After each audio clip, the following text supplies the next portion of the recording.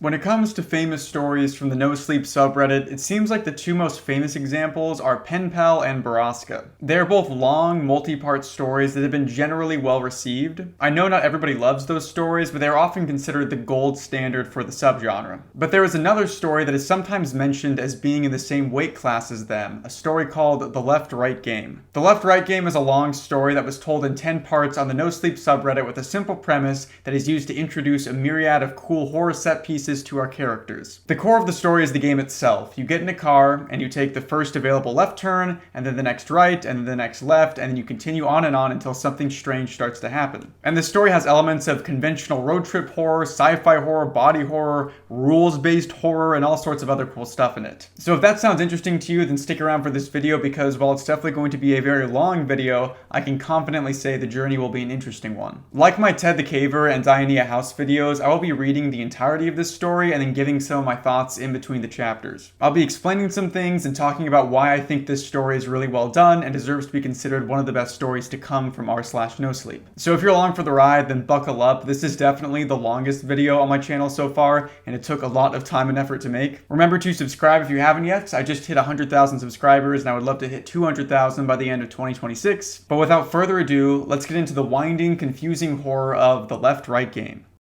A few points before we start. Firstly, I'm not the protagonist of this story. I just went to university with her, and though she went on to become a professional writer, I most certainly did not. She'll be taking over from me further down, but until then, please forgive my slightly awkward delivery while I give you guys the necessary context. Secondly, I don't know what you will make of the following events, and I'm sure many of you might consider it all some sort of hoax. I wasn't present for any of what transpired in Phoenix, Arizona, but I can vouch for the person who wrote the following logs. She is not, and has never been, a fantasist. Okay, so I once knew a girl called Alice Sharma. She was an undergrad at Edinburgh Uni the same time I was. My educational poison was history, a degree which has greatly benefited my career as a bicycle repairman. Alex Sharma studied journalism, though perhaps studied isn't the word. It's not an exaggeration to say that she lived and breathed the subject. Editor-in-chief of the campus paper, recognizable voice of student radio. She was frustratingly tunnel-visioned, and she was a journalist in her own right before anyone gave her a professional shot. We met in the student halls and became friends almost immediately. A meandering waster trying to stay off his parents' farm and an intrepid, ambitious reporter may not seem the most obvious pairing,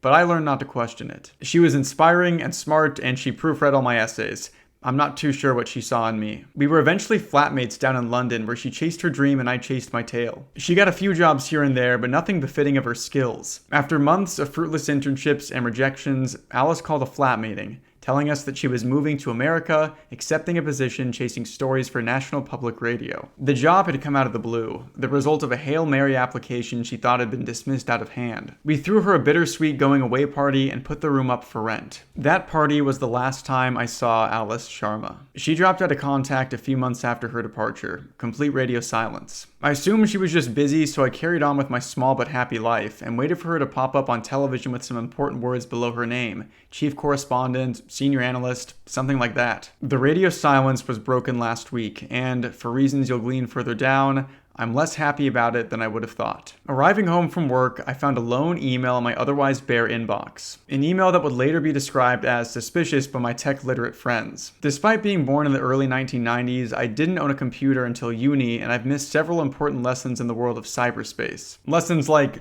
don't call it cyberspace, and of course, more importantly, don't open emails with no text, no subject, and no sender's address. I realize most of you would have deleted this anonymous blank email immediately. My friends certainly would have, but beyond my basic ignorance about online safety, something further compelled me to open it. The only thing of substance in the entire message was a zipped folder labeled leftright.as. I don't have to explain what I was hoping those final initials stood for. Opening the zipped folder, I found myself staring at a stack of text files, each one titled with the date, continuing sequentially from the very earliest file, 7/2/2017, to any Americans in the room, this is the 7th of February. I've since read the files a few times and shown them to some friends. They don't know what to make of it either, but they certainly aren't as concerned as me. They think Alice is just in a creative writing phrase, and if I didn't know her, I'd have to agree. But the thing is, I do know her. Alice Sharma only cares about the truth, and if that's the case with these files, insane as it may sound, then it's very possible my friend has documented her own disappearance. The people who suggested this forum said you discuss strange occurrences, etc. If you guys have come across anything to do with the below or know any of the people involved, then please send any information my way. Has anyone here heard of the left-right game?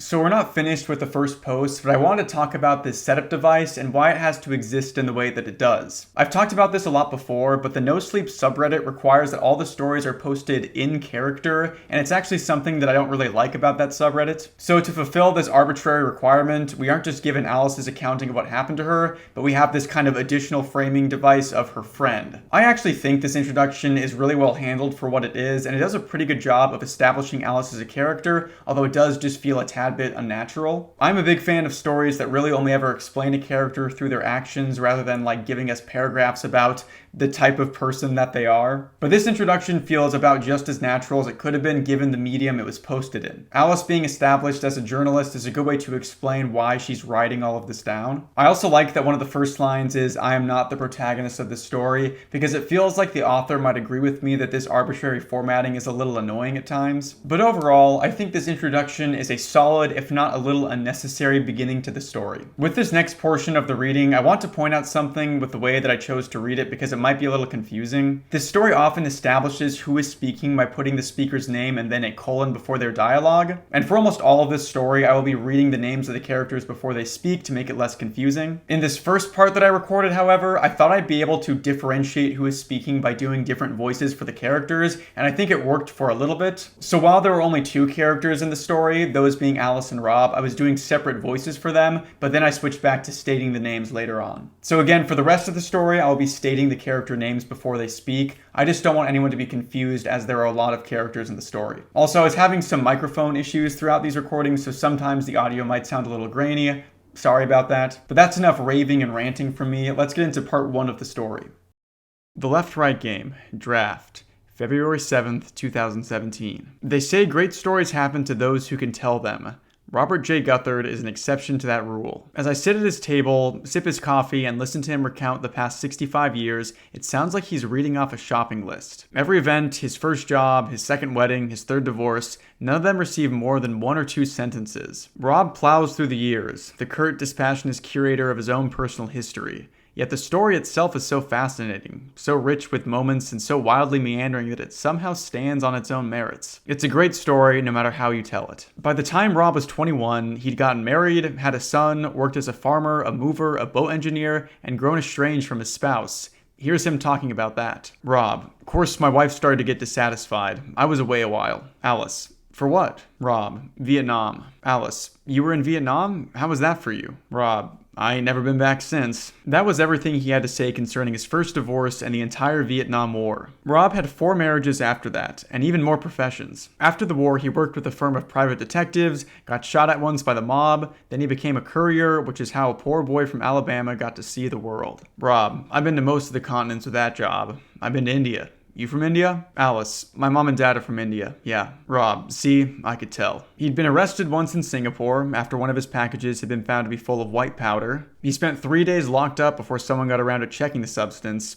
It was chalk. A friend he made during his brief custody, Hiroji Sato, invited Rob to stay with him in Japan. Just getting over the breakup of his 3rd marriage, Rob took the offer. He stayed in Japan for another 5 years. Rob: "The Japanese are good people, good manners, but they got all these urban legends and ghost stories that Hiroji was crazy for. Spent all his free time chasing them down, like, you heard of Jorogumo?" Alice: "I don't think so." Rob: "Well, she's this spider lady, lives in the Joro Falls around Izu. Meant to be real pretty, but real dangerous. Hiroji took us out there to get a picture of her." Alice: "Did you ever meet Jorogumo?" Rob: "Nah, she didn't show. None of them did. I didn't believe it all until we went to Aokigahara." Aokigahara, affectionately titled the Suicide Forest. The next stop on Rob's adventure. It's an area of woodland at the base of Mount Fuji, a notorious hotspot for young people looking to take their own lives. Hiroji, Rob's ghost-obsessed jailmate turned best friend, took him to Aokigahara to chase Yurie, the ghosts of the forest. Alice: "Did you find anything in Aokigahara?" Rob: "Well, I ain't gonna ask you to believe me, but I was a PI, professional cynic. Even I can't deny there was a spirit in those woods. From that moment on, Rob's sentences started getting longer. A childlike excitement creeps into his voice. I get the distinct feeling we're moving beyond background, beyond Rob Guthard's old life, and towards his new one. The one he wants to talk about. The one that led him to contact the show. Rob. It walked up to me through the trees. Looked like static you see on a TV screen, but it had a human shape almost. Almost? It was missing an arm. It reached out to me, but I bolted out of that forest so fast. Hiroji never saw it. Holds it against me to this day. Hiroji had good reason to be annoyed. Rob says that Mr. Sato had been going to the forest 2 to 3 times per year for 3 decades. To have a rookie come along and claim to have seen a Yurie on his first trip, I'd be more than a little cranky. But Rob didn't stay a rookie for long. In fact, it was in those woods that he discovered his current passion, the supernatural, or more accurately, the documentation and investigation of urban legends. Legends like Bloody Mary, the Jersey Devil, Sasquatch, Rob has looked into them all. I figured if one was true, then who knows how many others could be. How many have you proven so far? Since Aoki Kahara, ain't none of them had any proof to him, except for one. That's why I called you guys up. At this point, Rob can't hope to repress his smile. The left-right game appeared on a paranormal message board in June 2016. Only a few people frequently visited the forum, and of those regulars, only Rob took an interest in the post. The whole thing had a level of detail you don't see in other stories. What details grabbed your interest? Logs, high-quality pictures. The guy documented everything, said he wasn't going to play the game anymore. I think he wanted somebody to keep investigating. And you were that somebody? That's right. I set about trying to verify his information right away. And how did it go? Well, it didn't take long to realize the left-right game is the real thing. The rules of the left-right game are simple. Get in your car and take a drive. Take a left, then the next possible road on the right, then the next possible left. Repeat the process ad infinitum, until you wind up somewhere new. The rules are easy to understand, but Rob says they're not so easy to follow. There ain't all that many roads where you can turn left and right and left and right and keep going. Most of the time you find yourself at a dead end or needing to turn in the wrong direction. Phoenix is built on a grid system, so you can keep going left and right as long as you need to. Did you move to Phoenix for the left-right game? That's right. I try not to seem incredulous. Selling your house in another state, packing up and moving your whole life to Phoenix, Arizona, just to play a game you saw on the internet? It seems like insanity. Rob smiles as he reads my expression. I can clearly read his expression too. You'll see, it says, just wait. I wouldn't have to wait long. Included within the 9-page submission Rob sent our show was a long list of suggested items the chosen reporter should bring with them. Clothes for 3 days, a pocket knife, matches, bandages. There were also a set of qualifications the reporter should have. The ability to drive, basic vehicle maintenance, and its human equivalent, first aid training. He didn't just want to talk about the left-right game, he wanted to take one of us along. Rob leaves us short while later to embark on a few errands, prepping the run as he calls it. He shows me to the guest room and we part ways, on good terms but very much aware of the other's poorly veiled opinions. He knew I saw him as a charming obsessive, chasing after a fairy tale. He saw me as a naive cynic on the cusp of a new world. All I could think as I heard the front door close is that by tomorrow afternoon, one of us would be right. More after this. When I wake up the next morning, Rob is in my room, holding a tray which he'd knocked on the bottom of to rouse me. I don't manage to record the start of our conversation. I got bananas, strawberries, chocolate syrup. We got some more downstairs, but I wanted you to wake up to something good. We won't be eating this stuff on the road. Rob has made me waffles. He sets them down on the nightstand and talks through the coming day as I eat. I'll admit it feels a little uncomfortable, waking up in a stranger's home to find said stranger already standing over me, but I quickly move past it. I tell myself that he's an older man, accustomed to living alone in his own house, not usually having to think about boundaries. Anyway, he certainly knows his way around a waffle iron. We hit the road at 9. I wanted to give you some time to get ready before everyone shows up. There are other people coming? We got a 5-car convoy on the road today. They'll be here in an hour. This is the first I've heard of a convoy, and to be honest, I'm surprised. The game is Rob's obsession, and I'm here at his request. The idea that anyone else would have an interest in today's drive is a little perplexing. Half an hour later, sated, showering, and dressed in the functional clothing Rob had so painstakingly outlined, I take my pack out to the porch. Rob's already there, waiting for his associates to show up. I thought you'd be conducting a few more errands. If you ain't prepared by the morning of, you ain't prepared. Okay, I guess that's fair. Oh, Rob, is the garage locked? The inside door won't budge, and I wanted to mic up the car. Yeah, it's locked. I'll open it up for you. Thank you. In fact, it's about time I wheeled her out. Fair warning, Miss Sharma, she's a thing of beauty. To Rob Guthard, beauty took the form of a dark green Jeep Wrangler. Rob climbs in and lets it roll out of the garage, where it dominates every inch of the driveway. The car is large, 4 doors with a roof enclosing the entire compartment. It has also been modified extensively, yet another example of Rob's dedication to the game. What are you thinking? I think your 2 Caterpillar tread short of driving a tank. Yeah, I fixed her up good. I put the winch in, heavy-duty tires, the light rig on the top is LEDs. They'll make midnight look like noon, but they don't use hardly any power. Aren't Jeeps open top usually? Not all. This is the Unlimited. I like to have a covered car when I head on the road. I climb in and stow my pack. Rob had removed the back seats to afford more storage space. The place is packed to the brim. Jerry cans of gasoline, barrels of water, rope, snacks, and his own neatly packed set of clothes. I wondered if the rest of our convoy would take the game so seriously. We got Apollo coming up in 10 minutes. No one else has given me a time. I sent the schedule weeks ago. This always happens. His name's Apollo? That's his call sign. Apollo Creed, I think he said. Why are you using call signs? Did I not tell you? Oh yeah, we're gonna use call signs on the road. Keep communication clear. What's your call sign? Ferryman. What's my call sign? I thought about it. I was thinking London. You're from London, right? I'm from Bristol. Bristol, that's fine, I guess. It's less than 10 minutes before Apollo turns the corner. Rob jumps out of his chair and paces briskly over to the edge of the property as his first guest pulls up and steps onto the sidewalk. Apollo vaguely resembles his namesake, dark-skinned, tall, and noticeably well-built, though it's clear he couldn't be less of a fighter. This Apollo Creed is all smiles and seems to have a penchant for laughing at his own jokes. Alice, how far have you come? Apollo, I've come out of Chicago. Took 3 days hard driving. Alice, and you know Rob from the forums? Apollo, everybody knows Rob. Rob's the god.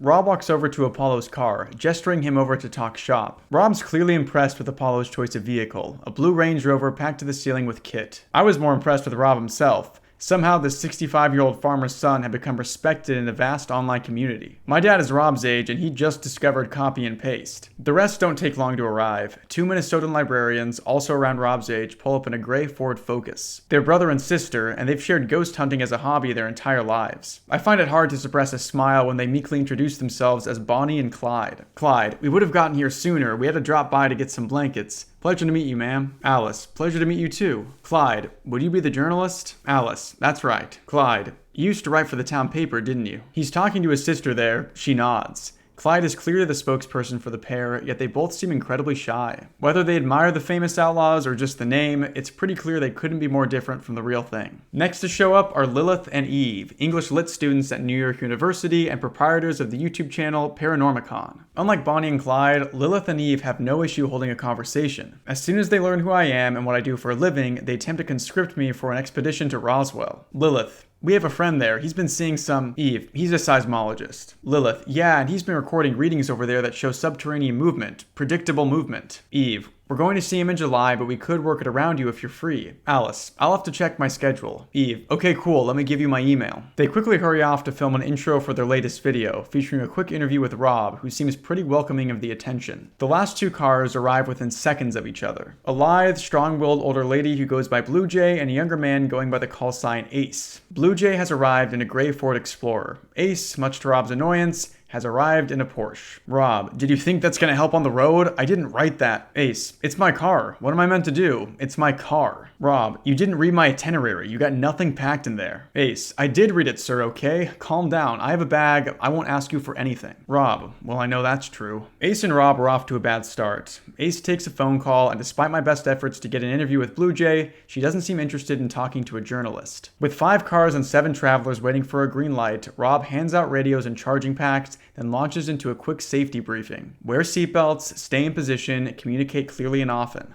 It's at this moment I start to feel a little dismay. I like Rob, and clearly so does everyone else. He's convinced all of them to drive across the country to join in with his game. And I start to worry what will happen in the likely event that the whole thing isn't real. Would Rob lose the respect of his peers? Would he accept failure when it comes? After seeing the effort he's put into these runs, the next few hours have the potential to be wildly uncomfortable. With a smile and a few encouraging words, Rob ends his briefing and beckons me over to the Wrangler. I clamber inside and make myself as comfortable as possible. Rob, you ready for this, Bristol? Alice, I'm ready. Rob, okay, then let's hit the road. The Wrangler pulls out of the driveway, and the convoy follows in order of arrival. Apollo, Bonnie and Clyde, Lilith and Eve, Blue Jay and Ace keep a steady pace behind us as we come to the first corner. Rob slowly and deliberately turns left, checking on the others in his rearview mirror. He looks back to the road as Ace's Porsche completes the first turn of the game. Shortly afterwards, Apollo checks in on the CB radio. Apollo, this is Apollo to Ferryman. How many more to go, Rob?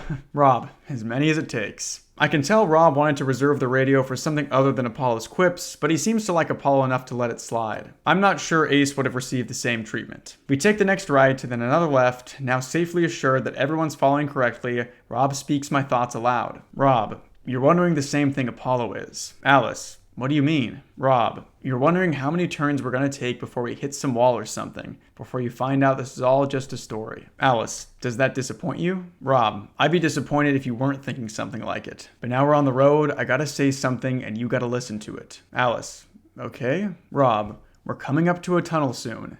Anytime before we reach it, you can get out, walk in any direction you like, and you won't be in the game no more. Once we go through, you gotta retrace the route we took to get yourself back out that tunnel.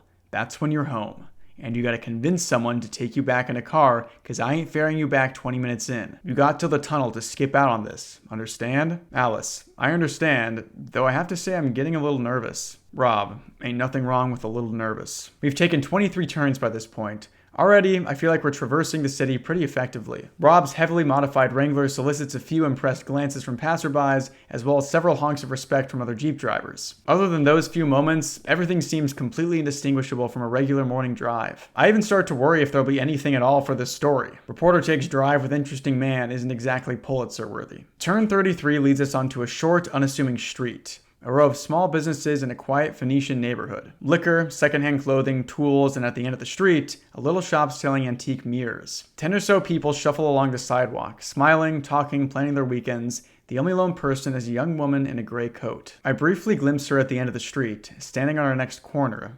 The back of her coat reflected in 50 old mirrors. Even from a distance, I can see that she's sullen, wide-eyed, and nervous. She shifts constantly on her feet, tugging at the bottom of her coat. I look away to write some notes as we roll down the street. When I look up again, the woman is standing by my window, staring right at me. She's smiling a wide, unfaltering grin that seems almost offensive in its complete insincerity. Gray woman. Lambs at the gate, hoping for something better than clover when all they find are things worse than slaughter. Alice. Rob, what's happening? Rob, ignore her. Gray woman, he wanted to leave me so I cut him out. The lake was hungry, it drank the wound clean. Alice, miss, are you alright? The smile vanishes, it snaps from her face, and suddenly the woman is furious. Gray woman, what do you think you're doing? Have you gone mad? I reflexively press myself back in my chair as the woman, wild-eyed and gaunt, slams her fist against my window with every intent of breaking through. Gray woman, would you dance down the lion's tongue? It would shred you, you whore. It would shred you down to your sins. Rob put his foot down, and the Wrangler rolls defiantly away from the woman. As we turn the corner, I watch her as she retches, her every movement cradled in abject hysteria. She yells despairingly at the rest of the convoy, bursting into tears when the last car passes her by. As she shrinks into the rearview mirror, I see her turn to a large mirror on the side of the shop, which the owner is in the process of polishing. I watch as she walks up to it and with a convulsant scream, slams her head into the glass. The mirror cracks around her forehead. The owner jumps back in shock, and as the woman pulls her head from the mirror's surface, the fractured spider's web is dripping red. It all happens in a split second, and she quickly swerves from my view as we take the next left. Alice. Rob, what was that? Rob. She's there sometimes. Alice. On that street? Rob. On the 34th turn. Alice. Who is she? Rob. I don't know. She's never acted out that much before, though. Must be a special trip. I find Rob's lack of concern a little unpleasant, and his implication that this woman's ravings were the symptom of an internet game leaves me more than a little perturbed. As I see it, there are a few explanations for what just happened, and none of them lead to a comforting conclusion. If we just encountered a bona fide crazy person, then one could argue that Rob is just seeing what he wants to see. Maybe he'd bought into the game's story so much that every strange but explainable occurrence would be rationalized as the next step in his favorite paranormal narrative. Alternatively, the woman could have been an actor. A more elaborate theory, sure, but not unheard of. People have lied to the show before, and Rob was receiving a ton of publicity for this attempt from Lilith, Eve, and I. I admit, Rob didn't seem like a liar, but good liars never do. There is a third alternative, however. An alternative which, if you put logic aside, explains all the troubling little details that I couldn't help but notice. Because as strange as the gray woman was, isn't it stranger that no one on the street would react? I couldn't recall a single glance in your direction by anybody on the sidewalk. Perhaps that theory falls apart when you consider the shock on the mirror seller's face, but when I think about it, he only reacted once the mirror shattered. And even then, I feel like his attention was on the mirror itself. The radio crackles. Lilith. Lilith to Bristol. Sarah, Eve got that on camera. Do you have audio? Alice, I think I picked her up. Lilith, that was so weird. Can you send us the file when we stop? Can you ask ferrymen when we're stopping? Alice, when's our stopping point? Rob, for them, in about 30 minutes. For you, well, you tell me. Rob turns off a busy street just before a large intersection, onto a much quieter stretch of two-lane road. Ahead of us, the road slopes downward, leading into an underpass, which disappears into darkness. We'd arrived at the tunnel. Alice, what is this supposed to pass under? Rob, ain't supposed to pass under anything. It's just there. Alice, and if we weren't playing the game? Rob, then it won't show. The question is, are you playing the game or not? Rob turns to me. It's the first time he's taken his eyes off the road since we started. He pulls the car to a slow stop at the mouth of the tunnel. Rob, you can get out now and you can go wherever you want to go. But through there, you'll need a car to get yourself home, and like I said, mine ain't turning around for a long while. You understand? It's a dramatic statement, but unsettlingly, it doesn't feel like he's attempting to dramatize. It feels like I'm having something genuinely asked of me. Am I ready for what's to come? Do I accept the risks involved? Do I consent to be taken down this road and the next road and the next? Am I prepared to see this game through, real or otherwise, to its end? Alice, what are you waiting for? Rob smiles and turns his back to the road. He picks up the CB radio and holds down the button on the side. The microphone crackles. Rob, this is ferryman to all cars. Anyone want to step out, then pull to the side now. Otherwise, stay in formation and have some supplies at hand. We got a long ways to go. Much like the game I'm so tentatively playing, my review of Robert J. Guthard seems to change direction frequently. I'd heard about all his life, but I'm not sure that I know him. I like the guy, but I'm not certain that I trust him. And though I admire his dedication to the left-right game, I'm not sure I'll like where it might lead us. Yet as he takes us into the tunnel, his face vanishing and reappearing under the dim sodium lights, I can tell that he expects this trip to be a major step in his already impressive story, and that this time, for better or for worse, I'm along for the ride. I really love this first part of the story. I think it is done so well. The way that Alice writes very much gives off journalist vibes, and I find Rob to be a very fascinating character. Somebody who is just completely obsessed with this weird paranormal game. We learn that he seems to be a seasoned expert at the game, and I really like the section about his experience in Japan where he first encountered the supernatural. It's a really good way to establish the creepy, eerie tones of this story with imagery that many readers will be familiar with, that being the Japanese suicide forest. I think choosing to allude to that location in particular is really smart because it'll play into some of the themes of the story going forward. That forest in Japan is sometimes viewed as a creepy or haunted place. There is even like a tasteless movie made about it, but really, it's a very tragic place. It's not a mysterious forest full of whimsical ghosts. It's a place that stands as a monument to the declining mental health of society as a whole, somewhere that shouldn't exist. As we continue through the story, much like with the forest, I'd invite you to try to not confuse tragedy with horror and vice versa. Think of the human costs of the left-right game. Moving on, most of the characters besides Alice and Rob are pretty one-note so far, but that's alright because we've just been barely introduced to them. We have skeptics, jovials, believers, paranormal researchers, and people who aren't taking this whole thing as seriously as they should be.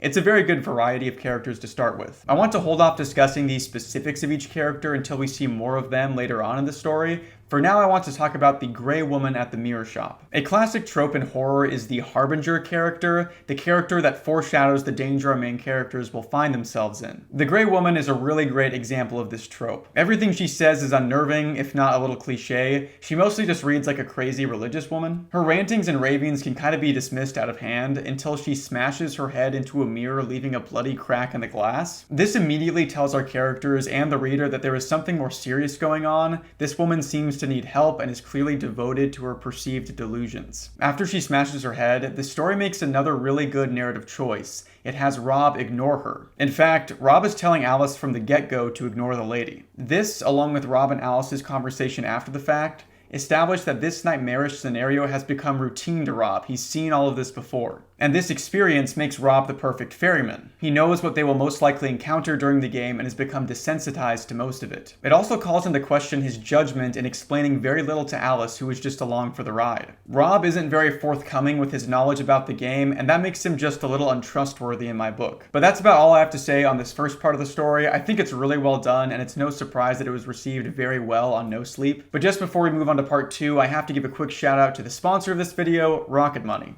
Something that you might not know about me is that I actually love watching soccer. It's the only sport that I personally care to watch. The issue is that the games that I want to watch are typically spread across like half a dozen different streaming services. I always end up forgetting about them and then paying a lot of money for services that I'm not even using. And that is where Rocket Money has made my life significantly easier. Rocket Money is an easy to use app that helps you save more and manage your money better. I love using Rocket Money to help me better manage all those subscriptions that I'm unknowingly paying for. It seems like most streaming services make you go through your own labyrinthian nightmare akin to the left-right game in order to cancel your subscription. But Rocket Money helps you cancel those subscriptions in just a few taps and can even try to get you a refund for some of the money that you've lost. It can also help you lower your bills by analyzing your recurring expenses and negotiating things like internet service and phone charges on your behalf. There are also just a ton of resources to help you better understand your personal finances, where your money is coming in from, and where it's all going. So to save more and spend less, join over 5 million users using Rocket Money today. Scan the QR code or click the link in the description to get started for free. So thank you again to Rocket Money for sponsoring the video, and now back to the video. Okay, let's move on to part 2. Hi everyone. I got the day off of work and I wanted to start it by posting up the next log.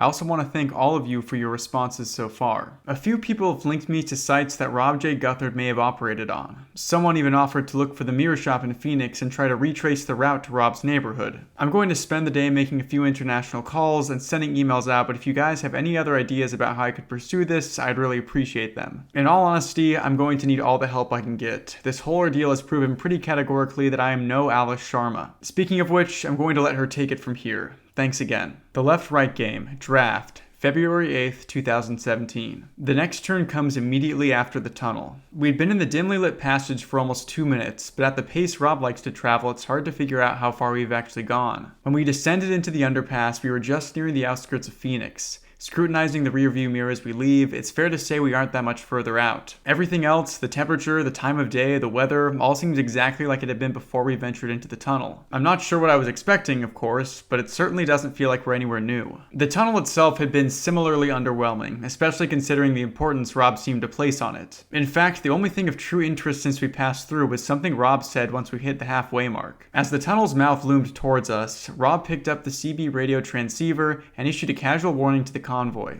The message itself was straightforward. His choice of words, however, was curious. I decided to ask him about it. Alice, Rob, just a second ago, when you told us the next term was coming up, why did you use the word trap? Rob, Alice, as I have it in my notes, you said, folks, we're coming to the end soon, first little trap's coming up. Our next turn is sharp left as we leave, look out for it. Is there a reason you used the word trap? Rob, just one of those things. Fellow who wrote all the original logs, he liked to think the roads would try to trick you into making a wrong turn. Small roads off large highways, roads obscured from view, sharp turns like this one. Alice, you thought the road was trying to deceive him? Rob, yeah, pretty much. I gotta say I agree with the guy. By this point, we've taken the offending corner, the next right a little further on. I can't help but feel that Rob is reading a great deal into what is, essentially, an abrupt turn in an ordinary road. The level of conspiracy he's able to place behind such a simple thing, going as far to ascribe some mischievous quality to the asphalt itself, it's hard to take seriously. In fact, I'm starting to wonder less about whether Rob can convince me this game is real, and more about whether I'd ever be able to convince him that it isn't. Perhaps this story will be less about where a magic road goes after a few zigzagging turns, and more about where the human mind can go if it invests too heavily in an idea. To his credit, Rob has noted my cynicism, he even seems to welcome it, but if our current surroundings are supposed to convince me, then he's going to find me more cynical than he anticipated. Rob keeps his hand on the wheel and his eyes on the road. Any attempt at an interview receives a pleasant but curt response. He's not being evasive, his attention is just elsewhere. Before I know it, half an hour has gone by without Rob speaking a word. It seems like a large part of the left-right game involves driving in complete silence. Once again, I'm not sure what I expected, but it's certainly not been an earth-shattering start. At least it gives me time to type up my notes. Rob, ferryman to all cars. We stop here. An uneventful hour and a half has passed since we left the tunnel. I did notice Rob pick up the receiver, but before I know it, the Wrangler is pulled up at the side of the road, leaving a large space behind us for the rest of the convoy to park up. The buildings are getting few and far between now. It won't be long until we're in the desert proper. With this in mind, I assume Rob is simply stopping to let everyone drink up. I probably shouldn't assume when it comes to Rob Guthard. Though this is definitely a rest stop, Rob also has some important words for the crew. He gathers us round in a rough semicircle, talking while we eat our provisions. Rob, now, I mentioned in the emails that at certain times on this trip, you need to do some things just because I say so. This is one of those times. Y'all understand? Eve, yeah, I guess. We get to know what it is, right? Apollo, This is when he tells us to give him our money, right, Rob? Ace, yeah, I'd rather know what's going on. Rob, and I don't intend on keeping anything from you. I just want to be clear that across this next stretch, you need to follow my orders to the letter. Ace, yeah, we get it. Just tell us already. Rob takes a few moments, perhaps to lend gravity to his point, perhaps to swallow some barbed words intended for the increasingly impatient Ace. When he does speak, it's in a measured and serious tone. He's clearly adamant that we take his words on board. Rob, for about an hour and a half, the next 13 turns, we'll be going one by one. We travel in order of formation. Me and Bristol will go first, then I'll radio the next car to follow. When you reach the Jeep, you park up behind me. Then we keep going as normal. Now, Rob takes a deep breath in. When he starts up again, his speech is even more pointed than before. Rob, there's a hitchhiker on the road. A well-dressed man with a case. You pick him up, you take him where he needs to go. You do not, under any circumstances, talk to the man. To be safe, don't look at him. Don't take anything he offers you. Don't open the door for him or wave goodbye when he leaves. You do not acknowledge him in any way. You want my advice? Don't say a word till you get to the stopping point. Lilith, why do we have to go one by one? Rob, guy who wrote all the logs, says he don't like choosing cars. I don't know what that means, but I'm lucky I never had to find out. Ace, why don't we just not pick him up? Rob, that isn't an option. Ace, well, I mean, yes it is. I don't see why we... Rob, you'll pick him up whether you want to or not. The group is silent. This is the first time Rob's raised his voice. In the ensuing stillness, Ace looks like he'd be more than happy to turn his car around and retrace the route back to Phoenix, leaving Rob in the dust with a few choice words. I can sympathize with him a little. Rob has been treating him as an annoyance, a tag-along who didn't do the homework, but at the end of the day, Ace is doing nothing to fix things. Also, Rob is essentially right. He did do the homework. Bonnie, well, okay, I suppose we should get back on the road then, if everyone's ready. Deciding he has nothing more to say to us, Rob marches over to the Wrangler. Bonnie, Clyde, Apollo, and Eve sit on the floor sharing snacks. Ace loses himself in his phone, and Blue Jay, still maintaining a noticeable distance from the group, takes to her car with a copy of US Weekly. Lilith, Bristol, can we talk? I turn around to see Lilith, holding her cell phone with the screen facing me. Alice, yeah, sure, what's up? Lilith, have you tried making any calls since we came through the tunnel? Alice, no, not yet. Why? Lilith, could you try? I pull out my own cell phone and dial into the office. The line's busy, which isn't exactly uncommon. Lilith watches intently, waiting for a reaction. Alice, I'm not getting through. Lilith, they were busy? Alice, yeah, why? Lilith, everyone is. We have a signal, we can make calls, but everyone on the other end is busy. Alice, don't you think it could just be a coincidence? Lilith, I really mean everyone, Bristol. While Eve's been driving, I've been calling. My camera's automated support line, 911. Alice, you dialed 911? Lilith, for science, yeah. All of them are busy. I even called this guy at my dorm who has a serious thing for me, and trust me, he is not busy. This is weird, right? It's like we've crossed a threshold and the world's suddenly doing something else, you know? In all honesty, I'm not sure I do know. I don't want to say it, but it still seems like a massive stretch. Luckily, Rob saves me from commenting when he calls me over to the car, clearly eager to get back on the road. I tell Lilith we'll look into her discovery on the other side, and she nods in agreement, retreating to her friend and immediately stealing a handful of apple slices. I climb into the Wrangler and wave goodbye to the convoy. We slowly roll back into the road and set off on our way. Watching the rest of the group disappear into the background, I feel noticeably more isolated despite Rob's presence, or perhaps because of it. I'm not exactly sure. The hitchhiker shows up about 10 turns later. Just like Rob said, the man is incredibly well dressed, in a well-fitting brown suit with a dark green tie. Even from a distance, I can see his shoes are expertly shined, as is the varnished wooden case resting on the floor beside him. He stands on the side of the road and raises his hand gingerly, wearing a look of hopeful anticipation. Alice, who is he? Rob, the hitchhiker. Alice, is that really all you're going to say? Rob, it's all I can say. You understand the rules here? Alice, don't talk to him. Rob, I'd say don't talk at all, not until we stop. When we stop, we're safe. Rob veers slowly over to the side of the road. The hitchhiker smiles appreciatively, grasping his hands together and shaking them in thanks. Picking up his case, he strolls over to the Wrangler whilst unbuttoning his blazer. Alice, see you on the other side. The back door opens and the hitchhiker pulls himself into the storage area. Finding no seating, he settles himself cheerfully on some of the softer luggage just behind me. Hitchhiker, not much in the way of seating back here, huh? I have to admit, I do feel a subtle urge to respond, even after the stern warnings I've received. To ignore the man almost seems instinctively rude. I was raised British after all. Hitchhiker, so where are you all from? I'm traveling in from Oakwell. I glance at him in the rear view. He meets my gaze and smiles. I flick my attention back to the road, counting the white lines. The stranger persists in trying to start a conversation. 10 minutes go by. The silence grows palpable, broken intermittently by yet another cheerful attempt at conversation. Topics include what nice weather we're having, our professions, our hobbies. In response, I busy myself with pointless but occupying tasks. I find myself playing games in my head, thinking of common phrases and making them into clunky anagrams. It seems to work, and after a short while, I start to habituate to the man's small talk. I almost don't notice that he's there. Maybe that's what allows him to catch me out. Hitchhiker. You're just a massive disappointment, aren't you? The statement comes out of the blue. It's sharp, venomous, completely divorced from the idle questioning I've been tuning out. I'm daydreaming when I hear it, and before I can register what I'm doing, I'm turning to face him. My lips are already parting as I go, a reflexive thought, reflexively vocalized.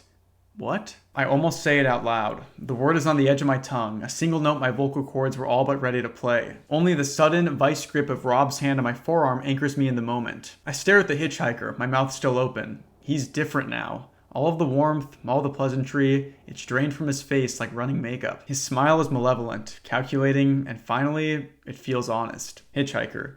You want to know things?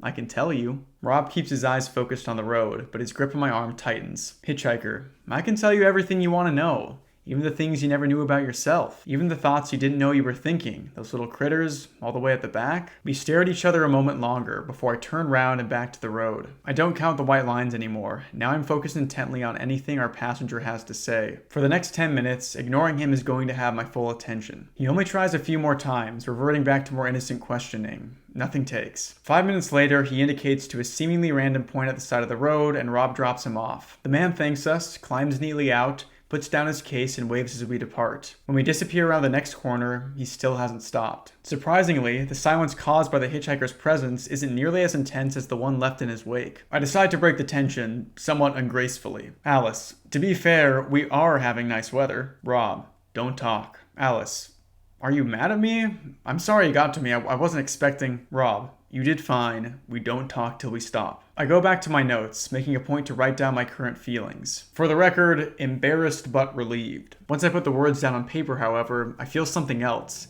Confusion mixed with concern. Because at the end of the day, what was I relieved about? That I didn't talk to a strange man who had tried to talk to me? Was anything really at stake? The more I think about it, the more I realize that the entire episode with the mysterious hitchhiker reduces the left-right game to two possible states. It's either real, or it's an elaborate hoax, perpetrated by Rob J. Guthard. The crazy woman, the tunnel, the malicious left turn, all those could be explained as rationalizations, but the hitchhiker was far too elaborate, far too difficult to predict. If he was an actor, then Rob is nothing more than an impressive fraud.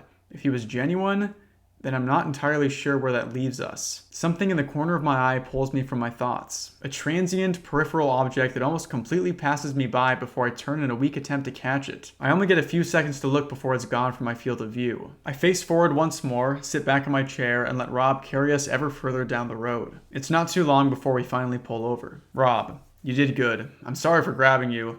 I just didn't want you to do something you'd regret. Alice, no, it's fine. I was going to.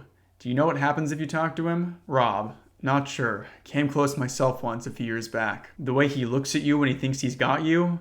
I don't think I want to know. Alice, Rob, I saw something a few minutes ago. I don't know if you've noticed it. Rob, afraid I had my eyes forward most of the time. Alice, there was a car on the side of the road. It had crashed off the bank. Have you seen that before? Rob, I ain't never seen that, but random stuff sometimes shows up here and there. Alice, have other people than you run the left-right game? Rob, not that I know of. Whoever it was, they'd probably just rather crash than face that damn hitchhiker again. Alice, he's there on the way back too? Rob, if you're unlucky. Alice, well, something to look forward to. Rob picks up the CB radio messages for Apollo to set off, repeating his warnings concerning the hitchhiker. I feel like everyone's going to get a similar speech before they embark. Ace will probably get it twice. Half an hour later, Apollo shows up. Though he laughs about the ordeal, he's clearly a little shaken. Apollo, guy should call himself an Uber. You can't shut those guys up. Do you guys have Uber in England? Alice, yeah. Apollo, then you know what I mean, right? Bonnie and Clyde arrive quicker than Apollo. They pull up at the back, Clyde helps Bonnie out of the car, and they proceed to stretch their legs. Once Apollo joins them, it's clear that everyone has a different story to tell. The hitchhiker offered Clyde travel suites, pleasantly but firmly insisting he take one. Apollo almost got talking about his music tastes after the hitchhiker asked to play something on the radio. That particular story does leave me curious about whether we still get NPR on this road. Rob customarily greets Bonnie and Clyde, then walks off to signal Eve and Lilith. He's still sitting in the Jeep when I meet him at the door. Alice: "Hey, what are you up to?" Rob: "Just waiting by the phone. The girls are on their way. You need anything?" Alice: Maybe. I think Apollo's been affected by the whole hitchhiker thing a bit more than he's letting on." Rob: "He seems just fine to me." Alice: "I'm not so sure. He's only smiling when people are nearby. Could you talk to him?" Rob: "Well, I ain't much comfort. I got 4 ex-wives to tell me that. Think it might be better coming from you?" Alice: "I think this is a man-to-man conversation. I might just get a brave face." Rob doesn't look comfortable, but he acquiesces, climbing out of the car. Rob: "Last man-to-man conversation I had, my son didn't talk to me for 3 months." I watch him wander over to Apollo, who is standing by his Range Rover, staring into his phone. Rob puts a calming hand onto the man's shoulder. From a distance, it's actually a sweet moment. I start to feel bad for lying to him. I carefully open the driver's side door and climb into the Wrangler, assuming I have around 20 seconds before Rob comes back. Picking up the CB radio receiver, I stare at a list of presets, labeled 1 through 9. I don't know which button I press to talk to Eve and Lilith, and I certainly don't have time to call everyone up. Rob handed us all a transceiver before we left. It's what he's been making the all-call bulletins with. Preset 1 puts him in touch with a transceiver in each car. I've seen that in practice enough times. The rest of the presets must access the transceivers individually, and if Rob is the man I think he is, he gave our radios out in order of position. If that's the case, then either Rob or I could be preset 2, Apollo will be next, then Bonnie and Clyde. Without knowing where Rob has placed himself in the queue, the only option which would guarantee me getting through to Lilith and Eve would be preset 7. I think that makes sense. With no time to check my work, I press the button and snatch up the receiver. Alice: "This is Bristol to Lilith and Eve. Are you guys there?" The receiver crackles quietly. I look in the wing mirror and see Rob making awkward small talk with Apollo. Perhaps his 4 ex-wives were onto something. Lilith: "Lilith to Bristol. How is it on the other side?" "We haven't seen a hitchhiker. Oh, by the way, I just phoned Eve and it went through. Could I have your number to test?" Alice: "Sorry, Lilith. I'm phoning about something else." Lilith: "Why? What's going on over there?" Apollo is nodding to Rob. I can imagine him making assurances that he's perfectly fine. I don't really have long at all. Alice: "I have a mission for you, but you have to keep it secret." Lilith: "Sounds awesome. What's up?" Alice: "Once you're past the hitchhiker, there's a crashed car on the road on the passenger side. Whilst you're going past it, would you mind getting some footage?" Lilith: "What sort of footage?" Alice: "Just zoom in and get as much detail as possible. You don't need to stop, just anything will be useful." Rob's starting to walk back to the car. I shift into the passenger seat, still holding the receiver. Alice: "Talk to me later, not now. Thank you, bye." I slam the receiver into its holster a moment before Rob opens the door. He shrugs at me. Rob: "He seems fine, unless there's something he ain't telling me." The rest of the day is fairly uneventful. Lilith and Eve pull in, beaming about their experience with a hitchhiker and bragging about what the dashcam footage would mean for their channel. Lilith ends her story by insisting that nothing else happened for the rest of her journey, whilst directing a highly intentional look in my direction. I look away and make a mental note to catch up with her when less people are around. Blue Jay seems less fazed with her run-in with the hitchhiker. We do manage to get a few words out of her, though perhaps a few is an exaggeration. Blue Jay: "I'm tired." After which she goes to sit down on her own. When Ace pulls up to the side of the road, he almost falls out of his car. His legs are weak, his face gaunt, his breath's quick and shallow. I try to get him to talk about it on tape, but he shrugs me off, eager to hear about where we're going rather than talk about where we've been. We travel for a while longer, now at around 486 turns and nearing our first night on the road. Rob signals our stopping point, a quiet clearing at the top of the hill. Rob clears a sleeping area in the back of the Wrangler, leaving a line of luggage as a barrier between us. I appreciate the thought, but I don't really know how to tell him. In the end, I just say, "Alice, thanks for making room." Apollo attempts to keep everyone from going to bed, issuing vague statements about making a fire, but people quickly shuffle off to their cars. The early start and the subsequent events of the day have taken their toll. I watch Lilith and Eve break away from the group and head to bed. I suppose I'll have to talk to them tomorrow morning when Rob isn't around. I still feel a bit bad for lying to him, and for pulling Lilith and Eve into what could be a blatant act of dumb paranoia. Rob seems like a good man, a reasonable man, as flawed as any of us, but fundamentally decent. But the fact remains that when I talked to him about the crashed car, he clearly said, "Rob, no one I know of, whoever it was, they'd probably just rather crash than face that damn hitchhiker again." I want to trust Rob. I want to believe him when he says he didn't see the car, that he'd never seen a car on that stretch of road. But for a man of so few words, he might have said too much. If he truly never saw the car, how did he know what direction it was facing? I make all my notes concerning the subject on paper and in shorthand, which I'm hoping, in Rob's long and varied life, he hasn't inexplicably learned to read. Long after Rob's gone to bed, I stay in the passenger seat typing up my thoughts on the day. Chuck.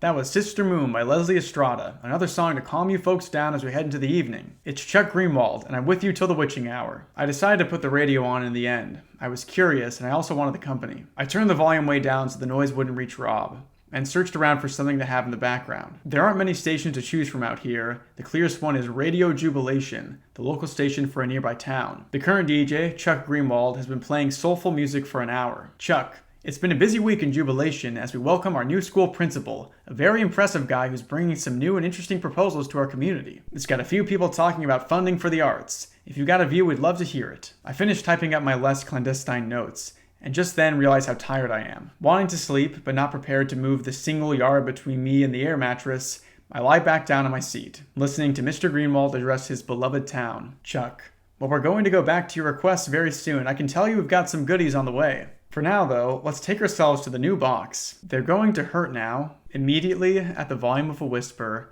Radio Jubilation begins to broadcast a cacophony of bone-rending screams. The noise shreds the air, what sounds like hundreds of people, each contributing their own voice to a collective symphony of pain and torment. I instinctively move my body away from the radio, suddenly upright and wide awake. The cries are ceaseless, agonizing, punctuated only by half-stilted, tear-choked pleas for whatever is happening to stop. A moment later it does, or at the very least, the screaming cuts out as the soft tones of Chuck Greenwald take over. I look from the radio over to the sleeping figure of Rob J. Guthrie.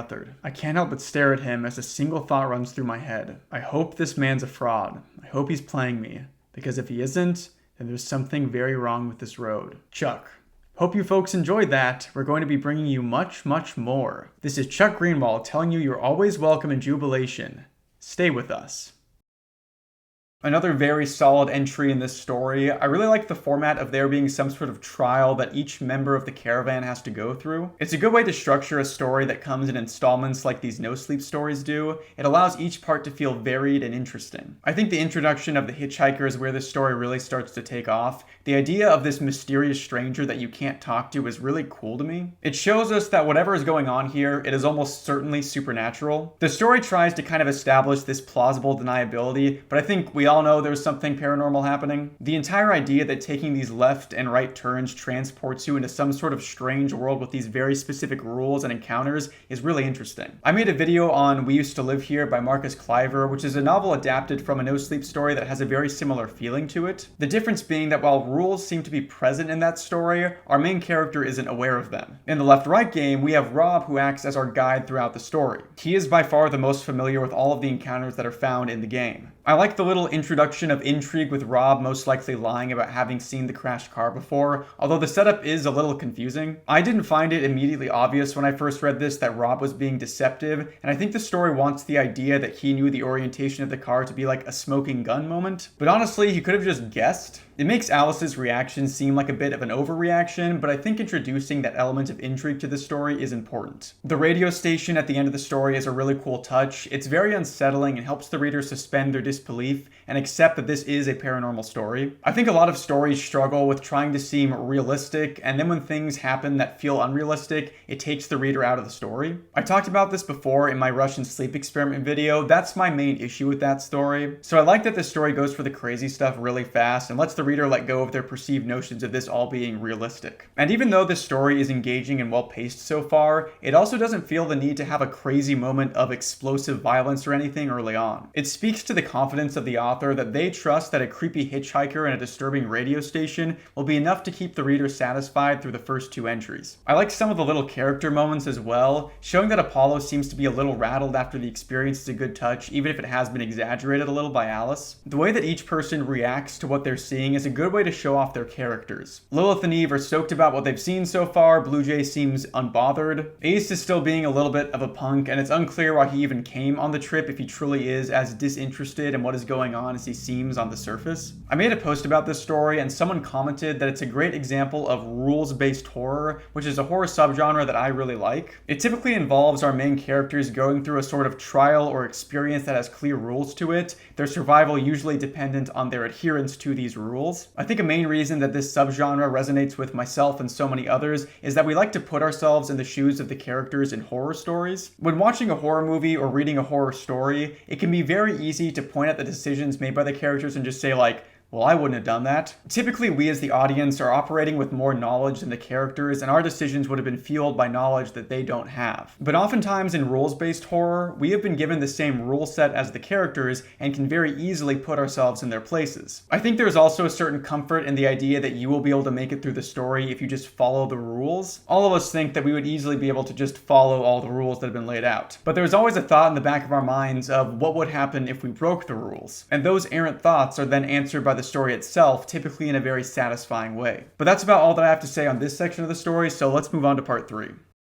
Hello again, guys. I finally got round to posting the next vlog. I would have put this up sooner, but unfortunately, I've had bikes to repair, and if I don't do it, the customers might go online and discover it's not actually that hard. I want to thank you again for the help you've given me in finding Alice. The guy who said he'd tracked down the mirror shop is giving me regular updates on his progress, and I've received a whole lot of help going through American missing persons reports. It turns out Alice's work haven't heard from her either, and they're going through their emails for Rob's submission to the show. Everyone's been really helpful, so thank you. I've got to say, I'm sleeping worse since this whole thing began. It's strange to think that all the time Alice was out of contact, I was perfectly content. Yet now that she's got back in touch, every day I don't hear from her makes me that much more worried. That's assuming, of course, that it was her who sent me the email. I really hope it was. Thanks again, everyone, and please let me know if you find anything. The Left-Right Game, Draft 1, February 9th, 2017. Rob. Rice, non-perishable. Soy sauce, non-perishable. Salt, non-perishable. Eggs, well, they're perishable, but I bought them fresh and I got hard-boiled that'll last a week. It's breakfast time, the start of our first full day on the road. Rob's been up since 7 o'clock, cooking a meal for anyone who wants it. The aroma pulls us out of our makeshift beds and arranges us around his portable stove. Our bowls are already full before we realize there's a catch. The trade-off for this supposedly free food? A 10-minute lecture from Rob about the power of rice. Rob. See, in the Pacific, our guys used to be terrified of the Japanese. Whole armies marching on grains, they thought they were super soldiers. See, they know the secret. You give people rice in the morning and they're going for the whole day. After dropping 2 large spoonfuls of his favorite staple into a bowl and handing it to me, Rob breaks a raw egg over the top. The yolk clouds over as I stir it in. To be fair, the food is delicious, and it's fun to watch Rob on his soapbox. At least there are some things he's willing to talk at length about. The latter has spilled rice onto her top, and her friend is teasing her playfully. Eve sees me looking over, meets my gaze, and turns back to Lilith, her tone dramatically muted. I return to my food, making a point to seem attentive to Rob's speech. A minute later, the 2 girls decide they finished their meal and I quickly realize so have I. Devouring the last few bites, I place my bowl in the small tub of hot water next to the stove and casually wander over to their car. Lilith and Eve are facing away from me, silently packing up their sleeping bags. They refuse to look at me once I reach them, in a deeply conspicuous attempt at subtlety. Lilith. Is he watching? I glance over at Rob. He's still talking at Bonnie, Clyde, and Apollo, asking them to guess what breakfast translates to in Japanese. Alice, I think we're fine, so did you see the car? Without answering, Eve reaches into the back seat and picks up a MacBook, the repository for all Paranormicon's footage. She presses play as Lilith and I huddle around her, blocking the view of any potential onlookers. The footage depicts a familiar road. Lilith and Eve must have dropped off the hitchhiker and just made the next corner. I can hear them talking about the experience, both terrified and thrilled at the events of the day. Eve reminds Lilith that they need to look out for the car. Lilith swears and the camera immediately starts scouring the roadside. Eve, look, there it is. Lilith, I see it. Slow down, slow down. The abandoned car comes into view, with Eve slowing to a crawl and Lilith maxing out her camera's zoom function. A precious few details can be summarily gleaned. The car's windscreen and driver's side window are broken. The keys are still in the ignition, and once Eve overtakes the wreck, it's just possible to make out a dark stain soaked into the driver's seat. Lilith, stop the car. Just as Video Eve starts to slow to a halt, the real Lilith shuts the laptop. I glance between them, trying to keep my voice as low as possible. Alice, you stopped the car? Eve, I mean, yeah. Lilith, we know you told us not to, but it was like really weird, so I went over and... Alice, you got out of the car? Eve, for the record, I was super against it. Lilith, anyway, there wasn't much in there that we didn't get from the road, except there was a bag in the back seat. Alice, did you get a look inside? Lilith, yeah, do you wanna? Lilith nods her head towards the back of the car. It takes me a second to realize what she's getting at. Alice, It's in the boot? Eve, it's in the what? Alice, it's in the trunk? Lilith, yeah, obviously, we couldn't just leave it there. Look, you can watch the rest of the footage anytime, we'll even send it to you, but you need to look in this bag before we hit the road. I check on Rob once more. He's washing up the bowls and cutlery, exchanging small talk with Bonnie, oblivious to what's transpiring a mere 5 meters away. Lilith and Eve escort me to the trunk, reforming our secretive huddle before Eve lifts it open. A brown leather duffel bag sits front and center. It looks expensive but worn, probably a few decades old. The pair gesture for me to unzip it. Lilith, just to preface this, I want to say this whole trip has been weird. The bag isn't exactly full. I rummage through the loose contents, finding a few sets of good quality men's shirts and a pair of jeans. Further down, I find a small and well-used shaving kit. I'm starting to wonder what Lilith and Eve are so bent out of shape over when my hand hits the hard edge of a straight, rectangular object. Slowly and with great care, I manage to extricate it from the layers of wool and denim. It's a package, a heavy square block about the length of my forearm, neatly wrapped in brown paper. It seems completely unassuming except for a black wire hanging from the underside, leading back into the bag itself. Lifting the wire, a black plug rises out and swings slightly in midair. Eve, turn it around. With both girls watching me intently, I turn the package in my hands. The wire connects to the charging port of an old Nokia 3210, which in turn is superglued to the package along with a few shards of exposed circuit board. Last, but certainly not least, are the words emblazoned on the brown paper, an imposing black typeface, C4 explosive. My mouth feels dry. Alice, I wasn't expecting that. Lilith, I know, screw this road, right? There were tons more in his trunk too, it was insane. Alice, is this dangerous? Eve, not right now. It's basically inert unless you have the detonator. Alice, you're sure? Lilith, we have Wikipedia downloaded on a hard drive. It's the only reason Eve let me bring it here. She read the article like 3 times. Anyway, the Nokia's out of battery. Alice, okay, I'm not even going to ask how you know that. I don't get this. Why would someone bring plastic explosive for the left-right game? I mean, what the hell are we heading into? Eve, I have no idea. Do you know if Rob has any? Rob, if I have any what? When I look up, Rob's only a few steps away from us. I hide the C4 behind my back, dropping it into my satchel next to my notebook. I just managed to pull my fingers out of the way as Eve instinctively slams the trunk shut. Alice, tips for sleeping in cars. These guys had a rough night. Rob, well, I'm sorry to hear that. Just something you gotta get used to, I guess. We're hitting the road in 15 or 20 minutes. That alright with you guys? Eve, yeah, totally. Rob, Bristol, you mind helping me pack? Alice, not at all. Painfully aware of what's hanging at my side, I step away with Rob towards the now dismantled stove. Looking over my shoulder, I see Lilith and Eve are watching us go, their faces awash with apprehension. I can't say I feel the same. Despite my surroundings, the multitude of unsettling events, I don't have space in my head for apprehension just now. All anxiety is slowly being pushed out, its territory annexed by a bolstering sense of resolve. There are far too many strange things happening on this road, and even if it kills me, I'm going to find out what they all mean. Ace, Rob, can I talk to you? We've packed everything in the back of the Wrangler and are about to get back on the road when Ace comes up behind us. Rob turns around and I sense an icy shield raise up as he curtly addresses our compatriot. Rob, what is it, Ace? Ace, can I ask you something? It's okay if you need me to go home after. The shield thaws. This isn't the Ace we've noticed before, and Rob's perceptive enough to notice. He engages, albeit cautiously. Rob, what do you want to ask? Ace shuffles uncomfortably. Suddenly, he seems much younger. Ace, does anything happen if you don't pick him up? Rob, Ace, I told you, you can't. Tell me what happened. Ace, I was making my way down the road and I was angry at how you'd been, and when I saw the hitchhiker, I thought I should, do what I said and just drive by. Ace starts to tremble, unable to meet Rob's eye. Ace, a minute later, I look in the rearview mirror and he's sitting in the back of my car. He's just talking about the weather. I mean, I swear I didn't pick him up, but when I think about it, all these memories come back. I start to remember pulling him over, letting him in. It's like I did, but I didn't even. Rob, did you talk to him? Ace, no, I promise I didn't say a word. Rob stares at Ace in silence. Ace hangs his head like a penitent criminal facing judgment. Rob, feels awful, don't it? Ace finally looks up, confused at Rob's words, searching the man's expression for clues. Rob, I did the same thing as you the first time, just drove right by. Wasn't gonna let some stranger in my car. Nearly jumped out of my skin when I saw him in the rear view. Rob grins at Ace, who manages to smile shakily back. Rob, you ain't got the right gear for this, Ace. I like to run a tight ship, and I gotta say it pissed me off. If you want to turn that Porsche of yours around, no one else will think any less of you, but if you want to keep on this road, How about you try to listen more and I'll try to be less of a hard ass? Rob holds his hand out for Ace to shake. It's an offer of peace, or at the very least an offer of terms. Ace accepts it, grimacing only slightly as he faces Rob's iron grip. Rob, about time we hit the road. 5 minutes later, we're rolling into a deep valley, each member of the convoy appearing over the crest of the hill behind us. Everyone's present and accounted for, including Ace. Alice, I have to say I'm impressed. Rob, with what? Alice, with how you handled Ace. One might presume a guy who's been divorced 4 times isn't the best at conflict resolution. Rob, divorce is conflict resolution. Alice, that's a good point. He seemed to be saying the hitchhiker made him pull over. Is that really what happens? Rob, yep, he always ends up in the back seat, and you always remember picking him up. Alice, it's just, that's not scientifically possible. Rob, get used to that. We spend the next 2 hours in silence, with me typing up my notes and Rob navigating the sparse few turns that show up every now and then. Ace's testimony troubles me, perhaps because it stretches my favorite theory, that the game is an elaborate hoax perpetrated by Rob Guthard. I was content that the hitchhiker could have been an incredibly deft performer,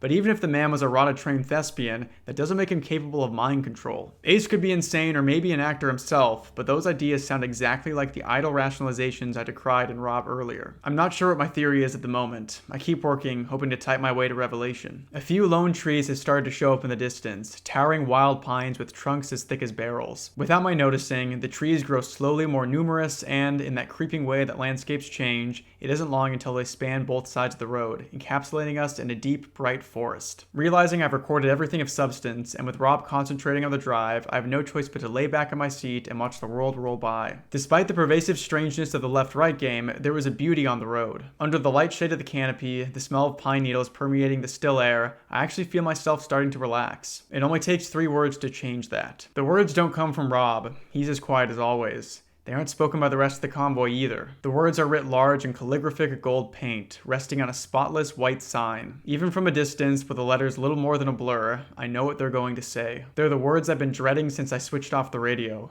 The words I spent a long, troubled night hoping I'd never see. Welcome to jubilation. It turns out there is room in my head for apprehension. Rob, this is ferryman to all cars. We're going to be heading through a small town. No rules here, just keep driving and we'll be fine. Rob puts his radio back into the receiver. I try to ignore the distinct knot in my stomach. Alice, what does the name Chuck Greenwald mean to you? Rob, about as much as John Doe. Why? Alice, he's the radio DJ here. Rob, in jubilation? How do you know something like that? Alice, I was listening to his show last night. What do you know about this place? Rob, seems like a good town. Folk don't pay attention to you. I just head straight through. Alice, you've never seen anything untoward? Rob, some weird stuff now and again. I like to keep my eyes on the road. The forest clears abruptly, like a parting curtain, to reveal a picture-perfect American town, archetypical almost to the point of self-parody. We've arrived in jubilation. There's no denying this town is beautiful. We're welcomed by a long row of vibrantly colored shops spanning the length of a long, wide street. At the far end, an ornate, gray-walled town hall proudly surveys its domain. The place is immaculate. I fail to find a solitary piece of litter on the sidewalk, a single smudge on the plate glass shop windows. Every inch of jubilation is pristine, tranquil, and noticeably deserted. Alice,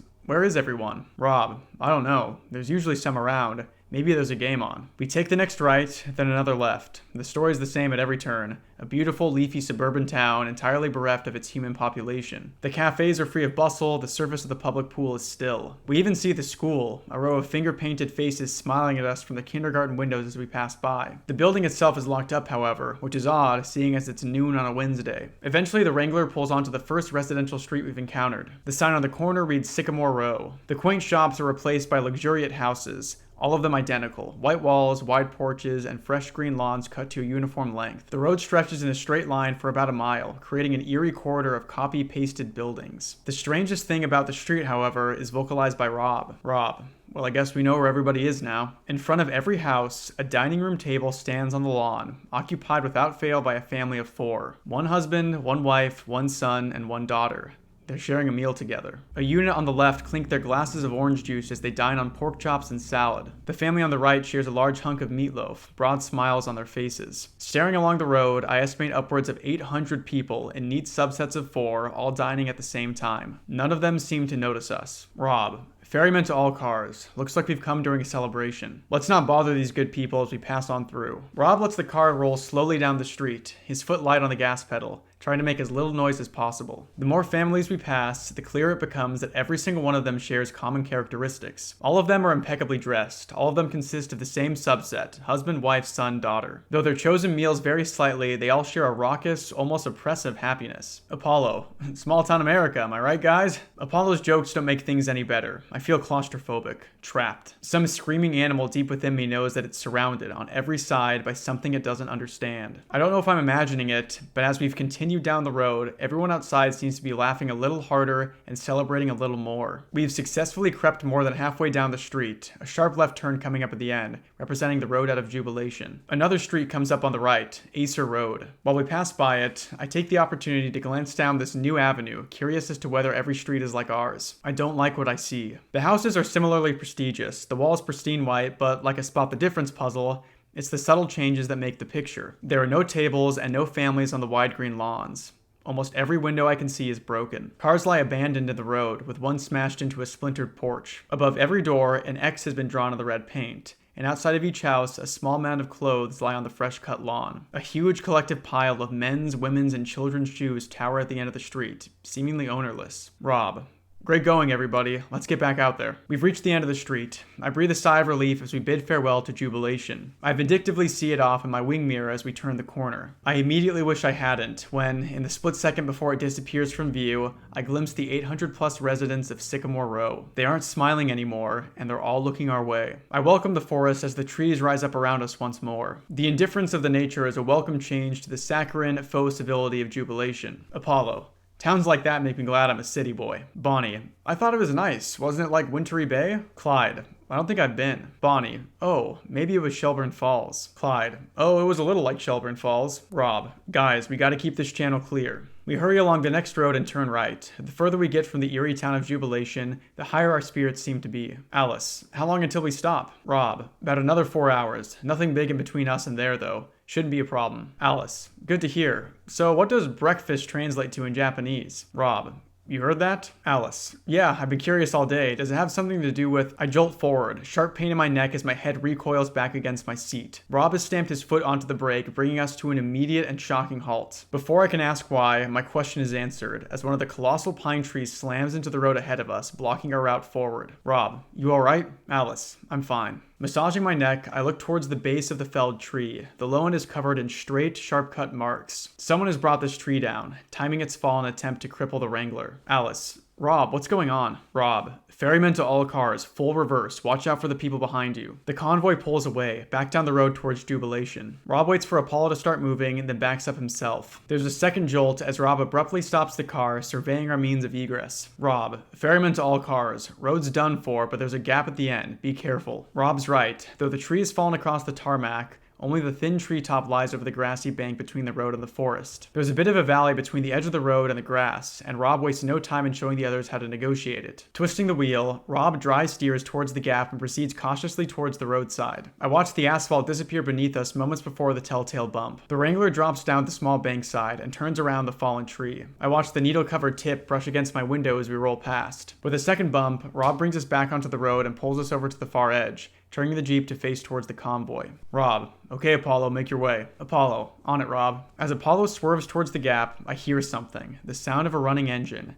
At first so quiet that it's almost impossible to isolate it from the convoy's own rumblings. It's since grown louder, however, and is growing steadily more noticeable. Alice. Rob. Someone's coming. Rob. Apollo, get yourself over here right now. All cars, you're on double time. Get moving. Apollo accelerates towards the gap. His Range Rover shudders, banking on the grassy decline, but it's hardly any effort to pull himself around the tree and back onto the road. The noise in the distance grows louder. I can picture the vehicle careening towards the corner, just one turn away from having its windshield locked on the convoy. Though I have no idea what it might be, I don't want to share road space with anything coming out of Jubilation. The rest of the convoy can hear the noise now. Bonnie and Clyde roll over to the gap and quickly but tentatively push themselves down onto the side. It's clearly harder than Rob and Apollo make it look. After a few moments, they travel across the bank, bringing themselves out on the other side. The vehicle turns the corner. A white truck skids into view, its tires shrieking against the road. A metal beam sticks up behind the driver's compartment, and a hook swings with the momentum of the hard right turn. It's a tow truck, though something tells me it's not here to lend us assistance. Rob. All cars, once you're on the other side, drive. Wait around the left turn. I'll radio if they get by me. Apollo. What about you guys? Rob. I'll come once everyone's across. Now ain't the time for questions. Even Lilith, get over over here now. We still have time to get everyone across, but every passing second feels like a precious, fleeting loss. Eve and Lilith are impatient for their turn, dropping onto the roadside and coming back up in a matter of seconds. The truck is gaining with incredible speed. I can just about make out the words Jubilation Recovery scrawled across the hood, though the letters are rapidly becoming easier to read. Blue Jay takes her time dismounting the road. In fact, she's almost casual in how she maneuvers, whittling away at the remaining seconds we have. A swell of anger wells up inside me as her wheels hit the road again. If she's calm about this situation, then good for her, but I can see Ace drumming his fingers frenetically against the steering wheel,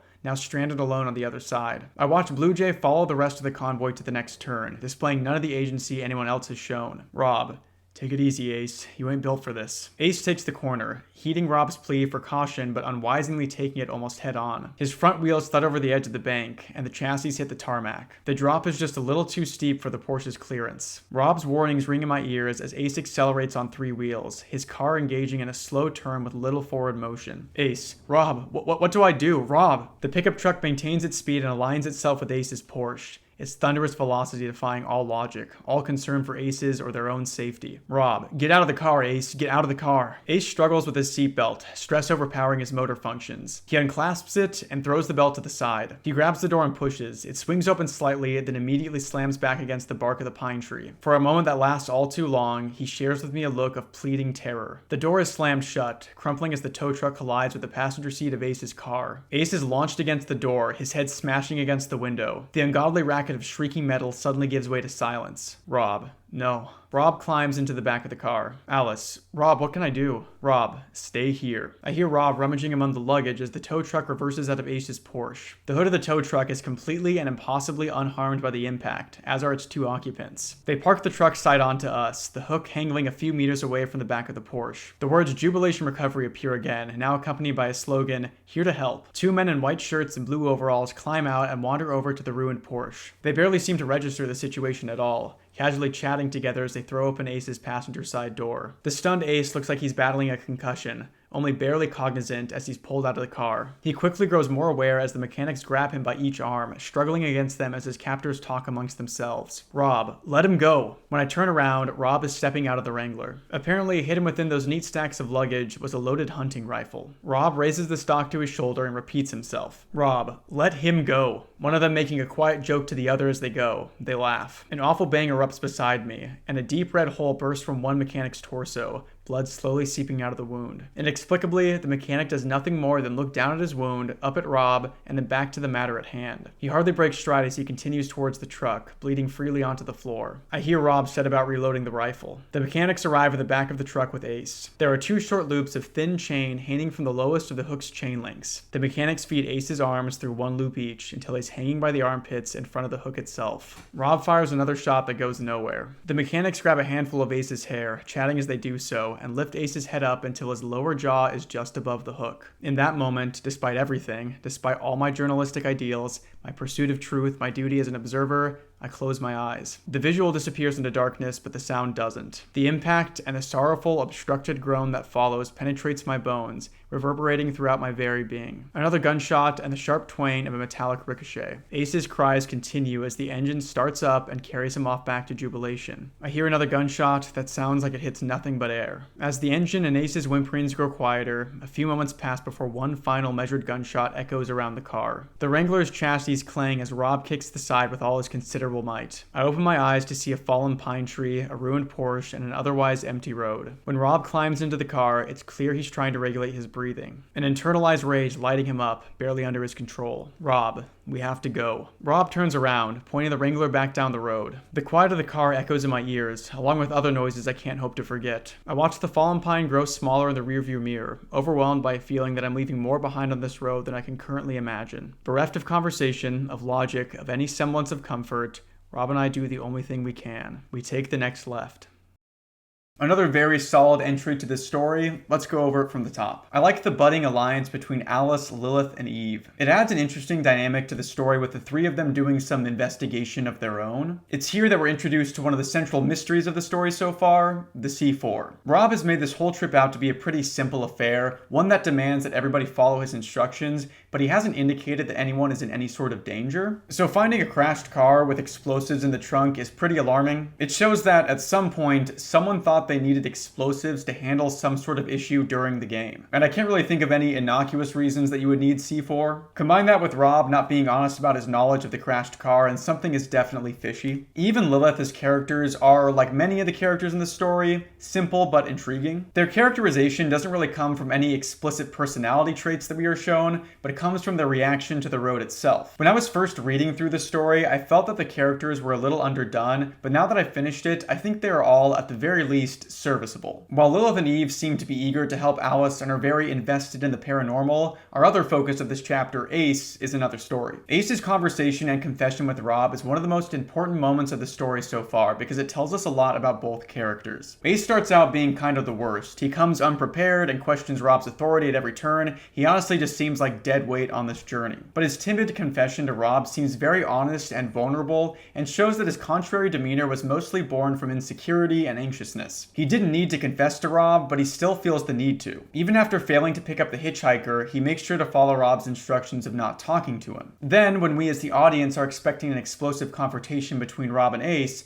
Rob is completely sympathetic and understanding towards Ace. He has made that same mistake before, and the rules that he presents to the other drivers are not for his own benefit, but for theirs. Rob wants them to pick up the hitchhiker not because he is solely invested in the rules being followed to the letter, but to prevent the other drivers from being startled. This shows a social awareness and protectiveness to Rob that warms him up as a character. But then you mix that with the C4 mystery, and you have a character with a lot going on underneath the surface. Moving on to what is probably my favorite part of the entire story, Jubilation. I love the imagery here so much. The cookie cutter houses, the families all eating in the yards, it feels like an SCP in the best way possible. The author builds such great tension as they drive through the town. Everything about it feels so sinister. I absolutely love when they drive onto the ruined, destroyed street. Before that, Jubilation seems like an idyllic town, and Rob even refers to his residents as good people that don't want to be bothered. The ruined street shows us the potential consequences of bothering them. One could infer that the people living in the ruined houses were potentially dragged from their residences and killed. The story never gives us an answer as to what happened there, but given the violent imagery at the end of this chapter,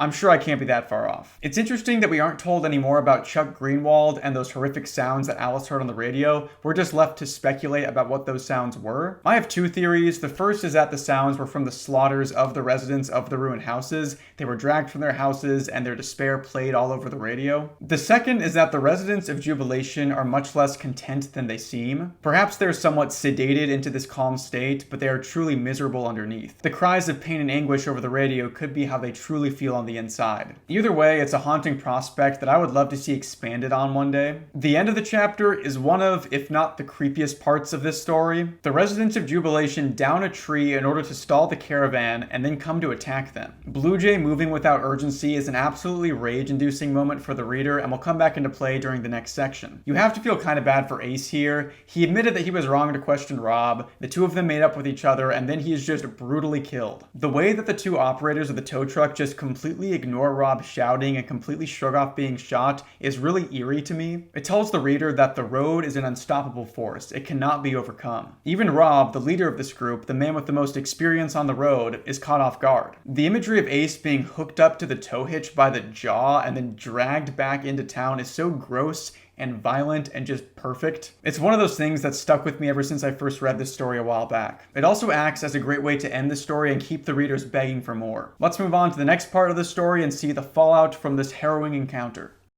Hi guys. Firstly, I want to apologize for not being at my laptop for the past few days. I had to attend a wedding in Scotland for one of my uni friends. They booked it in midweek, and between you and me, I don't think it's going to last, which means not only have I neglected you guys, but I've also wasted money on a rental suit and a John Lewis tea set. As always, thank you for your help in my ongoing attempts to find Alice. I'm now in full contact with the radio show she was working for, and they'll be sending over Rob's submission to the show as soon as they can. I've also looked up every town named Jubilation and have contacted residents from each of them. None of them have the particular junction mentioned in the previous log, Sycamore Row and Acer Street. I even combed through Google Maps to make sure. I'm not sure what town Alice passed through last February, but it doesn't seem to exist on public record. The guy who promised to retrace the route from the mirror shop came through and has sent me a few possible addresses for Rob. He also mentioned looking into the game itself more. I'm not sure what he means by that, but I want to be clear. Please don't play this game on my behalf. I don't want that on my conscience. Okay, without further ado, here's the following log. Thanks again. The Left-Right Game. Draft. February 10th, 2017. Possible opening. I want to address you, the listener, for a moment. moment with an advance notice concerning the following episode. I'm sure it's not been lost on you that every installment of the series so far has played host to some strange, unexplainable occurrence and spanned a great many miles of travel. It goes without saying that this has been by design. I've been summarizing the countless hours of uneventful meandering and taking extra care to document the strange phenomena we've encountered along the way. I wanted the story to be fast-moving, to have a real feel of progress with every chapter. If that sense of exploratory intrigue is why you're listening to this show, I completely understand. I'm certain it's a primary draw for almost all of you. The twists, the turns, the mysterious strange encounters along an impossible road. But if that is the case, I feel it is my duty to inform you that, apart from a few notable exceptions,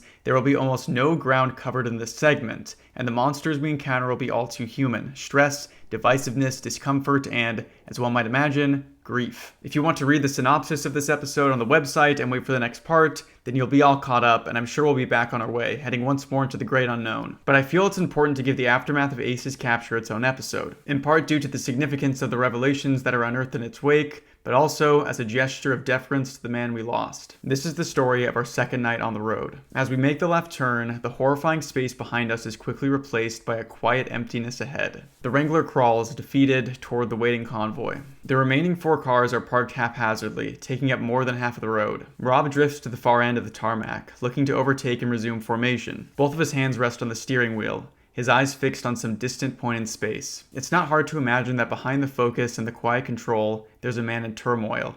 A man who can't bring himself to say anything in fear of saying too much. Alice, this is Bristol to all cars. We're heading back on the road. Get yourselves in formation and make way for those around you. We've got a while to drive before we stop for the night. Lilith, Bristol, where's Ferryman? Alice, Ferryman's here. Apollo, where's Ace? Alice, Ace didn't make it across. Apollo, what? Lilith, what? Bristol, where is he? It would be simple to describe what had taken place, or at least summarize the barest facts. What happened to Ace, where he is now, why he isn't coming back. But for some reason, I can't utter a word about what's transpired. Something about the event itself makes it impossible to retell, as if the requisite phrases have been locked behind glass. Alice, we need to get to a stopping point. It isn't safe to stay here. Shortly after we'd turned the corner out of Sycamore Row, Rob implied that the rest of the day's drive would be uneventful. Had he waited just a few minutes longer, he would have been entirely correct. We're on the road for another 4 hours, both of us quietly attending to our own preoccupation as the forest gradually thins out. The landscape gives way to rolling cornfields that stretch out beyond the horizon on both sides. Nothing notable happens, which is ironic, as I find myself typing up a lot more notes than I need. The sun descends through an orange sky as we pull into a clearing,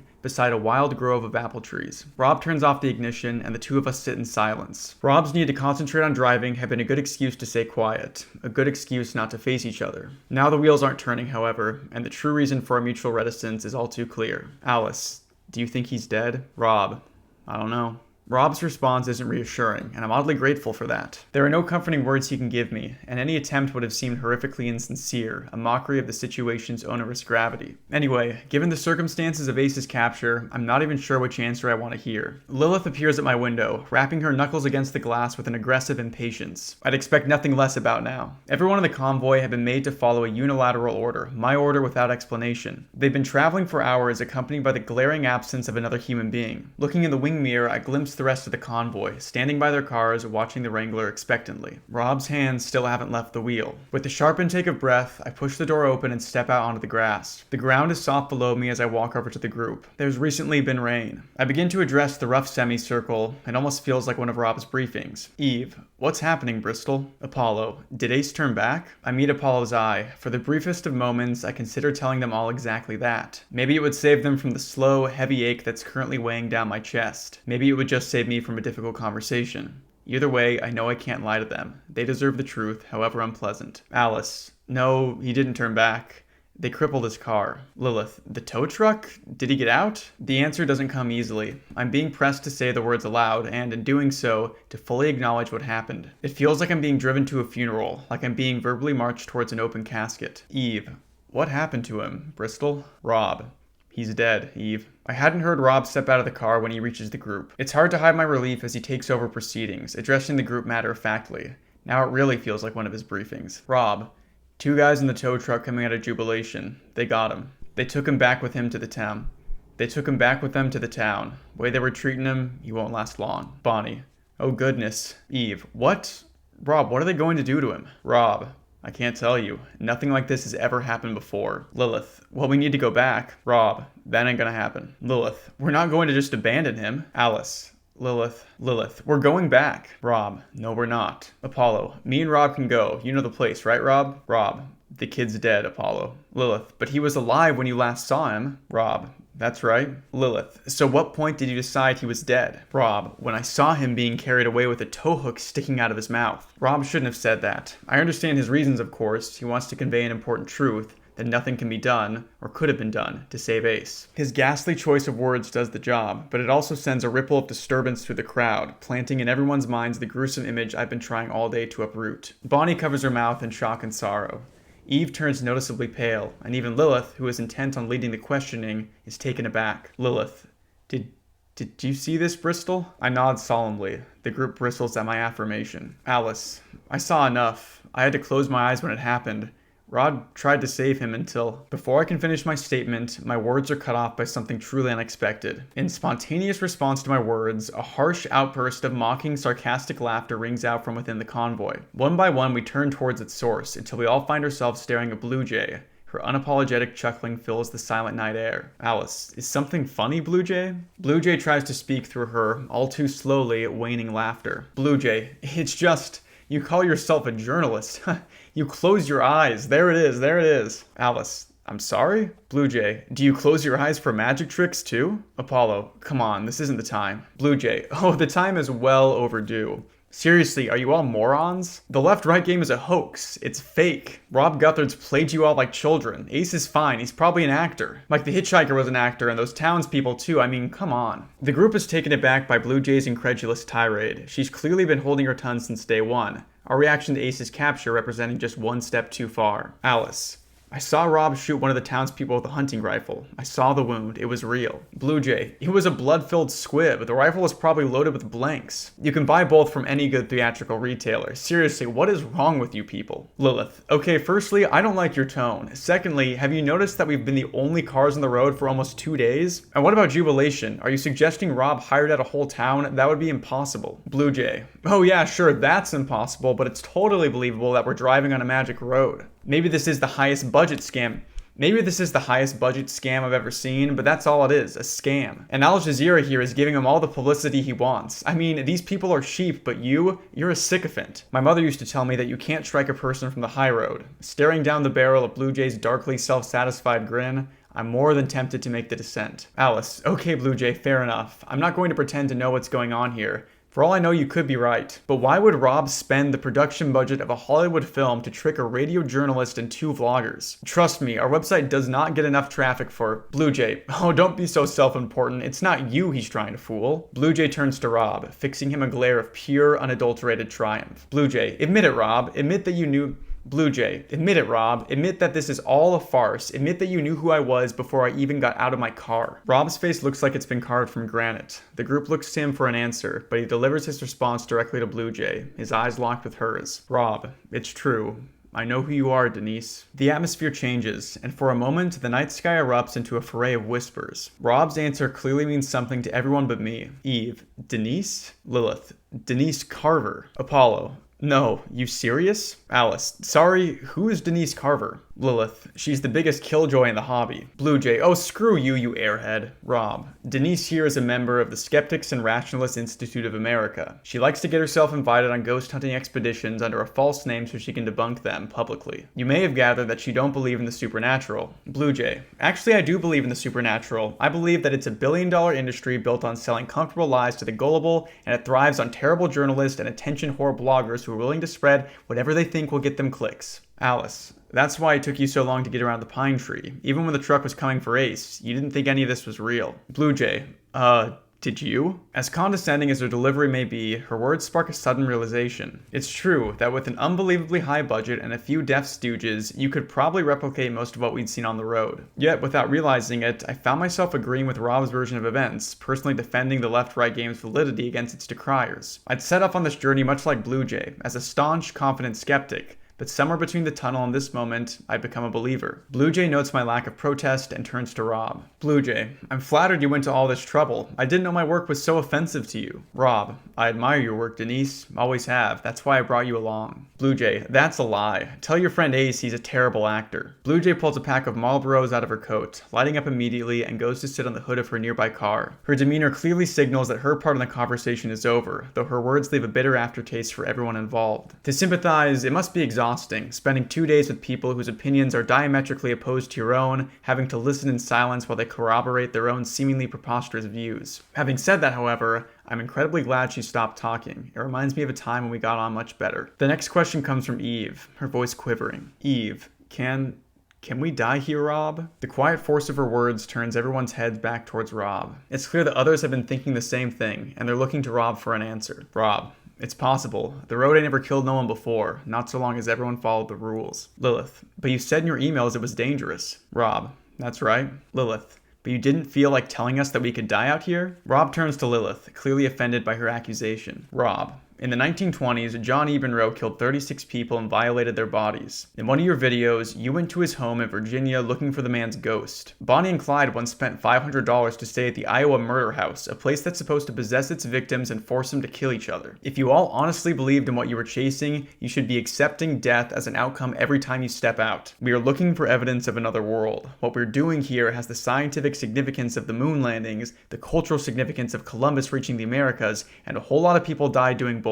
If you accepted the risk chasing down the ghost of a 2-bit serial killer, you should be willing to accept the risk for this. Lilith looks like she's been scolded by a parent. There's a fire in her eyes as she observes Rob, meeting his criticism with scorn. Lilith, oh, so it's Ace's fault? He should have accepted the risk? Rob, he did accept the risk. Ace made his decisions. He saw the dangers of the road firsthand and he kept on going. I told you this place could be dangerous, and maybe you didn't take that seriously, but you are not going to treat me like I lured any of you here under false pretenses. We stand for a few moments in the uncomfortable void left by Rob's words. No one's quite sure where to look. Apollo, well, what do we do now, Rob? Do we turn around? Rob, I ain't gonna make that decision for you. If you want to split off and head back, I suggest you wait till morning and stagger your leave times by an hour or so. I ain't never seen nothing like what happened back there before, but this is the most people I ever played the game with. Maybe that's doing something. Alice, what do you mean by that? Rob, well, it's the only thing that's changed. Truth is, this ain't our world. By all rights, we shouldn't be here. Even when it's one car, the road always tries to discourage you.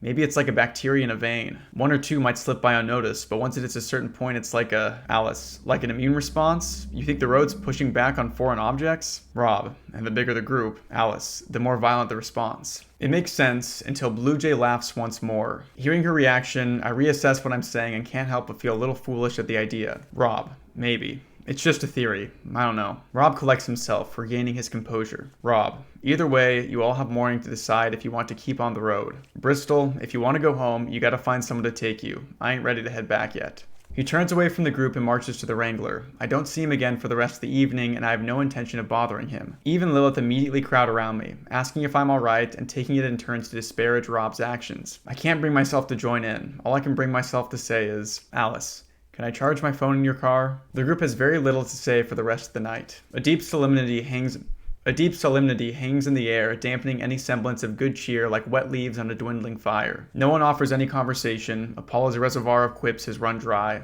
Everyone's wondering where they'll be going from here, pondering the sort of person they are in circumstances such as this. Do they press on towards danger, or back towards safe and familiar ground? It's a question they'll have to figure out for themselves, ideally before sunrise. I already have questions of my own. About an hour after Rob's departure, bidding farewell to the rest of the group, I walk over to Lilith and Eve's car. My bag is resting on the front seat, a black wire leading inside from the charging port. I've decided not to tell the pair that I've been charging the detonator for a military-grade explosive less than 10 meters away from them. Perhaps it'll come out during the broadcast. If you're listening to this, sorry, girls. I pick up my bag and, checking that no one's looking, make a beeline for the apple grove. I march through the small woods, the air growing still, the sounds of the convoy quickly fading behind me. In the late evening darkness, with the moon shrouded by legion of crooked trees, I'm puzzled that I'm not more afraid. I've seen what happens on this road, and as I pass through the grove and into the neighboring field, intentionally isolating myself from the rest of the group, I'm quite sure that help won't be coming for me. Even so, as the corn rises up in every direction around me, I find myself almost incapable of fear. The day's events have drained me of emotion, and I'm now with everything else pulled away. I'm left with only one driving directive, an overpowering urge to figure this road out,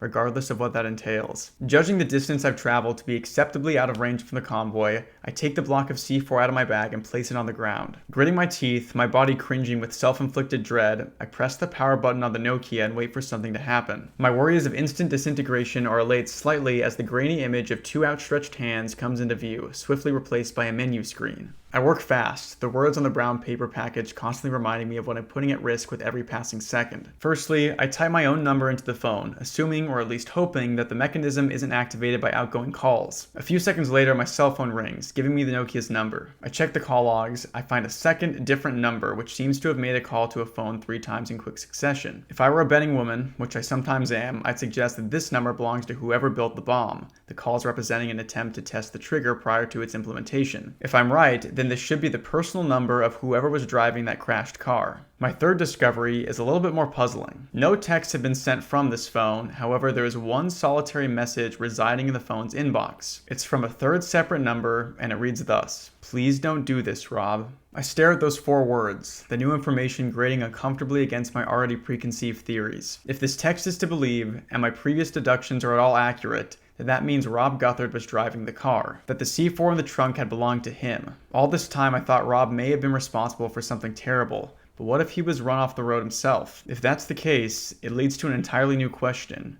Who was responsible for his crash? As I begin to think it over, the air explodes around me. I'm jolted out of my examination by a powerful echoing voice which reverberates the very air. The corn is thrown into a frenzy as the noise echoes from every direction, as if spoken by the air itself. Voice: "I've watched you questioning." Without a second's hesitation, I turn off the Nokia and throw the block into my bag. I jump to my feet and scan the cornfield for whoever spoke the words, backing away towards the convoy. Suddenly, realizing how far I am from my friends, I break into a run, my boots pounding the dirt as I flee back to the woods. Less than a minute later, I burst out through the trees, my bag swinging with the weight of the block. Everyone's in their cars, seemingly fast asleep. I'm starting to think they're onto something. With no one to talk to and a long day ahead of me, I suppose there's no further recourse but to catch my own breath, write up my immediate thoughts, and then finally get some much needed rest. I feel a dull pressure behind my eyes as I step towards the Wrangler. Quietly opening the back door next to my sleeping area, I carefully hide the block under my luggage. Then, silently closing the door again, I wander around to the passenger side where my notes are waiting to be typed. I reach out and grab the handle, gripping it tightly. I don't open the door. In fact, after a moment staring through the glass, I let go. The pressure behind my eyes gives way, and before I know it, I've slid down to the damp ground, my back against the cool, hard metal of the door. A whine catches in my throat as ugly tears stream down my cheeks. My breath shudders as I inhale, and my attempt to breathe out plays to the world as a quiet, declining sob. The tears take me by surprise, but I don't wipe them away. In a bittersweet way, they're welcome, necessary even. They carry with them a familiar sense of heart-ending release. By the time they run dry, I feel like I might just be able to move on from the events of the day. The sounds in my head are just a little quieter now I've paid them their due. Bonnie, are you okay, honey? I'm picking myself up when I see Bonnie walking carefully over to the Wrangler. I brush myself off, a little embarrassed at being caught. Alice, I didn't know you were awake. Bonnie, I'm a light sleeper, and Martin, Clyde, snores. Do you need someone to talk to? Alice, I think I just need someone to sleep. Thanks, Bonnie. Bonnie, my name's Linda, if you're wondering. Alice. Bonnie, that's a beautiful name.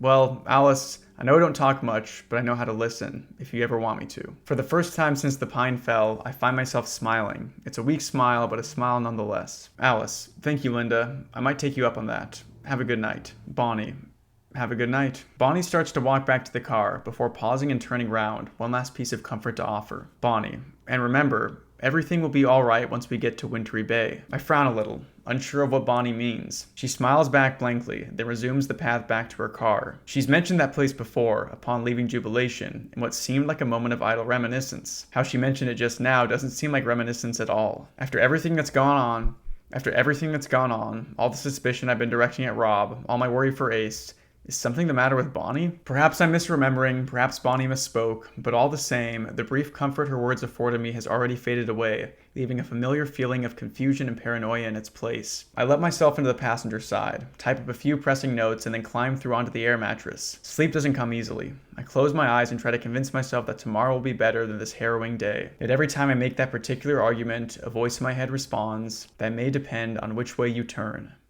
Okay, so this entire section of the story is pretty much entirely dedicated to character work, and I think that's a pretty smart choice. Ignoring the emotional fallout to something as earth-shattering as the violent death of a member of the group would have been a misstep in a story that has been pretty tightly plotted so far. I find it funny that the author almost feels the need to apologize for including all this character work instead of getting on to a more explosive chapter. I'd be curious to know what the reception of this section was at the time that it was posted. I really enjoy it, but I'm also able to read the next section right away, so I didn't have to wait for it. Anyways, let's get into what actually happens here. The first portion is about what you'd expect, Alice and Rob having to break the news of Ace's death to the rest of the group. Everyone is understandably upset by this, everybody except Blue Jay, who from now on will become a sort of antagonist in the story. Now, whether you think that introducing a staunch skeptic into the story is necessary is entirely up to you. I'm honestly on the fence about it. I think that had the events in the story so far been a little less elaborate, then Blue Jay as a character would make a little more sense to me. Rob hiring a couple actors to play the hitchhiker and the Grey Woman makes sense,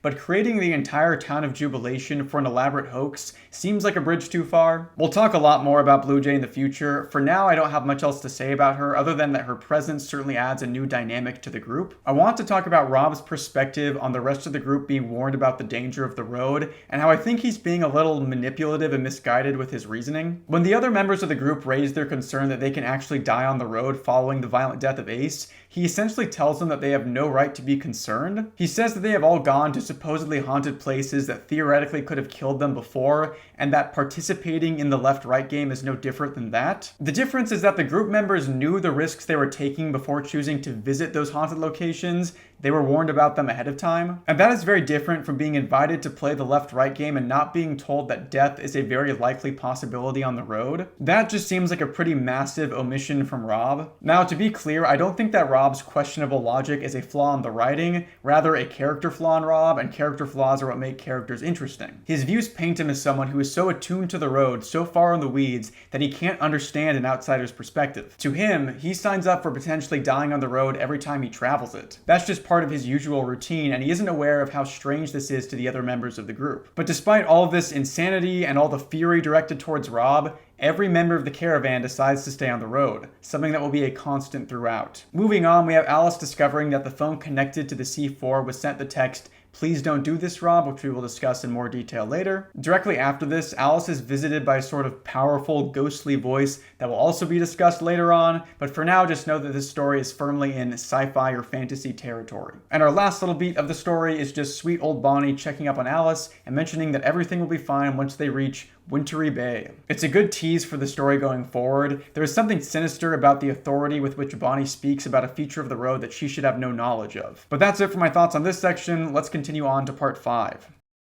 Hi guys, it's been a long week, but I finally got to my computer to post the next log. I've been working overtime to afford both London rent and Christmas presents. It hasn't been fun. Anyway, I can't say much more since this log is one of the longer ones. I'll try and get the next one up a little sooner. Thanks for all your help. The left-right game, draft, February 11th, 2017. The next morning, everything's the same. It's strange. We're usually so blind to the quiet consistency in our everyday lives, only really taking notice when something changes. Yet, as I stir a spiral of honey into my oatmeal and glance around the group, it's the notable lack of change that truly stands out. Since the previous evening, the atmosphere surrounding the convoy and the demeanor of each member doesn't seem to have altered in the slightest. The night has fallen short in its role as a grand meridian, failing to partition the past and the future, and bringing with it neither perspective nor closure. It's as if yesterday has spilled, like a toppled brush pot, into the next morning, coloring everything with the same temperaments, fears, and divisions. Lilith and Eve sit facing each other, their legs crossed on a plastic ground sheet. Neither are saying very much, albeit for vastly different reasons. Lilith is still preoccupied by her own smoldering indignation, whereas Eve looks overcome with a subtle but pervasive dread. Neither have taken food from Rob's stove, a decision I suspect Lilith made for the both of them. Apollo, Bonnie, and Clyde are across from me.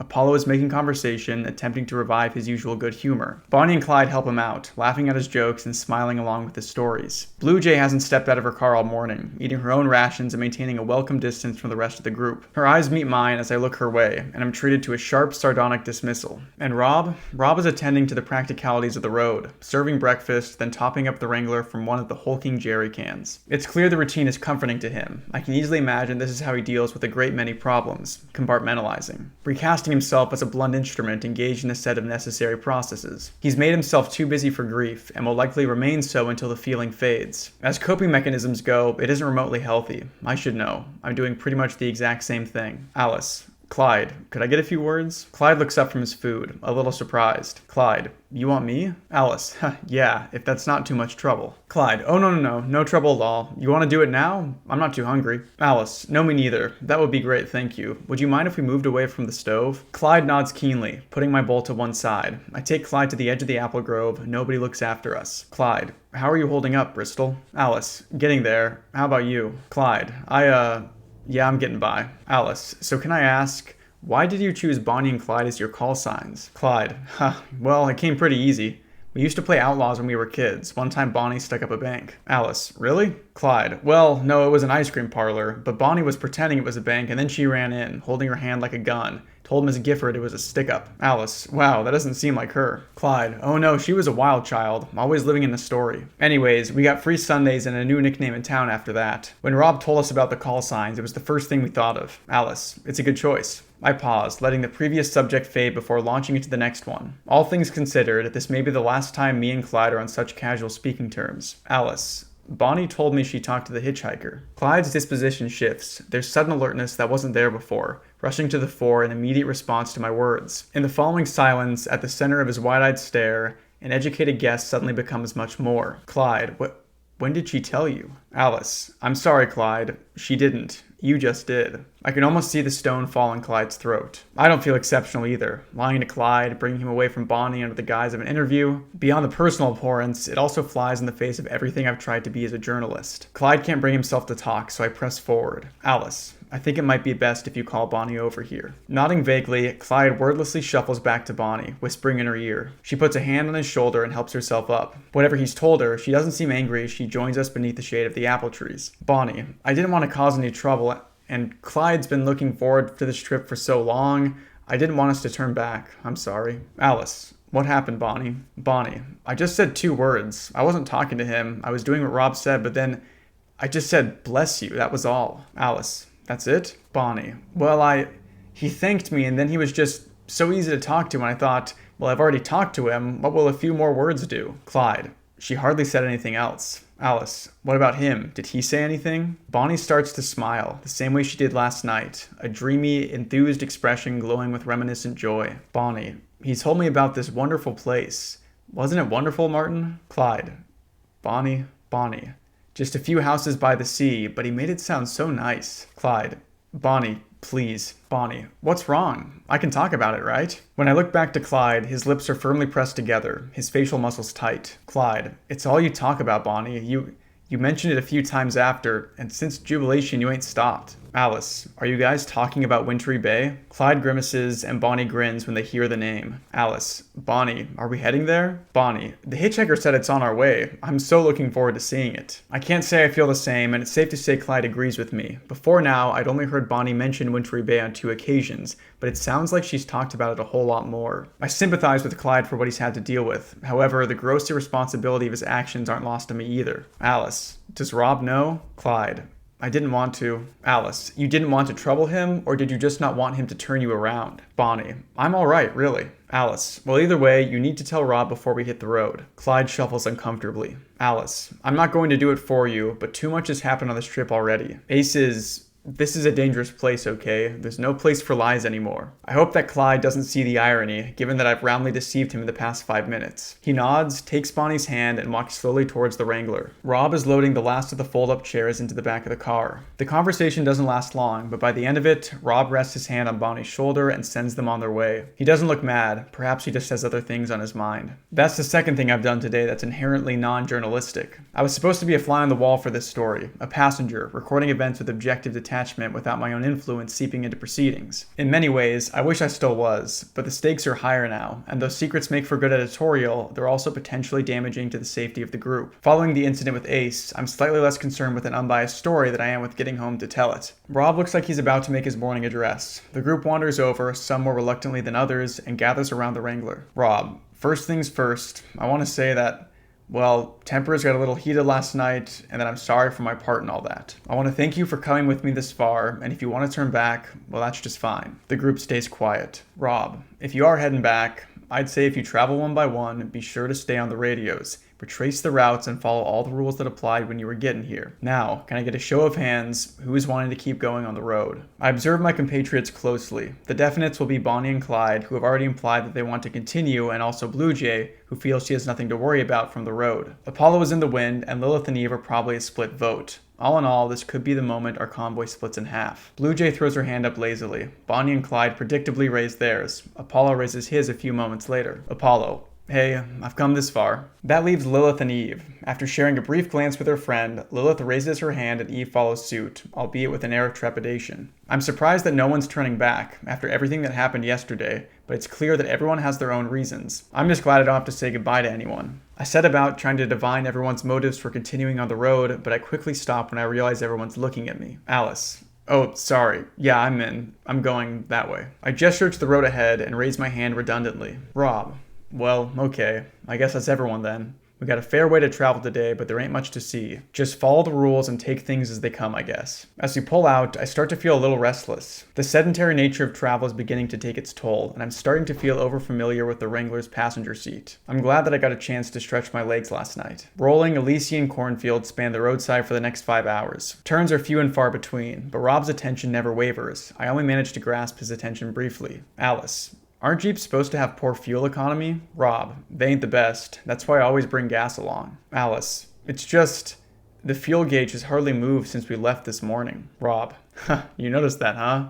I was wondering if you were gonna. Alice, why, what have you done to it? Rob, nothing. It's the road. Makes fuel burn slower. Alice, seriously? Rob, ain't just that either. You finished your food this morning? Alice, no. Why? Rob, hardly anyone did, except Apollo. More you go, less you need to keep going. Alice, okay, wait, you said the road pushes against you. Rob, yep. Alice, but now you're making it sound like it's helping us along. Rob, yep. Alice, so it's hostile while also incentivizing us? That sounds odd to me. Rob, sounds like life to me. Reasons to stop, reasons to keep going. I suppose that makes sense. Despite his well-documented obsession with the secrets of the road, Rob seems to have a strangely laissez-faire attitude to its internal logic. It's like the road doesn't need to make perfect sense to him, or at least he doesn't expect it to yet. As the fresh rural air drifts in through the windows, I lose myself in the hypnotic endlessness of the passing fields. I wonder how many eyes have seen these vistas. I wonder where we are, not geographically, but in a grander sense. Are we still in the world as I know it? Are we beyond it? Below it? Or have we just slipped through the cracks into some intermediate domain? Rob slows the car down to a crawl, a precaution he takes before most corners. My eyes wander gently back into the Wrangler,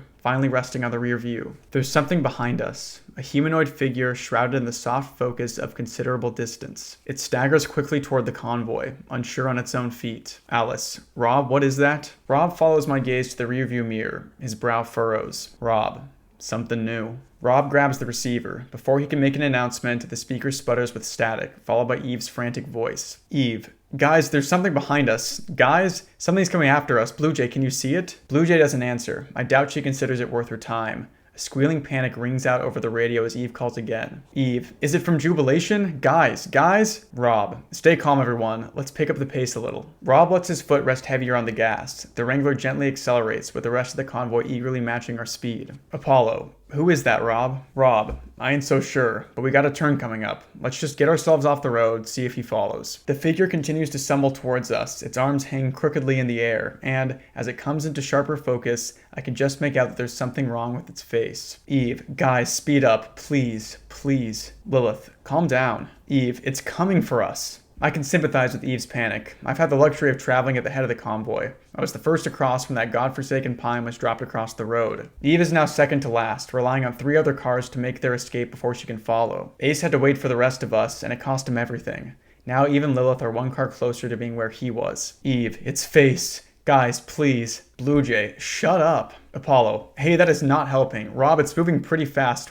Rob, we stay the course. It ain't caught up just. Eve, oh no. Oh no! Rob's warnings are cut short by the screeching of tires. Eve swerves out of the convoy's neat single-file line and onto the empty stretch of road beside us. The car accelerates past Bonnie and Clyde, past Apollo. I get a brief glimpse of Eve and Lilith as our windows align. Lilith is yelling at Eve, trying to get her to calm down. Eve is screaming into the air, a puppet of her own frenetic terror. The car shoots past us and down the long road ahead. Rob swears and picks up the radio. The figure continues to lurch towards us. Rob: "Ferryman to Eve and Lilith, stop the car right now." Lilith: "Eve, slow down." Rob: "Eve, you're gonna..." I stare through the windshield as their car stops. Not a slow, grinding deceleration, but an unequivocal, immediate halt. Their bodies are thrown forward against the safety glass as their car becomes utterly motionless. Alice: "Rob, what's happening?" Rob: "I told him be careful." Alice: "Why, what's..." I no longer need an answer. I realize that it's written right in front of me, etched into the side of the road. A brief gap in the endless rows of golden corn, only a little wider than the Wrangler itself. A dirt track leads off to the left, about 10 meters ahead of us, about 15 meters behind Lilith and Eve. I now understand why Rob was being so careful and why Eve should have been as well. They've missed the next turn. Rob: "Ferryman to all cars. I found the turn. Let's make it quick. Eve and Lilith, you stay in the car. I'm coming back to get you both." Rob flicks on his turn signal, preparing the group for the sharp left corner, and slams his foot on the accelerator. Lilith and Eve disappear behind a wall of corn as we pull down the dirt track. Rob keeps driving until enough space is left for the rest of the group. Once they're all safely pulled in, Rob climbs into the back of the car, grabs his rifle, and jumps out onto the path. I quickly climb out and follow behind him. As we arrive on the main road, the figure has covered a considerable distance, finally drawing near enough for me to see what's wrong with its face. At a certain point, midway across the crown of the head, running in a straight line down past the cheeks and under the jaw, the head simply stops. It's like the foremost section of his skull has been sliced cleanly off and is bent inwards, his entire face concave and shrouded completely in deep shadow, a ghastly organic hood that seems deeper than physics should allow. That isn't all that's wrong with the picture, however. The man's outstretched arms are bent in several places. Dark purple contusions blossom at every unnatural joint as if his arms had been broken multiple times. His leg is also bent to one side, the reason for the irregular walk that still carries him towards us. Rob looks shaken as he raises the rifle to his shoulder, bidding the figure turn around. The man ignores Rob's demand, continuing its march. Even when the bullet hits it square in the chest, the figure hardly slows down. We're forced to jump out of the way as it continues down the road, even Lilith cowering in their locked car as it approaches. Fear shifts into confusion as the creature passes them by and continues down the road, as if it doesn't even know we're here. Rob breathes a sigh of relief, lowers the gun, and runs back to the rest of the convoy. The moment he leaves, my mind notes something peculiar. It's an utterly bizarre observation, especially considering the many otherworldly facets of the retreating creature. There's something familiar about it. Specifically, its fashion sense. The shirt, the dirt-covered jeans, they aren't dissimilar to the ones I found in the brown leather duffel bag, resting atop the block of C4. Reaching into my pocket, pulling out my phone, I scroll through my list of contacts. As the man heaves himself down the road, I call the second number I discovered last night. The one of the Nokia's received calls list. The number that likely belonged to whoever created the bomb and whoever was driving the car that day. After a few moments, a ringtone disrupts the creature's silent walk. I end the call, realizing how reckless I've been and praying that the same figure doesn't see my action as an excuse to turn around. I'm lucky, this time at least. The dial tone cuts out and the figure continues to stumble its way towards the horizon. The next thing I hear is a scream. Scanning for its source, I see Eve, her door open and with one foot out of the car. She's frantically pulling at her leg, seemingly unable to lift it from the tarmac. Alice: "Eve, what's going on?" With shaking fingers, Eve clumsily unties her shoelace and lifts her leg back into the car. Her boot stays in place, and it's possible to make out a slight elasticity to the road below it, a depression in the tarmac around its base. Slowly and steadily, the sole of the boot disappears into the road. Eve watches as the dark tarmac slowly sucks the boot down, enveloping the heel and dragging it beneath the surface. The thought comes to Eve the same moment it does to me. We both fix our eyes on the back of the car, where the same soft indent is gradually developing around the tires. Eve's terrified scream is drowned out by the blare of revving engines. I jump out of the way as the rest of the convoy reverse out of the corner and back onto the main road. Blue Jay, Bonnie and Clyde, Apollo, and finally Rob park themselves chaotically around me. Rob jumps out and approaches. Rob: "They ain't pulled back yet?" As soon as he asks the question, he sees the sight before him. Only the neck of Eve's boot remain above the ground, sinking ever further into the tarmac. The road gradually but voraciously churns at the car tires, consuming the rubber and swallowing the lowest edge of the wheel cover. In the midst of such an impossible sight, all I can say to Rob is, they're trying. Lilith and Eve hit the gas hard. The engine growls at the road as it furiously attempts to reverse, the undercarriage creaking and groaning from the sheer mechanical strain. The wheels themselves, however, do not rotate an inch. The tires belong to the road now, taken by the unknowable forces that continue to drag them into the earth. The engine chokes, defeated, and I can see Eve screaming into her fists as the roadway calmly continues its work. Rob, we can't reach him. Tell him to get on top of the car. Apollo, What's happening, Rob? Rob, Bristol, tell him to get on the roof. Rob marches off to the Wrangler. The rest of the convoy gather on the road, just in line with the left turn, where we assume it's safe to stand. Everyone, saving for Blue Jay, looks on in anxious silence. Alice, Eve, Lilith, I need you to get on top of the car, okay? Guys? Eve, we're sinking.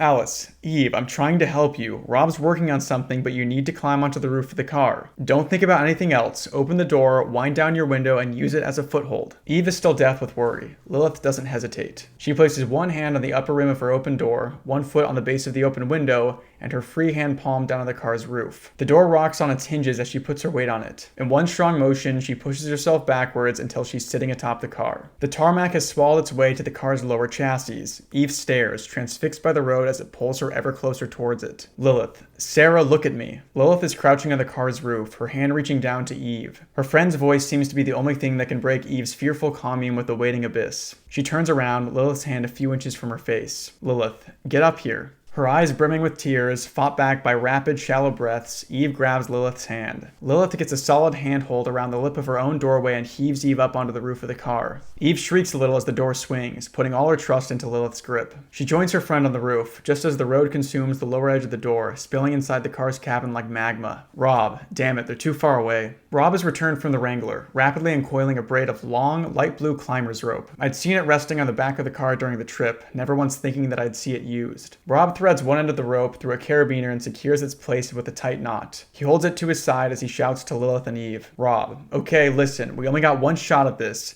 I'm going to throw you the hook and you're going to catch it and yank it taut, okay? Then you can hook it onto something and climb your way over. Don't let it fall, okay? Lilith looks pale. She nods before clambering to her feet and stepping to the back of the car. Eve watches on, her hands wrapped around her legs. Rob, well, here goes nothing. Rob begins to swing the rope over his head, a large undulating circle that quickly levels out as the weight of the carabiner eases the rope onto a flat plane. I instinctively shrug down as the rope passes over my head, swinging faster and faster. Gritting his teeth, his face reddening with the towering pressure of this single throw, Rob lets the rope fly. It arcs in the air like a cast fishing line, towards Lilith's outstretched hands. I watch it pass in front of her, the metal of the carabiner glinting in the sun as it falls. She catches it, grasping the rope in her shaking hands. Despite her victory, I see her face contort with sudden and striking panic. She's holding the rope high over her head, staring wildly down at the road between us. Following her eyes, my heart falls. She caught the rope, but she didn't pull it taut fast enough. Even with Rob continuing to hold his end above his head, the rope had too much slack when it landed on Lilith's hands. It's falling in a sloping arc, the lowest point of which has scraped against the tarmac. It only rests a few precious seconds before Lilith finds herself unable to pull it free.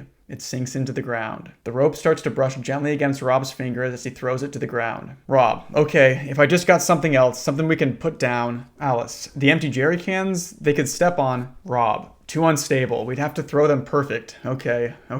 The road has claimed almost half the car now, eating up the license plate as the vehicle sinks lower and lower. Lilith looks helplessly on as we deliberate, Eve crying her eyes out behind her. Clyde, we could get a ground sheet. Rob, we ain't got one that'll stretch. Alice, well, what about Apollo? I'm going out there. Apollo's blank statement catches us all by surprise. Turning in his direction, I note a direct and powerful confidence in his manner. Apollo, they aren't going to last much longer. It takes a second for the road to get you. That's how they got so far ahead before they stopped. I drive out, they jump onto my car, then we climb back. Rob, I ain't got more rope. Apollo, you got the winch, right? If I drive out with it bunched up on my lap, I can make sure that it never goes slack. Then I hook it up to my roof bars and we get the hell out of Dodge. Rob, you got the best car for it, but I should drive out there. Apollo, you need to work the winch. Bonnie and Clyde can't climb back. He skips over his rationale for not choosing Blue Jay, not wanting to waste time on a foregone conclusion. Alice, what about me? I'm lighter. The climb back would be easier. Apollo, but you can't help them when they're jumping over. We're wasting time. You know it's a good idea. Rob takes a moment to consider it, his mind fighting for a better solution. Rob, you better get back here, Apollo. Apollo, don't plan on hanging around there, Rob.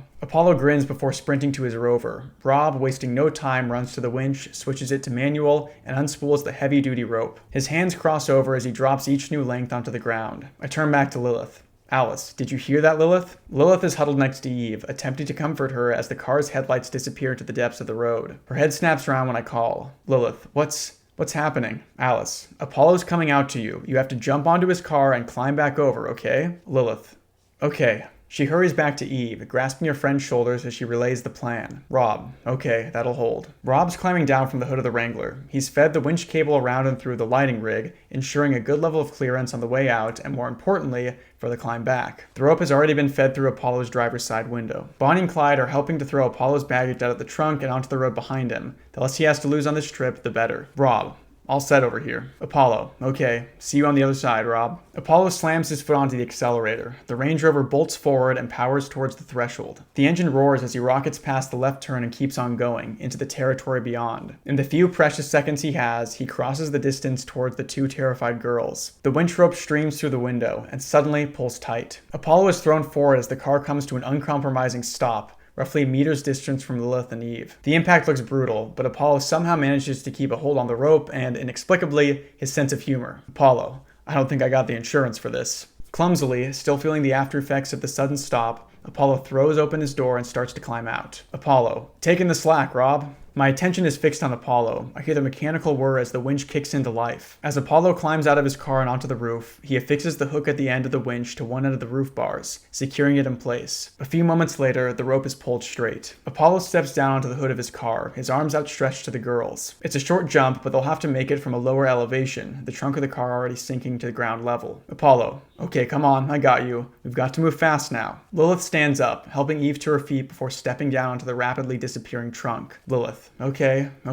Lilith yelps as she throws herself towards Apollo. Her front foot plants itself on the hood of the car, her other leg flailing in the air behind her. Apollo grabs her by the arms and yanks her onto the car, holding her close to him as she gets her bearing on the smooth metal of the hood. When she's stable, he lets her crawl up onto the roof, where she immediately looks back to Eve. Apollo, see Eve, nothing to it. Come on now. Eve paces back, her hands shaking as she contemplates the jump. Fighting against her screaming instincts, Eve squeals as she steps across the trunk and makes the leap across. The toe of her shoe lifting off the car mere seconds before it descends into the murky black pitch of the road. Eve lands short of her destination. One desperate, grasping arm makes contact with Apollo's as her legs bang and scrape against the rover's grill, scrambling for any conceivable purchase. Apollo is wrenched sideways by the force of Eve's landing, thrown off balance by the unexpected application of her whole weight. In the gut-churning moments that follow, Apollo tugs Eve up to his chest and wraps an arm around her, his center of gravity passing over the edge of the car. The fall takes a lifetime. Wrapped in each other's arms, Eve and Apollo tumble forward towards the patient, ravenous ground. In the split second before he leaves the hood of the car, Apollo uses his last inch of footing to push himself into a slow turn. The twist continues as they fall, until Eve is looking to the road, Apollo to the pale blue sky. In one final action, Apollo pushes Eve's waist, holding her at arm's length. Apollo's back thuds into the asphalt, his head smacking audibly against it. Dazed and concussed, he manages to hold Eve aloft,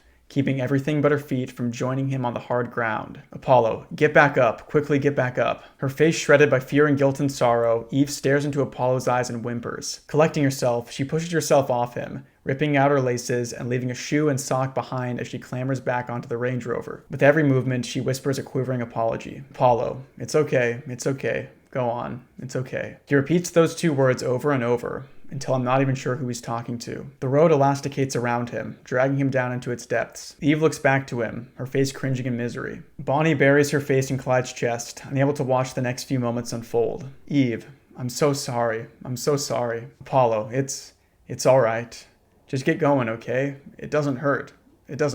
Really. Apollo's ears sink beneath the road, entering a new world of perfect silence. Apollo sees the end nearing. Apollo, oh, Rob. I won't play his final moments, for your benefit and ultimately for his. Before he sinks into the road, Apollo asks for Rob to talk to his family. He wants Rob to tell them that he loves them. Rob nods, knowing that Apollo won't be able to hear his response. After a few cries of panic despair, Apollo's eyes and mouth are enveloped by the road. His screams are drowned by the thick, churning asphalt. Eve watches the rest of the body sink, while Lilith tugs at her sleeve, pulling her towards the roof. Lilith, come on, we've got to go. Sarah, we've got to go. Eve, I'm sorry. Whispering one last heartfelt apology to the air itself, Eve steps up with Lilith and stares at the cable. Alice, okay guys, just let yourself down until you're hanging from the rope and work your way across. Lilith, I got it. You ready? Eve looks to her friend. Eve, I don't. Lilith, just watch me, okay? Follow right behind me. The Range Rover's wheels have now disappeared. With every passing second, the cable's clearance diminishes and the angle between the roof bar and the Wrangler's lighting rig becomes steeper. They need to start moving now or not at all. Eve looks across the length of the rope. I can feel her mind kicking back at the prospect. Eve, I can't. Lilith, Sarah, we have to, okay? Follow behind me. Lilith wraps her arms around Eve, hugging her stiff, shivering frame before letting go and crouching down to the rope,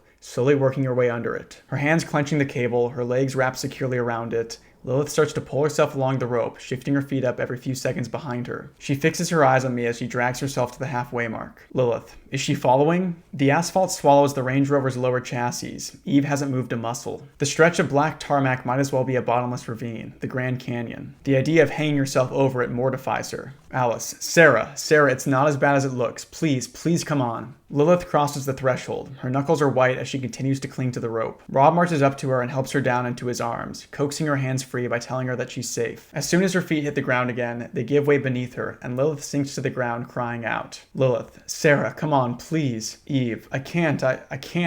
Lilith, please, Sarah, I need you here. Her shallow breaths quaking with anxiety, Eve slowly crouches down and grips the rope. Slowly but surely, as the asphalt consumes the car's license plate less than a meter below her, Eve lowers herself down and, with clumsy desperation, drags herself along the rope. She's left it late. Her back hangs mere inches from the hungry ground as she shuffles unevenly towards us, lifting her feet and scraping them up the rope, her arms straining to stay locked. Eve, I'm not going to make it. Lilith, you are. Keep going. The Range Rover's window is now disappearing. Inside, the dashboard has been submerged. With every yard that Eve manages to climb, the lowering rope ensures she stays close to the ground, even over the final few feet. My heart breaks the moment her foot slips. It happens almost too quickly to register. As Eve erratically shuffles her feet along the rope, her bare left foot gives way, swinging underneath her and kicking down onto the ground. Eve tries to raise it in time before discovering that she can't. Lilith, no, please. Thrown entirely off balance, Eve tries to pull herself up. However, with her lower legs seeping into the dark tar, her position can't be maintained. She falls, her body twisting as she falls onto the road.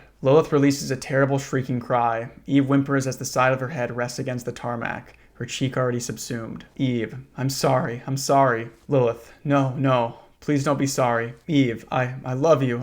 I love you, Jen. Lilith, I love you too. I'm sorry I didn't. I'm so sorry. Eve tries to reply, but half her mouth is sealed shut, encased in the creeping asphalt. Her short breaths finally melt into one long inhalation as her nose and mouth are sunk entirely. One remaining eye takes a final fleeting look at Lilith before vanishing. I look away from what's still to sink. The important things are already gone. Lilith collapses on her knees, a screaming torrent of grief expelled from her burning lungs. Rob is completely immobile, likely searching for something practical in which to bury himself. Bonnie and Clyde simply look lost as they turn their backs onto the sinking Range Rover. Blue Jay's reaction surprises me. She stares into the tarmac, the smirk ripped from her face, replaced by a familiar look of shell shock. She repeatedly mutters something under her breath, something that sounds like, "It's not real. It's not real." We stand in silence for what seems like an age, accompanied by the breeze and Lilith's gradually waning laments. After she's exorcised the immediate torment, her screaming descends into deathly stillness. Rob makes the first step to approach her. Rob, I can take you back home if you want to. Lilith, no.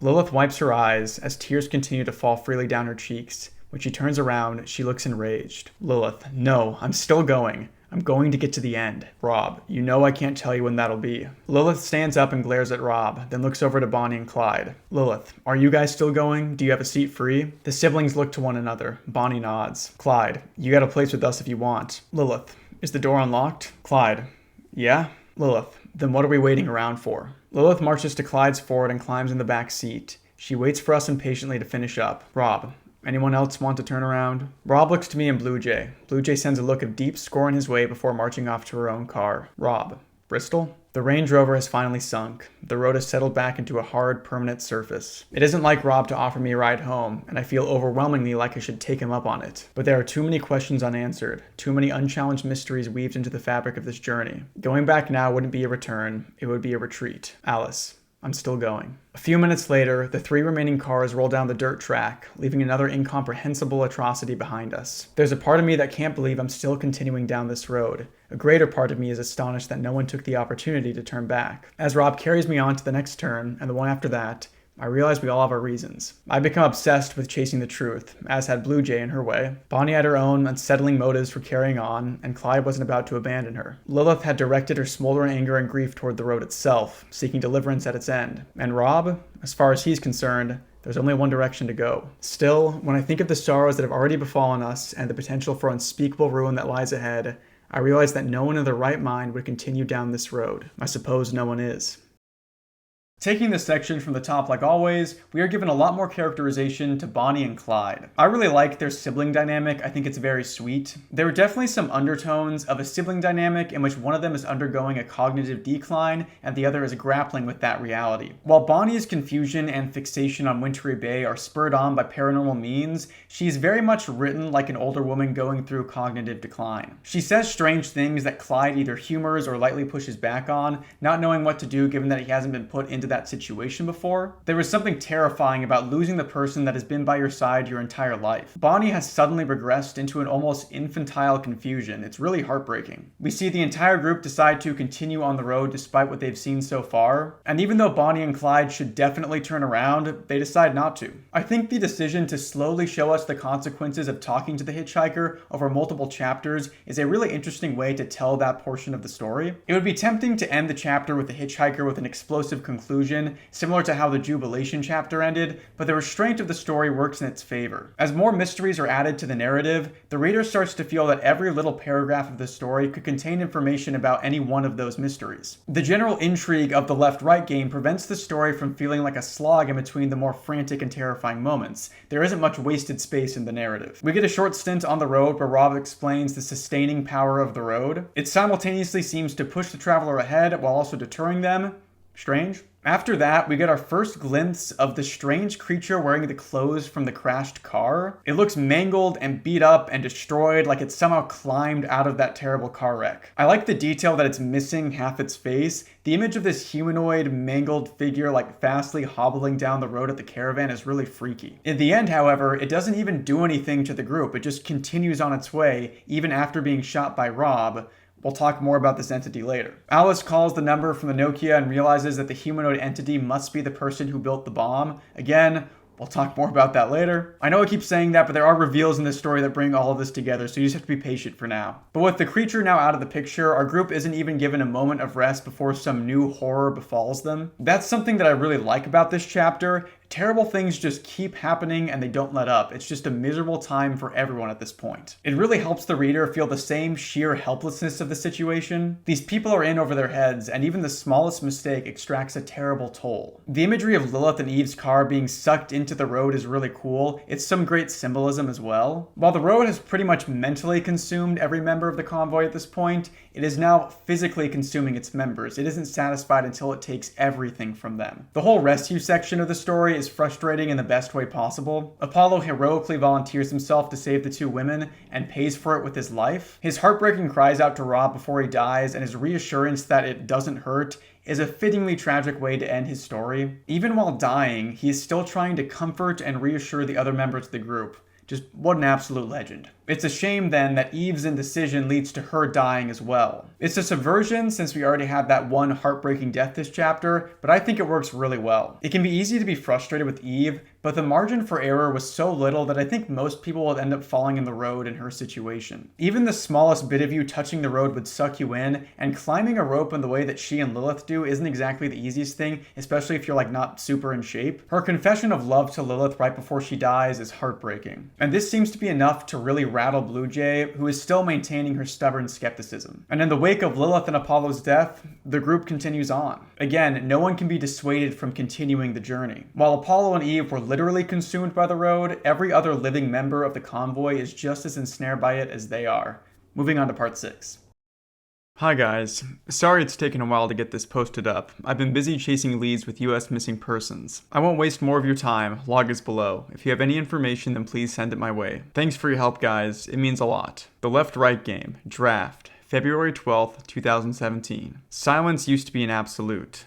That's something I definitely miss. Back in the real world, it would stand as self-evident that a group of people saying absolutely nothing, by definition, could not be saying any less. Maybe things are different on the road. Maybe I just never encountered it before. But it's clear to me now that there are degrees beyond silence. A pervasive realm of deafening quiet which, following the loss of even Apollo, our group has unreservedly embraced. Constructed out of our collective trauma, cemented with a cruel mixture of grief, guilt, and harrowing self-doubt, it quickly becomes apparent that this silence is stronger than all of us. The challenge of breaking it remains unmet for the rest of the journey. We spend the next few hours burrowing through a featureless corridor of maze. The stalks rise far above the Wrangler, leaving only a thin strip of clear sky visible like the painted ceiling of a Renaissance church. I find myself glaring intermittently at the CB radio, half expecting, half hoping for Apollo's voice to crackle through the speaker, bringing words of comfort or a much-needed attempt at levity. After I catch myself staring at the radio for the 5th time, I decide it might be best to get on with my work. I plug my headphones into my notebook, bring up the audio files I've recorded thus far, and set about creating a very rough cut of our first day on the road. Apollo voiceover. Everybody knows Rob. Rob's the god. I listened through Apollo's first interview, making notes for the closing paragraph I'll now be forced to write about him. When I have everything I need, I listen to the interview again, and then once more. It's not lost on me that I just want to hear his voice, to lose myself in a pleasant digital echo, far removed from the frantic screams that followed him into the asphalt. I listen to Eve's interview next. She bristles with excitement as she talks about her upcoming visit to Roswell, steadfastly attempting to recruit me to the effort. She had no idea what she was heading into when she stepped out onto Rob's front lawn. Then again, none of us did. The thin strip of sky is turning deep orange as I reach our encounter with the hitchhiker. It's chilling to hear his voice after the fact, to revisit the conniving, veiled pleasantries he employed against us. I cringe as I hear Rob grasp my arm, ashamed that I let myself fall for the hitcher's trickery. Rob voiceover. You did good. I'm sorry for grabbing you. Just didn't want you to do something you'd regret. Alice voiceover. No, it's fine. I was going to. Do you know what happens if you talk to him? Rob voiceover. Not sure. Came close myself once, a few years back. The way he looks at you when he thinks he's got you, I don't think I want to know. Alice voiceover. Rob, I paused the audio file, clicking back 10 seconds before pressing play again. Alice voiceover. No, it's fine. I was going to. Do you know what happens if you talk to him? Rob voiceover. Not sure. Came close myself once, a few years back. The way he looks at you when he thinks he's... I certainly didn't notice that at the time. I've been so shaken by my run-in with the hitcher and so curious about the abandoned car that I've been completely blind to anything else that had come my way. Maybe Rob misspoke. Maybe he meant to say weeks or months. But if it wasn't a mistake, if it was a truth carelessly uttered, then Rob has some explaining to do. The left-right game was posted online in June 2016, less than a year ago. I glanced sideways at him, a wall of corn rushing past us as we approached the rest stop. Throughout this trip, every emotion Rob's displayed has seemed genuine. The sadness, the anger, the concern, they tell a story of a man who cares deeply about the welfare of those around him. Yet at the same time, it's strikingly clear that there's something he isn't telling me. With every new piece of the puzzle, the car, the text message, the faceless creature with the ringing phone, I'm left with the dilemma of when to confront Rob Guthard with what I know. I feel I've gathered enough to bring before him, enough to demand an explanation, but there's no way I'd be able to truly verify his answer. I have a collection of strange and perplexing notions, lacking in the common thread that could bring me to any workable conclusion. If I'm going to confront Rob, I need to uncover that thread. Much like the greatest journalists of our time, I should know the answer before I ask the question. The Jeep pulls up onto a large green space. Staring straight ahead, I find myself puzzled by the way the ground seems to stop, as if the horizon lies only 20 meters away from the car. As soon as the engine cuts out, I unbuckle my seatbelt, climb out and walk towards the grassy verge. The rest of the convoy pulls up behind me as I go. I stop a few steps short of the edge, realizing we found our way to the top of a sheer cliff. A sudden swaying vertigo takes over, forcing me to take a few steps back. It doesn't feel like we've been heading uphill. The road has been level since Jubilation, yet somehow I'm standing at the edge of a 400-foot rock face, descending straight downwards, the distant earth shrouded by stalks of corn. That's the truly strange thing about this monolithic precipice. On either side of me, the maze runs to the very edge of the cliff, and at its base, the endless harvest continues until it stretches beyond the darkening horizon in every direction. It feels like I'm standing on the cliffs of Dover, staring over a golden ocean, its waves governed by the evening breeze. I wonder for a moment where it ends. Then, taking consideration of the world I now occupy, I start to wonder if it ever does. A belligerent scream rips me from the view. The source of the noise is blocked by the Wrangler, and the first thing I see as I circle around are the shocked, wide-eyed faces of Bonnie and Clyde. Once I make my way past the Wrangler's hood, my expression mimics theirs. Lilith has pinned Blue Jay up to the side of the Jeep, a locked forearm pressing her chest against the door. Her other arm has been grasped in Blue Jay's hands, desperately stopped before it can strike her across the face. The two of them yell through gritted teeth as Lilith struggles furiously against her, vying to cause her any conceivable harm. Blue Jay, get off me, get off!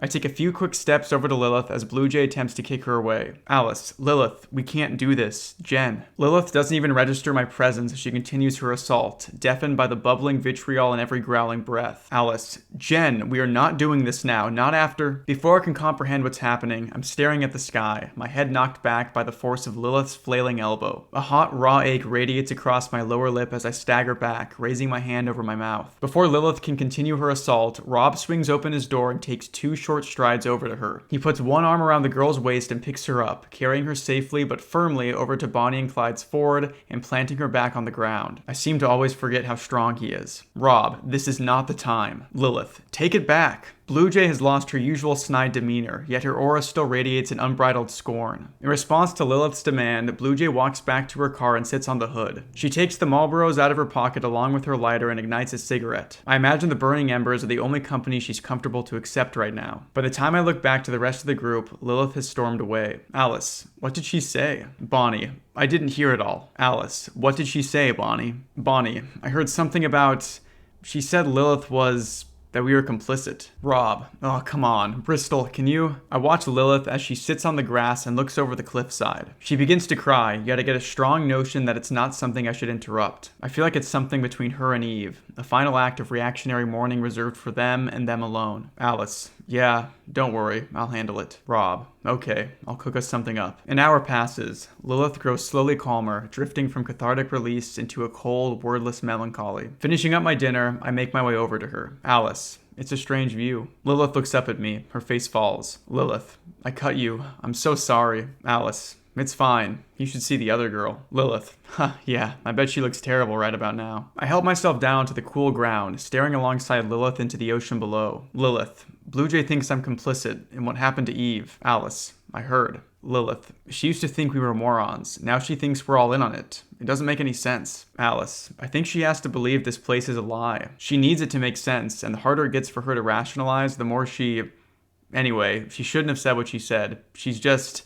I guess the word is troubled? Lilith, she's the absolute worst. She's right though. I killed her, and I killed Apollo too. I look to Lilith, concerned, not quite sure what she means. Her eyes remained locked on the impossible horizon. Lilith, Sarah, she wasn't cut out for this, and she knew it. She wanted us to turn back this morning, but I didn't want to. Alice, that wasn't your decision, Lilith. Lilith, yes it was. She followed my lead, always, through everything. And I knew why she was doing it. I knew, but I let it continue because it was convenient, because it was easy. Because deep down, I liked having someone around who'd jump through hoops for me. Lilith rests her head in her hands. Lilith, she was weak. She was anxious and shy but that should be okay, right? You're allowed to be weak, But I made her come here. I dragged someone who couldn't swim into the deep end, and the last thing I did was lie to her, and she knew it. Lilith takes a few deep, frayed breaths. Alice, what do you mean? Lilith, I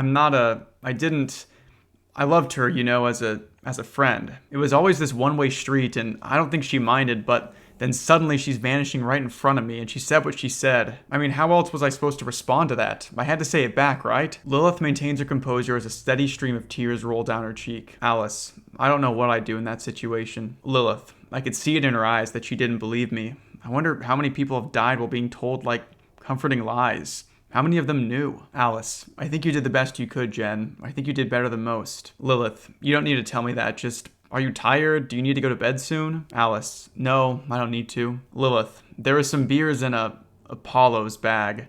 Is that looting, or is that okay? Alice, I think he'd want us to have them, as long as he got a toast. Lilith laughs briefly and finally smiles. She walks over to Bonnie and Clyde's car, returning a moment later with a 4-pack. We spend the next hour and a half slowly drinking them. Lilith can't muster the right words for a toast, so we just say thank you to Apollo, raising out cans to the open air. We talk about his tireless humor, his attempts to keep us all up during our first night on the road, how caringly he spoke to everyone, even at the edge of death. We talk about Eve as well, about the pair's misadventures, awkward college parties, and the future of Paranormicon. Lilith smiles and tells me there's always a place for me once radio dies out. After everything that's happened on the road, the night can't help but feel bittersweet. But for once, on a solitary cliffside in the middle of nowhere, it's more sweet than it's bitter. That may not be much, but at the end of an awful day, it's more than either of us could have hoped for. The next morning goes quickly. It's amazing how efficient a group of people can be when none of them feel like talking. Not only that, but breakfast has become a noticeably brief affair. I managed to get through half a bag of trail mix before I find myself uncomfortably full. Rob's words about the road sustaining properties ring in my ears as I look around the group. Everyone leaves their bowls half empty. Lilith hasn't eaten a bite. By this point, the launch protocol has been drilled into us. Despite our preoccupations and the fractious rifts developing between us,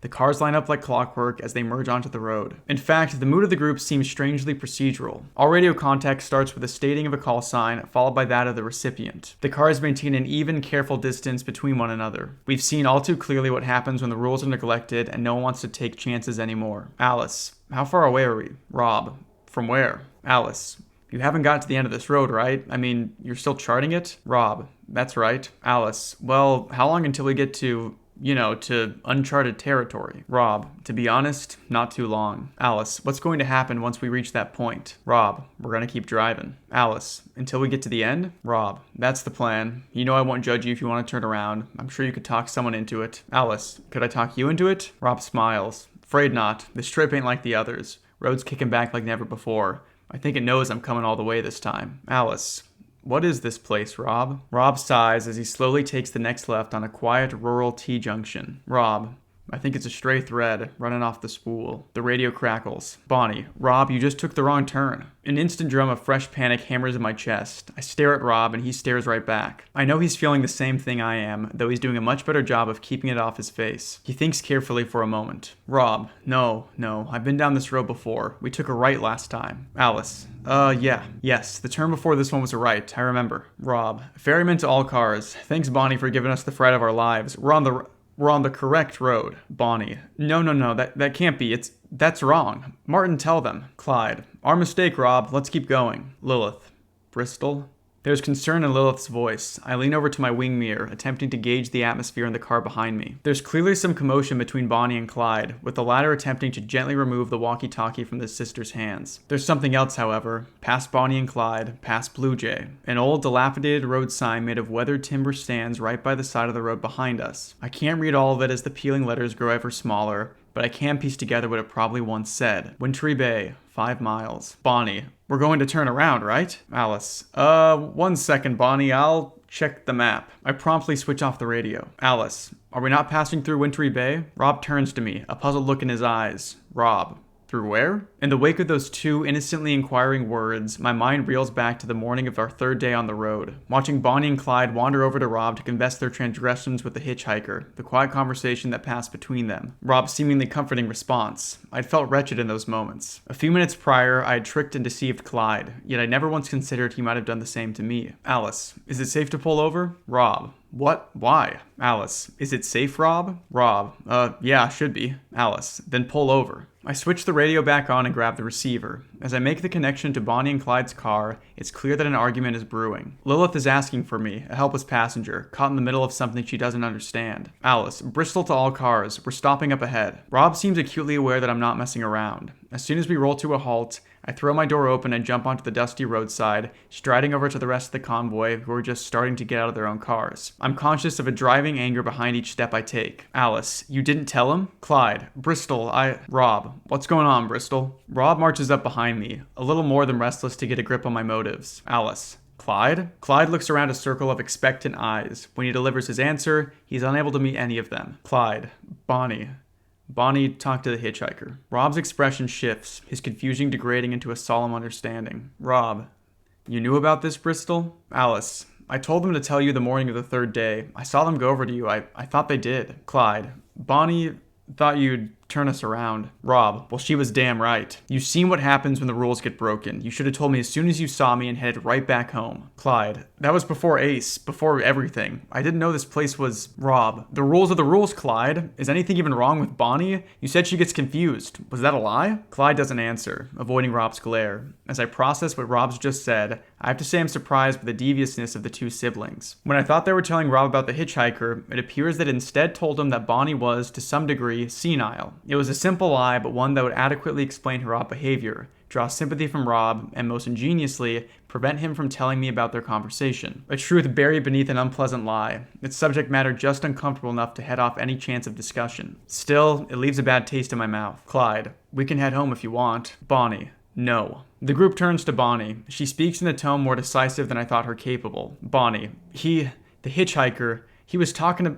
about a village we just passed. I was looking forward to seeing it, that's all. I'm okay, really. Alice, you've been talking about it a lot, Bonnie. Bonnie, it just sounded like a lovely place. I was sad that we passed it by. I'm sorry for worrying everyone. Please don't make us turn around, Rob. Rob stares at both of them. His position has been made crystal clear. Rob, we're stopping a little early today. Come the rest of the way with us, rest up. Then tomorrow, you both go home. You should count yourselves lucky you get the chance to turn around. Rob marches over to the Wrangler, signaling that the discussion is over. Rob, Lilith, you're with us. Lilith doesn't even try to hide her relief as she shuffles away from Bonnie and Clyde and climbs into the back of the Jeep. It's a little heartwarming that Rob still has the awareness to look out for her, angry as he may be. As well as his surprising strength, I also tend to forget how perceptive he can be. Bonnie, Clyde, and Blue Jay climb back into their respective vehicles. I catch Bonnie's eye the moment before she returns to the Ford. She appears truly disappointed, but otherwise resigned to keep going, satisfied to let Wintry Bay fade into the distance. It's comforting to hear that she's ready to put the place behind her. It's just a pity I don't believe a word of it. Lilith, it was really weird, Bristol. Lilith seems happy to be in the Wrangler, enjoying the sense of security the modded behemoth affords, and also greatly relieved to be away from Bonnie and Clyde. She spent the last 5 minutes detailing the 30-second argument that unfolded between them, charting its disturbing nuances as well as its eerie conclusion. Lilith,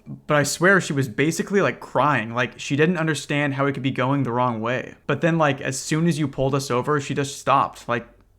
Stopped. Alice, that must have been disconcerting. Lilith, you have no idea. So, Rob, when are these cornfields gonna end? Rob, soon. We're gonna rest up for the night in a few turns, then tomorrow won't be long until we're on a track right through the woods. Lilith, the woods? Are you kidding? Are we talking like Sleepy Hollow, bleeding trees, or what? Rob, I wish I could tell you. Lilith, wait. What do you mean? Rob, I ain't been that far yet. It's new territory. Lilith, oh, great. Maybe the cornfields aren't so... Lilith goes quiet, transfixed by something in the rearview mirror, before quickly turning around to get a better look out the back window. The car behind us is out of control. Bonnie is fighting to wrest the steering wheel from her brother. The Ford swerves erratically behind us, driven by the mad dynamic power struggle taking place inside it. Rob sharply accelerates out of the way as the car behind lurches drunkenly to and fro before skidding to a shuddering halt. Rob hits the brake hard, and by the time I've turned in his direction, he's already slammed the door of the Wrangler, storming across the tarmac to Bonnie and Clyde. Rob, cut the engine! The Ford's engine goes silent, and in the absence of its rumbling growl, new sounds emerge. The sounds of a struggle, and of wild, desperate screaming. Stepping out of the car for the second time today, I jump onto the road and cover the distance between us. Rob is attempting to pull a screeching Bonnie from the car. Even with his impressive strength, it seems to be a challenge. Bonnie claws at the walls, trying with all her might to regain her grasp on the steering wheel. Bonnie, please, please, let me go, let me go. Rob extracts Bonnie from the car and attempts to subdue her amidst a flurry of flailing hands and elbows. She writhes and kicks as he pins her arms to her sides. Alice, Bonnie, calm down, okay? Let's talk this through. Bonnie, he told me it was on our way. He said we'd pass through. Rob, he lied, Bonnie. Bonnie, no, we're going the wrong way. Bonnie lashes out again, striking at Rob's legs with her own. Rob holds her firmly, his teeth gritted through every impact. It's clear that Bonnie isn't going to let up. I run back to the Wrangler and open up the trunk. After a few moments of rummaging through my bag, I find the first aid kit and pull an unopened pack of white zip ties. Alice, Clyde, open the back door. Rob sees me standing with the zip ties. Even in the midst of Bonnie's incessant struggle, he looks at me with an almost questioning air, as if he's wondering how we ever arrived at this point. As if he's asking whether we can really do what I'm wordlessly suggesting. Bonnie answers the last question for him. In the slim few seconds of distraction, she slams her head back into his nose, eliciting a disgustingly loud thud and a pained growl from Rob. Dazed and confused, his nose immediately fountaining blood, Rob manages to keep his arms wrapped around her. But it's clear this isn't going to be sustainable, and that she isn't anywhere close to calming down. Clyde has opened the door, stepping back and looking on like a frightened child as we carry Bonnie over to the back seat of the Ford. I lean in before him, adjusting the headrest until it's pressed against the ceiling and ensuring that it can't be removed from the bracket. Then I loop a zip tie around each bracket and fasten them. Blue Jay, what's going on? Blue Jay has stepped out of her car, making her way towards us. I realize that, to someone who is fighting to not believe any of this, the following scene would appear at best as a melodramatic farce and at worst as an attempted detention of an innocent and distressed woman. Sadly, I don't have time to field her questions. I climb into the car. Bonnie working constantly against us as Rob eases her in after me, his hand on her head to prevent it bumping against the top of the door frame. Once she's inside, I loop a second zip tie around the one I've already fastened on the right bracket, forcing her right hand inside it. I pull the plastic tab over the sleeve of her jumper. I hope it's not too tight, but at the very least, it's secure enough to keep her in place. Bonnie continues to pull against the zip ties, but it's clear her strength has been sapped from her spirited battle with Rob. Not quite able to look her in the eyes, I push a pile of luggage out of the way and climb out on the other side of the Ford. Rob and I are both getting our breath back, the former pinching his nose and adjusting stoically to the fresh pain. Blue Jay, hey, what are you? You're not going to leave her like that, are you? Alice, get back in your car, Blue Jay. I walk back to the Wrangler, tuning out Denise's coarse protests. Rob reaches into the Jeep's still open trunk and pulls out a pile of blankets and pillows. In the rearview mirror, I can see him placing them on Bonnie's lap, giving her a place to rest her elbows. She leans her forehead against the back of the headrest. Even with her face blocked from view, I can tell that she's crying. We arrive at the rest stop some 20 minutes later, the vague outline of a deep green forest blooming on the horizon. It's earlier than the day than we would usually stop. Rob tells us he wants the entirety of tomorrow to chart the woods, as well as a good time to turn back before nightfall should the need arise. I'm not complaining. I'm glad of the chance to rest up following today's events. For the rest of the day, we take it in turns to keep an eye on Bonnie, making sure she has everything she needs. When the Ford pulled up alongside us, Lilith, Rob, and I expected to see a quivering wreck tugging ceaselessly against her bonds. We were all surprised, and more than a little disturbed, to find her smiling. By the time my turn comes around, the sun is already dipping in the sky. Rob has prepared a small pot of miso soup in case anyone can bring themselves to eat. I finish my bowl, all too aware of how unnecessary each meal now feels, and pour out a helping for Robbie. I find her in good spirits. Bonnie. How are you doing, Alice? Alice. I'm fine. How are you doing, Linda? Bonnie. I'm okay. Sorry for giving you all such a fright earlier. I feel terrible. Alice. It's fine, honestly. I'm sorry about all this. I gesture to the zip-tied restraints. Rob has reapplied them, fastening bandages underneath the straps to afford Bonnie a modicum of comfort. Still, the scene rings with a sinister barbarity which no kind consideration can make up for. Bonnie.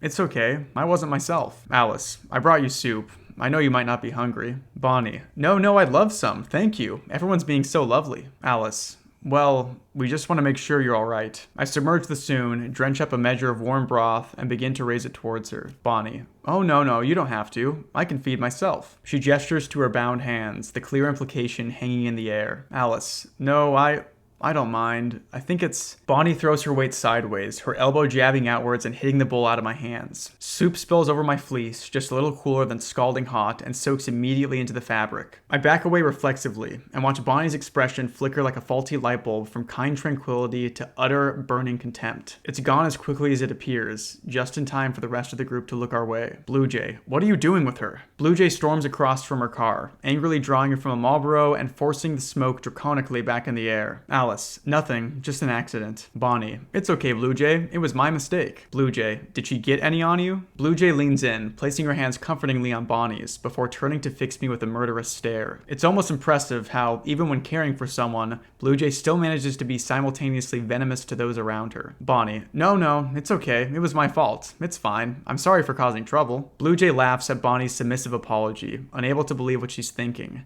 Her eyes remain fixed on me. Blue Jay. You're a coward. Look what he's making you do. Look. My eyes follow where she gestures. I have to admit that helpless figure of Bonnie, restrained in the backseat of the Ford, rings with an innate humanity, and being forced to stare at my actions in the face makes me feel utterly ghoulish. The choices I've made must seem insane to Blue Jay, but that doesn't mean hers are not. Despite her pretensions of rationality, I can't help but feel that Blue Jay's actions are simply being governed by a different insanity. An insanity born out of the desperate need to explain the unexplainable, which has morphed into an ugly cocktail of paranoia, self-grandeur, and fervent antagonism. Blue Jay notes my silent expression, most likely taking it as a personal victory. Without another word, she returns to her car and shuts herself inside, festering silently and alone. Bonnie. Do you want to know what's wonderful, Alice? Bonnie leans towards me, lowering her voice so no one else can hear. Bonnie. He told me there's a house waiting for me. My home by the sea. Alice. I'm sorry, Bonnie. I don't think there is. Bonnie. It's going to be such a beautiful place. Such a beautiful place. Bonnie flashes me a broad grin. Bonnie. It's been lovely knowing you, Alice. Bonnie turns away from me, placing her forehead back on the headrest. The grin doesn't fade as I turn away. I walk back to the Wrangler, faced with the choice of changing into new clothes or my thermal pajamas. After removing my fleece and lying down for just a moment, I end up sleeping in the clothes I'm wearing. When I wake up, the Wrangler is moving. The air mattress reverberates and my body rocks as we make a sharp U-turn. I sit bolt upright, Lilith waking up next to me, similarly bleary-eyed and confused. Rob is behind the wheel. The gear stick shakes as he transports us down the road at incredible speed. Alice. Rob, what's happening? Rob. Bonnie got herself free. She's headed for the turn. I pull myself into the passenger seat, suddenly wide awake. Lilith. What? How did she get free? Alice. Is she with Clyde? Rob. She hit him over the head, dragged him out of the car. I couldn't wait for him, but he's catching up. Lilith and I turn around. Blue Jay's car is gaining on us, a distant pair of high beams steadily drowning the rear window in light. Lilith. Why is Blue Jay helping him? Alice. She probably wants to keep an eye on us. Rob. Do you think we'll catch up with Bonnie? Rob. I'm working on it. The Wrangler continues to rocket through the darkness. We keep our eyes fixed forward, scanning the very edge of the horizon for any sign of Bonnie's Ford. When Blue Jay pulls alongside us, I get a look at the pair. Blue Jay is naught but steely determination, dedicated to reaching Bonnie before we do. Clyde looks mortified, rocked by his sister's actions, a small contusion on his head to mark her vicious betrayal. Rob screeches to a halt once we arrive at the junction. Blue Jay's headlights are already illuminating the road to Wintry Bay, and Rob's lighting rig coats the entire area in artificial twilight. In the middle of it all, we see Bonnie standing next to her car, smiling. She's already beyond the threshold of the turn. Clyde, Linda, please. Come on back now, okay? Bonnie, you can all come with me. There's a place for all of us, he told me. There's a place for everyone. Clyde, please, Linda, you have to come back. A strange trail of black dust is streaming off Bonnie's skin, rising into the air and dancing in the breeze. After a moment, it becomes clear that the edges of Bonnie are slowly degrading, converting quietly into dark ash and drifting into the atmosphere. Bonnie, I love you very much, Martin. You're always welcome. Clyde, no, please.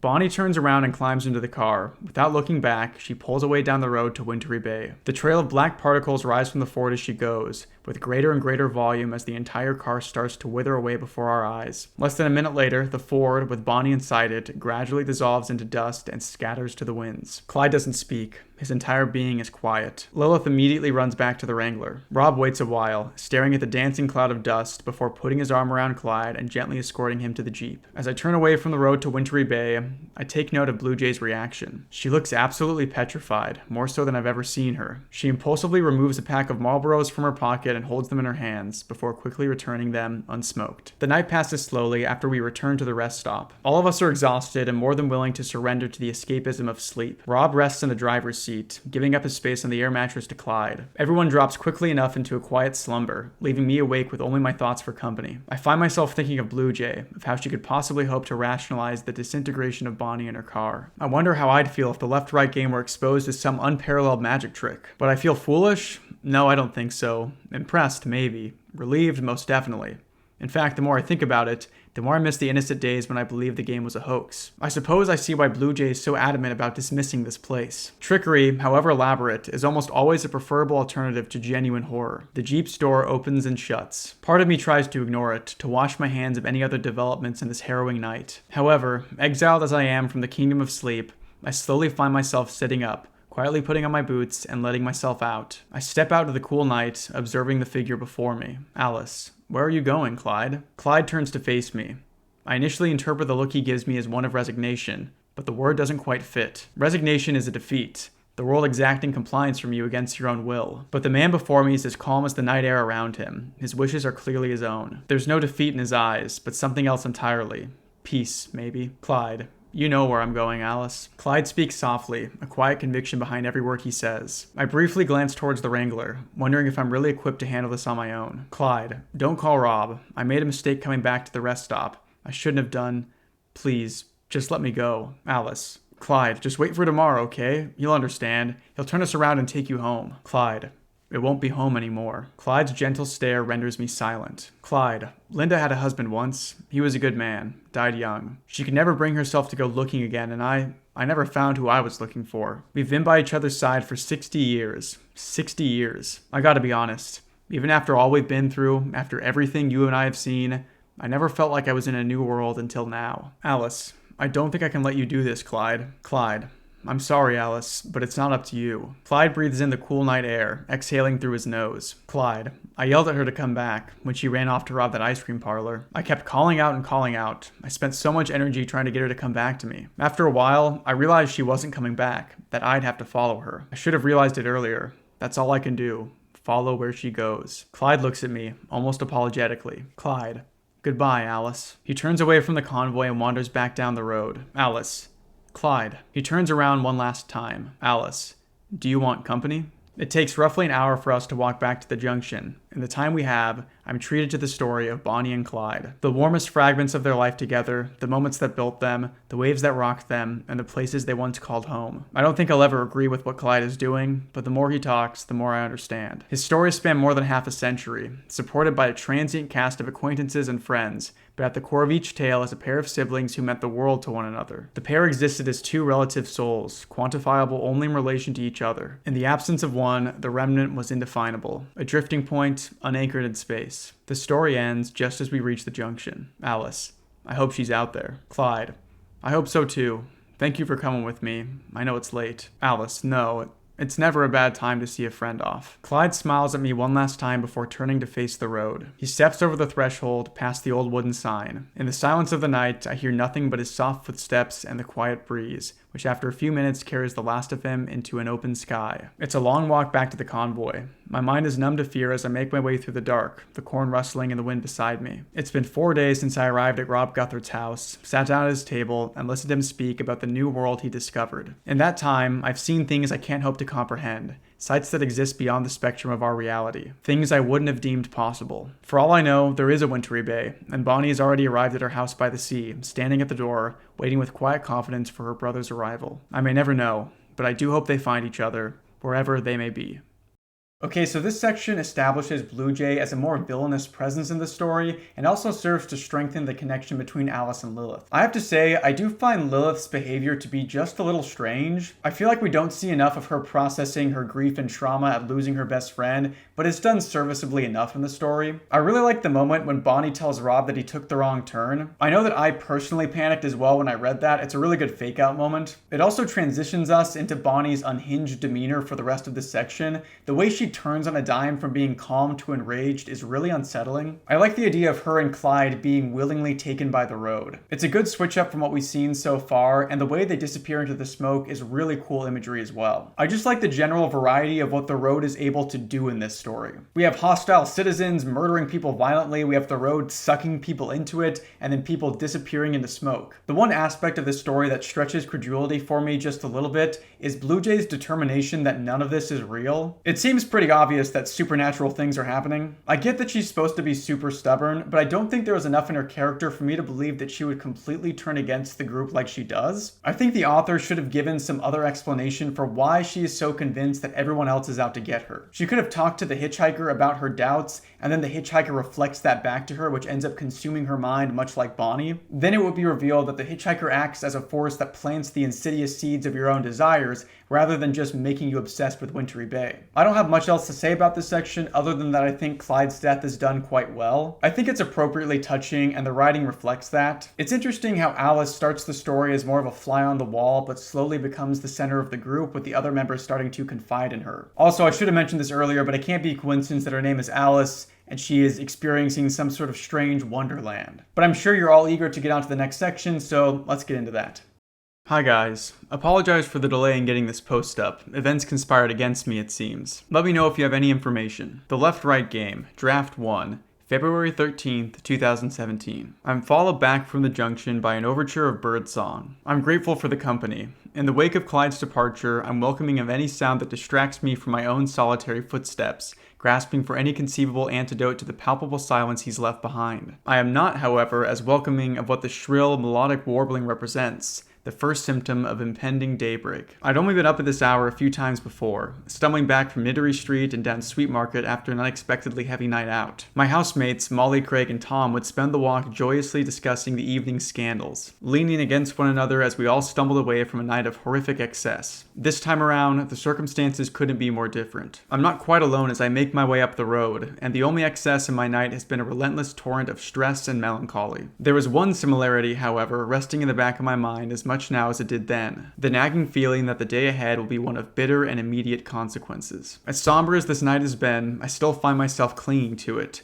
reluctant to witness the harrowing developments that sunrise will bring. In a few hours' time, the convoy will wake up to find they have suffered yet another loss. It won't be the brutal, heart-wrenching feeling that they experienced with Eve or Apollo or Bonnie, who perished in front of our eyes, but a muted sensation of gross unfairness, less immediate, yet all the more insidious. As much as we hate to face the horrors in our lives, it can be far worse when they strike us without our knowing. To find out only the next morning that you have been affected by cruel forces acting in complete disregard of your presence and taking without concern for you. It's not going to be a pleasant morning. Nevertheless, I'm glad to see the convoy when it finally comes into view. The hulking Wrangler rests by the roadside like an old relic. Right now, I can think of nothing more comforting than climbing into its secure, rugged shell. For a moment, I find it strange how an object built for transit has become the one fixed point in my world. Then again, it's not exactly the strangest thing that's happened on this road. Blue Jay's car is parked sideways on, laid out across the tarmac. The windows are shrouded in darkness, yet for the briefest moment, I think I see the red dot of a smoldering cigarette, igniting behind the glass,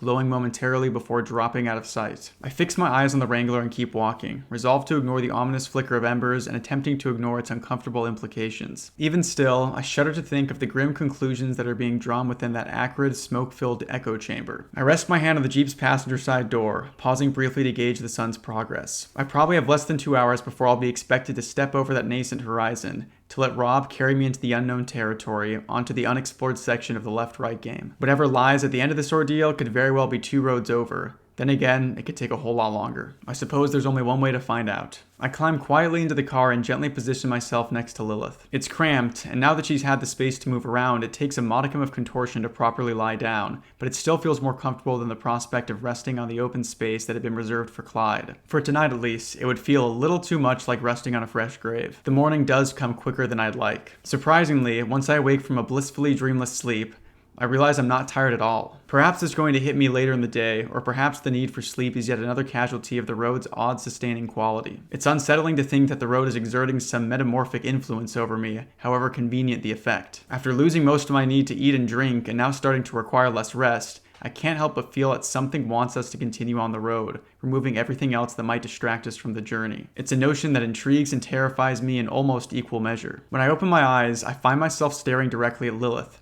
who has turned to face me in the night. I can tell she's already awake, quietly resting her eyes, understandably reluctant to face the morning without someone at her side. Alice. Hey. Lilith. Hey, good morning. Alice. How'd you sleep? Lilith. Yeah, not too bad.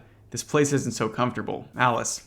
Yeah, you get used to it. A moment of silence passes between us. I'm already aware of the empty space on the other side of the Jeep, hidden just beyond a pile of luggage and jerry cans. It would be easy for me to act surprised at Clyde's absence, to say that I had slept through the night, to throw myself into a fruitless search effort, and to realize the truth alongside everyone else. Part of me wants to avoid the weight of recent events, to step aside and let all blame fall against the road. Yet even if I wanted to, I know it wouldn't be right. I'm not going to contribute a new set of secrets to this journey. Anyway, for all I know, Blue Jay saw me return from the junction. I wouldn't want to give her the satisfaction of catching me in a lie. If I'm going to tell them what's happened, then the conversation will need to happen immediately. Certainly before they have a chance to discover Clyde's absence themselves. The words don't come easily. They're impossible to form into a delicate order, and I quickly realize that any attempt is just delaying the inevitable. In the end, all I can bring myself to say is, Clyde's gone, Lilith. It takes a few seconds of quiet comprehension before Lilith sits bolt upright, alarmedly peering over the luggage to Clyde's side of the Jeep. Lilith. Rob. Alice.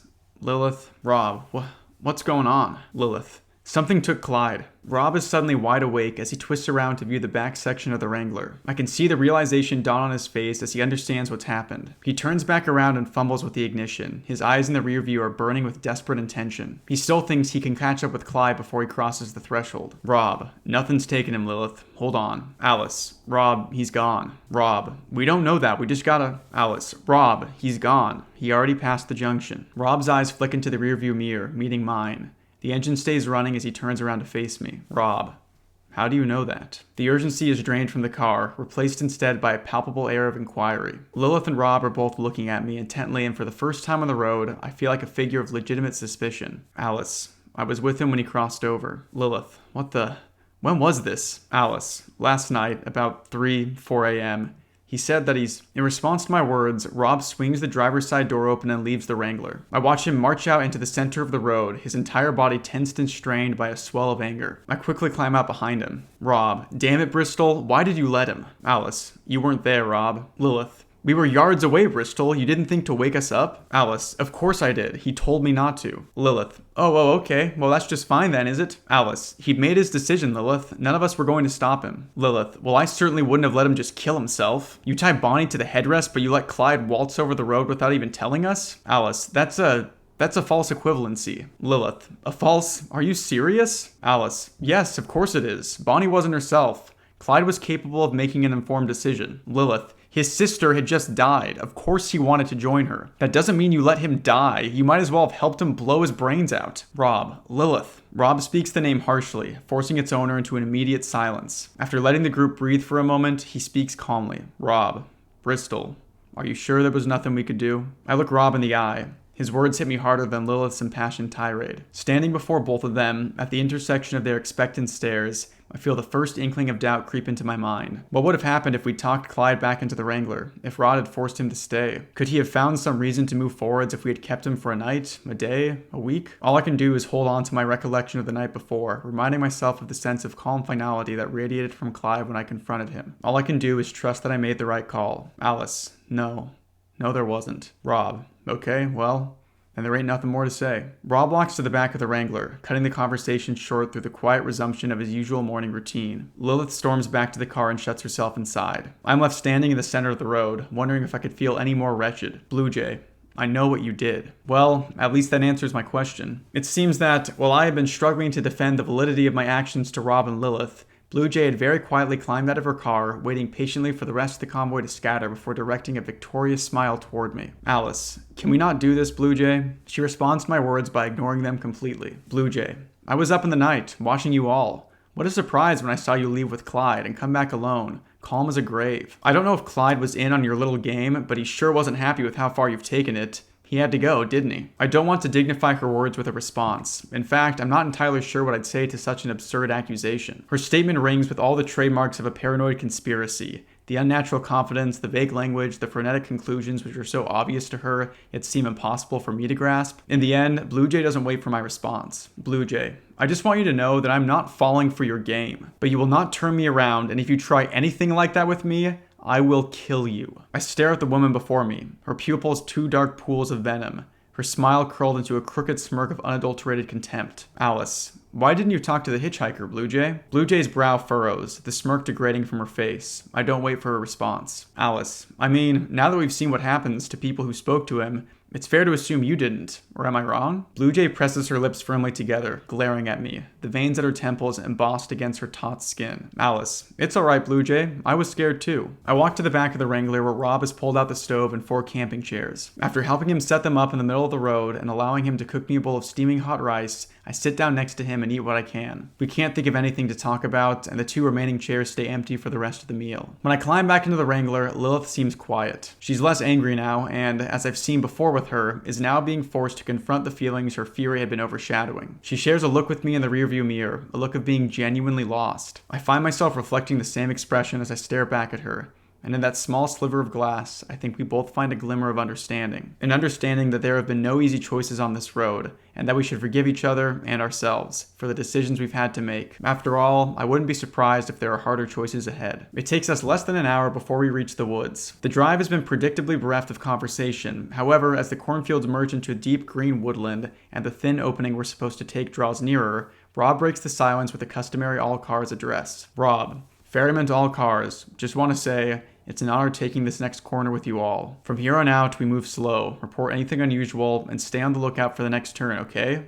Alright, here we go. Rob twists the steering wheel. We turn in a slow, deliberate arc towards the gap in the forest. The tarmac disappears below us, giving way to a rough dirt track. A towering legion of knotted trees eclipse the convoy, the sun all but disappearing behind their thick canopy. The significance of this small turn of the road isn't lost on me. We had finally crossed the threshold into the unknown reaches of the left-right game. For all we knew, we were the first people to ever have come this far, the first to explore an entirely uncharted world. I'm not surprised when I realize I've been holding my breath. I examine my compatriots closely.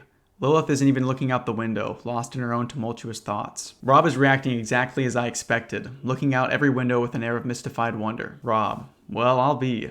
It's beautiful, ain't it? As I look away from him and back out the windshield, I find myself smiling. Even after the stressful morning we've all had and the uncertain day that lies ahead, Rob's statement rings with a joyous sincerity which I can't help but appreciate. I also can't help but agree with him. In its own eerie way, it's a beautiful place. The Wrangler moves at a crawl for the rest of the day. The woods are vast and untamable. Thin, swooping branches hang lazily over the road, clattering against the light rig as we pass beneath them. Many of the trees stand at strange, crooked angles, their various disparate inclines making it impossible to see too far in either direction. Rob spends every moment scanning the sides of the road. The trees that flank us are so thick, so tightly packed together, that it's easy to denote an upcoming turn. I suspect Rob simply doesn't want to take any chances. paranoid as he is about the road's deceptive qualities. He needn't have worried. There are only 4 turns across the entire afternoon. Each one is identified far in advance and navigated perfectly. Before I know it, we've entered the early evening with no discernible end to the woods in sight. We've been traveling uphill for a short while, plateauing onto a thin stretch of road, an endless expanse of forest to our left, and a dangerously steep bank to our right. With one less side of the road to look out for, Rob seems a little more comfortable holding a conversation. Alice: so what are you going to do if you get to the end of the road? Rob: document it, bring it home, hand it over to the world. Alice: and after that? Rob: I guess I might take a vacation. Maybe I should visit London. You want to show me around? Alice: you've never been to London? Rob: I just passed by carrying packages. Never liked cities so much. Try to stay out of them when I can. I'd go if I had a tour guide, though. Alice: okay. Well, that's my next story then. Rob Guthard takes on London. Rob: I don't think folks would want to listen to that. Alice: I don't know. I think people would tune in. Or are you just worried you'll grow to like the place? Rob: Junior would never let me hear the end of that. Alice: fair enough. Wait, sorry? Rob: my son would never let me forget it. He's always been a city boy. I stare out into the pitch black forest, suddenly thinking back to my arrival in Phoenix, Arizona just 5 days before. I recollect my formative meeting with Rob Guthard and how I'd been treated to the briefest overview of his life. I hadn't pushed for too much detail, wanting to hear the story in his own words and under the assumption that I could get more background after a short stint on the road. After 4 days of intrigue and horror and stress, I haven't had time for a follow-up. In all honesty, it's only now I think back on it that I realize just how little ground we covered in our first interview. How eager he was to skip past the formative details of his existence. I didn't know the names of his ex-wives or anyone who was directly involved in his work with the paranormal. For example, I didn't know he referred to his son as Junior. Often used as a general nickname for a child, it can, every so often, mean something much more specific. Alice: does your son share your name? Rob turns to me confused. Rob: yeah. Did I never? Lilith: look out! Rob snaps forward as a fleeting blur darts across the road before tumbling down the steep verge to our right. Over the engine, we can hear rustles and thuds as it disappears down the steep hillside and into the deep forest below. Alice: what was that? Was that a deer? Rob: that's what it looked like. Lilith: it went straight off the edge. Why would it do that? Rob: ain't too bright is all. Alice: guys, can we keep moving? I'm interrupted by the sound of faint rumbling, emanating from the woods on the left side of the road. Lilith: what is that? Rob: we ain't waiting around to find out. Rob kicks the car into gear and pulls down the track. Less than 5 seconds later, he slams the brake on once more, stalling the car as a small group of 3 or 4 deer burst out in front of us. A few more can be heard skittering behind the Wrangler, slamming against the back of the Jeep as they hurriedly negotiate the gap between us and Blue Jay. As Rob works to restart the car, I stare out of the window and into the forest, finally aware of what I'm hearing in the trees. The thunderous sound of hooves hammering against the earth, brushing past the undergrowth, struggling over rocks and branches on their way towards us. In no time at all, the forest erupts from empty darkness into chaotic, violent life as an unbroken horde of frenzied deer burst out from the trees. Rob tries to tell us to hold on, but he doesn't have the time. The path ahead floods with hundreds of stampeding deer, an unbroken torrent that blocks out the headlight's beam. Lilith jumps back from the passenger door as deep, thudding knells vibrate through the Wrangler. The deer, locked in a desperate sprint with little space to maneuver, are running headfirst into the side of the car. One of the smaller deer bolts out of the forest, hits the deep green metal just below my window, the reverberation shaking the glass. I think I hear its neck snap. The ones that get past the car aren't faring better. Locked in a frantic state and forced along by their equally desperate cohorts, I can only watch as they spill over the edge of the steep hillside. Countless bodies crash into the darkness, carried down into what I can only assume is a quickly developing mass grave of twisted, interlocking bodies. Lilith: Rob, get us out of here. Rob: we ain't moving through this, just stay down. Blue Jay: what the? Somebody help! Blue Jay sounds terrified. The Wrangler is taking a beating from the onslaught of desperate creatures, but is still managing to hold firm. When I look back towards Blue Jay, I see a different story entirely. The car is lying at an angle, pushed towards the edge of the hill by the sheer force of the herd's collective impact. The passenger side is on display, riddled with slick red marks and heavy craterous dents. The creatures rush past her, clumsily clambering over the hood and hammering into the doors of the car. Blue Jay screams into the receiver, placing a hand over her eyes as one of her front tires passes over the edge, the car's chassis dropping down into the dirt. Luckily for her, when I turn back to the forest, I can see it's empty dramatically. The flood has subsided, and the last few deer are pelting through the trees and across the road, their position at the back of the herd providing them with more than enough space to maneuver around the convoy. Rob: ferryman to Blue Jay, get yourself over here, we gotta go now. Blue Jay: What was that? What the? Rob, it was just a herd of deer, Blue Jay, but they were running pretty hard and I ain't looking to meet whatever they were running from. We don't have time to get you back on the road. Get over here now. Nothing more can be heard from Blue Jay's radio except for static and a few intermittent gasps of breathless fear. Rob, stay in the car, you two. Lilith, hand me the rifle. I ain't taking any chances out here. Lilith finds the rifle and hands it over to Rob. Grabbing some supplementary ammo from the glove compartment, Rob climbs out and slams the door, marching through the dirt to Blue Jay's ruined car. I clamber into the back of the Wrangler, struggling over a pile of empty jerry cans and surveying the scene as it unfolds. In an almost Herculean effort, Rob wrenches the passenger side door open and holds his hand out for Blue Jay to take. I look on as she unbuckles her seatbelt, climbs out unassisted, and immediately launches herself at Rob. Crying her eyes out and lashing at his chest with two clenched fists, she looks distraught, terrified, and violently angry. Rob stands there and takes it, whispering vague assurance to her as she unloads her terror and frustration into every wailing blow. Lilith, come on, Blue Jay, we gotta go. Lilith talks under her breath, willing Blue Jay's catharsis to speed itself along. I look at her, silently sharing her impatience. Then something catches my eye, something in the distance behind Lilith, slowly making its way through the trees. I turn around and scramble to the front of the car, returning with the radio transceiver. Alice,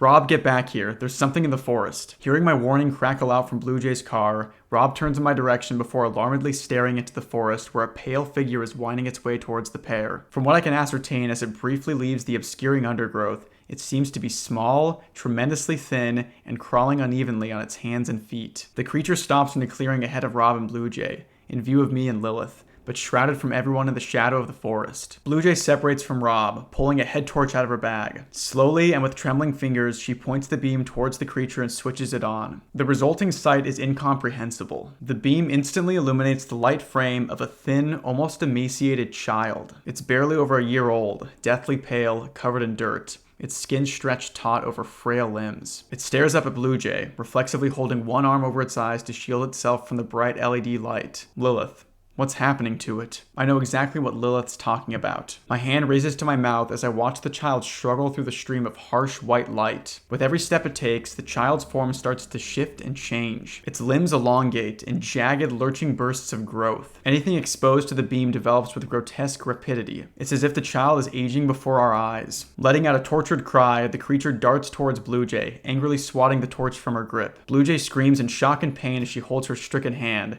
her attention transfixed on the child, who has seemingly aged almost 3 years in a matter of seconds. Even in the fresh darkness, her head torch fractured on the ground, I can tell that Blue Jay is paralyzed with an abject, consuming horror. Rob doesn't hesitate. He reflexively grabs Blue Jay and pulls her backwards into the path of her headlights. The creature reaches out for them as they go, one hand passing after them into the light. It pulls back quickly, its eyes full of heart-wrenching, juvenile tears. The finger of its left hand aged beyond the rest of its body. Its cries begin anew. As ghastly as it seems, the child doesn't seem malevolent or demonic. In fact, as it looks back towards Blue Jay, it seems genuinely upset, unable to comprehend the actions of those around him. As it stares sorrowfully back into its newly malformed fingers, it's not much of a stretch to assume the transformations are as painful to endure as they are disturbing. Rob, stay in the light, Blue Jay. Keep moving. Blue Jay breaks away from Rob and sprints towards the Wrangler. As soon as she begins to flee, the child lets out a high-pitched scream and strikes the hood of Blue Jay's car. The impact of the blow is impossibly forceful. In less than an instant, the chassis crumple into a mass of jagged metal.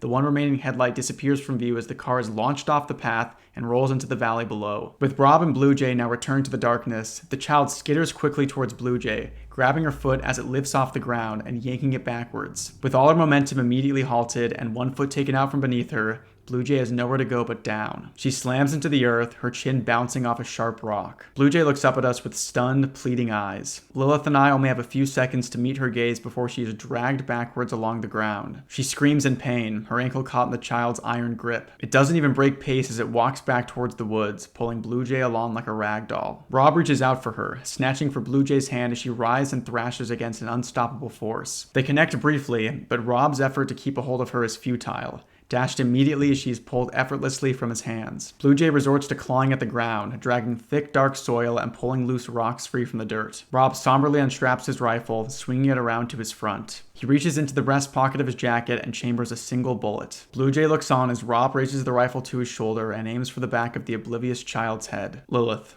Oh no. Lilith turns away from the window, cowering away from the insanity outside the car. I can barely watch myself as Rob places his finger on the trigger. The shot never comes. Blue Jay shrieks as the child reaches the tree line, pulling her into the undergrowth. Rob's hands are shaking, unable to do what needs to be done. Cursing loudly at the air itself, Rob lets the rifle fall to the ground. He stands immobile as Blue Jay's screams continue to emanate through the trees. His expression has been worn by everyone on the road. Like all of them, he is no longer present, lost to a realm of hopelessness and bewilderment. But unlike many others, he doesn't stay that way for long. Unlike the rest of us, Rob Guthard manages to bring himself back. Rob, Bristol, there's a torch in the green bag. Get it now. I don't have time to hesitate. I scour the contents of the Wrangler desperately. Blue Jay's screams growing increasingly more distant with every passing second. Locating a large green bag in the far corner, I crawl across the Wrangler, unfasten the straps, and spill its contents into the car. A heavy-duty LED torch clangs against the cabin floor, and I snatch it up before it can roll away. Returning to Rob, I swing the back doors open and jump out onto the dirt track,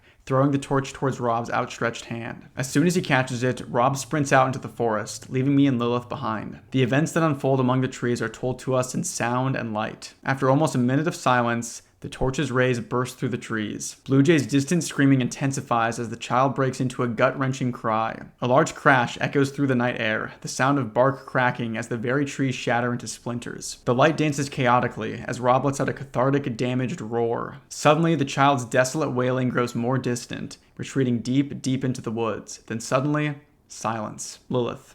Bristol, what's happening? Alice. I don't know. Stay in the car. We wait for what seems like an age, lost in worry, before the gentle rustling of undergrowth calls our attention back to the tree line. A moment later, Rob emerges from the trees, holding Blue Jay's arm around his shoulder. The pair stumble over to us, slowly and painfully. Blue Jay walks with a limp. Her ankle is already horribly bruised. Rob sports a series of cuts across his face, but seems otherwise unharmed. He calls back to us, utterly exhausted. Rob.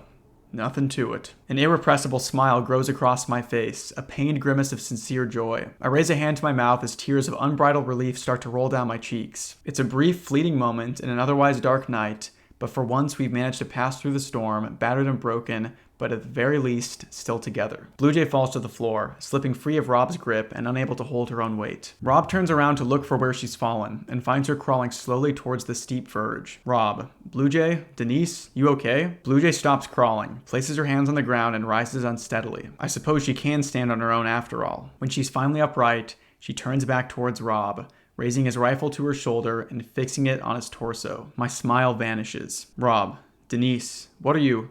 Put it down. Blue Jay. It was a child, Rob. It was a child. What did you... Lilith. Bristol, what's happening? Alice. Stay in the car, Lilith. Rob. Denise. You seen it just as much as me. You saw what it did. Blue Jay. It tore at my... It broke the skin. How... Why are you doing this? Rob. Denise. You know what you saw, okay? You know this is real. We ain't doing this to you. It's happening. To all of us. It's... Rob stares at Blue Jay, then down to the rifle, the sights boring into his chest. Rob. Okay. How about we turn the car around, right now? I'll turn us around, and I'll take you back home, and I'll drop you off outside the tunnel, safe and sound. I just want to get you home safe. What do you say? Blue Jay looks into Rob's eyes. The rifle quivers in her hands. We all wait, scarcely taking a breath, for Blue Jay's response. Blue Jay. I don't believe you. The shot echoes around us. Rob falls to his knees. A look of surprise and disbelief carved into his face. A plume of dark red blossoms around his shoulder. There's no air in my lungs. My entire body is paralyzed by the shock, by the rank unfairness, the sheer impossibility of the scene before me. I still don't understand how it could possibly be happening. Lilith. Oh no. Blue Jay quickly paces up to Rob, snatches a handful of ammunition from his breast pocket, and reloads the rifle with practiced efficiency. She stops shaking. In fact, there's a calm conviction to her movements which convinces me, with shocking immediacy, that I might be about to die. I dive back into the Wrangler, slamming the door shut behind me. I find Lilith gripped by an immediate immobilizing shell shock. Alice, we need to go, Lilith. We need to go, okay? Lilith, I don't understand. Blue Jay, get out of the car, both of you. I'll kill him. I will kill him. Lilith, do you think she's going to kill us too? Alice, no. She was going to shoot Rob in the chest, but she aimed away at the last minute. She's just bargaining. Lilith, bargaining? Alice, she wants us to get out of the car. I think she's going to take the Wrangler. Lilith, if she leaves us here, we'll die anyway. Alice, I know. Lilith, well, we can't fight her. One of us will. Blue Jay, get out of the car, both of you. I want your hands where I can see them. Alice, it's okay, it's okay. Here, take this. I reach down and grab the walkie-talkie, pressing it into Lilith's hands. Alice, it's a short sprint to the tree line. We need to get round to the hood of the car, then we get into the woods as soon as there's an opening, okay? Lilith, I can't do this, Bristol. Alice, I'm sorry, Lilith. You're going to have to. I gently open the driver's side door, climbing out and edging along the muddy verge, keeping low to avoid Blue Jay's line of sight. Lilith climbs out after me, closing the door softly behind us. Without making a sound, conscious of every rustling leaf that passes underfoot, I gesture for us to make our way around to the Wrangler's hood. Lilith goes first, staying below the windows, working her way to the front of the car and passing around the corner. From the hood of the Wrangler, we'll be able to make a beeline to the trees. Blue Jay, don't play games with me! Before I can make my way around to join Lilith, Blue Jay's impatience boils over. I can hear her footsteps on the rough ground as she makes her way over to the Wrangler. The situation is spiraling rapidly from my control. There's only one thing I can do to stop her discovering the both of us. Alice, we're coming out. I raise my hands and stand up, making my way to the back of the Wrangler. Blue Jay stops walking, before she gets far enough to notice Lilith. She turns to face me, raising the rifle to her shoulder. A moment later, I hear Lilith burst out from her hiding place, sprinting into the trees. Blue Jay quickly realizes what's happened, and with a yell of violent frustration, turns the rifle to face the tree line. Lilith has already disappeared into the dark forest, out of range and out of sight. I choose not to attempt to rush Blue Jay in the midst of this distraction, and I'm right not to. Realizing Lilith is lost to her, Blue Jay quickly spins back towards me and levels the rifle at my chest. Blue Jay, I knew you were all in this together, you monsters. Her eyes are practically bulging from their sockets, her entire face contorted in malicious, sickeningly righteous hatred. After all these days on the road, I've never seen something quite like this. Alice, you're not well, Blue Jay. Blue Jay, no. I'm just not willing to fall for your tricks. Alice, how could this all be a trick, Blue Jay? How? Apollo, Eve, Bonnie, you saw what happened to them. It's beyond our understanding, mine and yours. Blue Jay, there's no such thing as magic, only fools and frauds. There it was, in one sentence, the trigger for Blue Jay's creeping insanity. The inflexible belief that had broken her mind against a maelstrom of contradiction. With every impossible event she had witnessed, every brutal death that had unfolded in front of her, Blue Jay's unwavering skepticism had barred her from blaming the supernatural, from blaming the road. Instead, she had blamed us, a swiftly dwindling pool of conspirators, whose crimes had swiftly spiraled from deception to reckless endangerment to outright murder. As far as Blue Jay was concerned, we were the only monsters on this road. This wasn't madness, it was self-defense. Alice, it doesn't matter anymore. You can go home, okay? But just at least take Lilith with you, please. She isn't part of this. Blue Jay, I'm not stupid, Alice. Don't you think I've been watching? You're all complicit, and as far as I'm concerned, you can all walk. Alice, I'm sorry. I just don't think I can let you do this. She laughs, a sarcastic, ugly chuckle, holding the rifle tight against her shoulder. Blue Jay,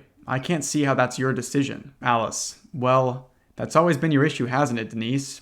You lack imagination. I step backwards, allowing gravity to carry me over the threshold of the steep, dark slope. In the last few seconds before I topple into the darkness, I clench the fingers of my left hand. When I'd been holding both my hands up, my empty palms faced vertically towards her, Blue Jay could have easily mistaken the band around my finger for jewelry. As I fall backwards, Blue Jay's eyes fixed on my now closed fist, as she sees what's attached to the other side of the ring, a bottle opener with a small LED torch and the ignition key to the Wrangler. I disappear over the edge, bracing myself for what's to come. With nothing else to do, I surrender myself to the long fall, followed into the darkness by the enraged screams of Blue Jay.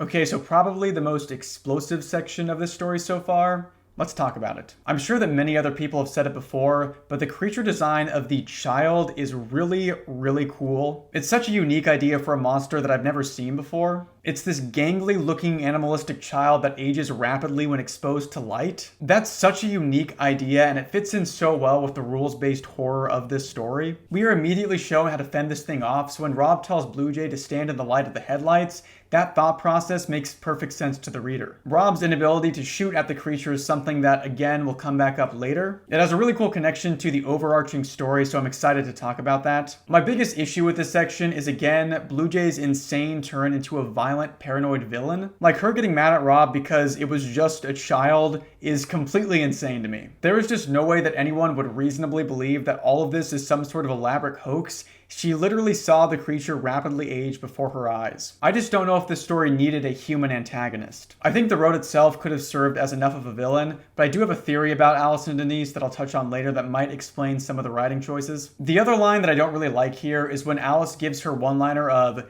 "You lack imagination." It just feels too clever for a moment as chaotic and hectic as this one. It's also kind of funny that she delivers that sick line and then follows it up by jumping off a cliff with no greater plan. That's not really a strategy that involves having a lot of imagination. I'm going to keep this section short because I'm pretty sure we're moving into like 3 hours of video at this point and you're all eager to see what happens in the next part. So let's move on.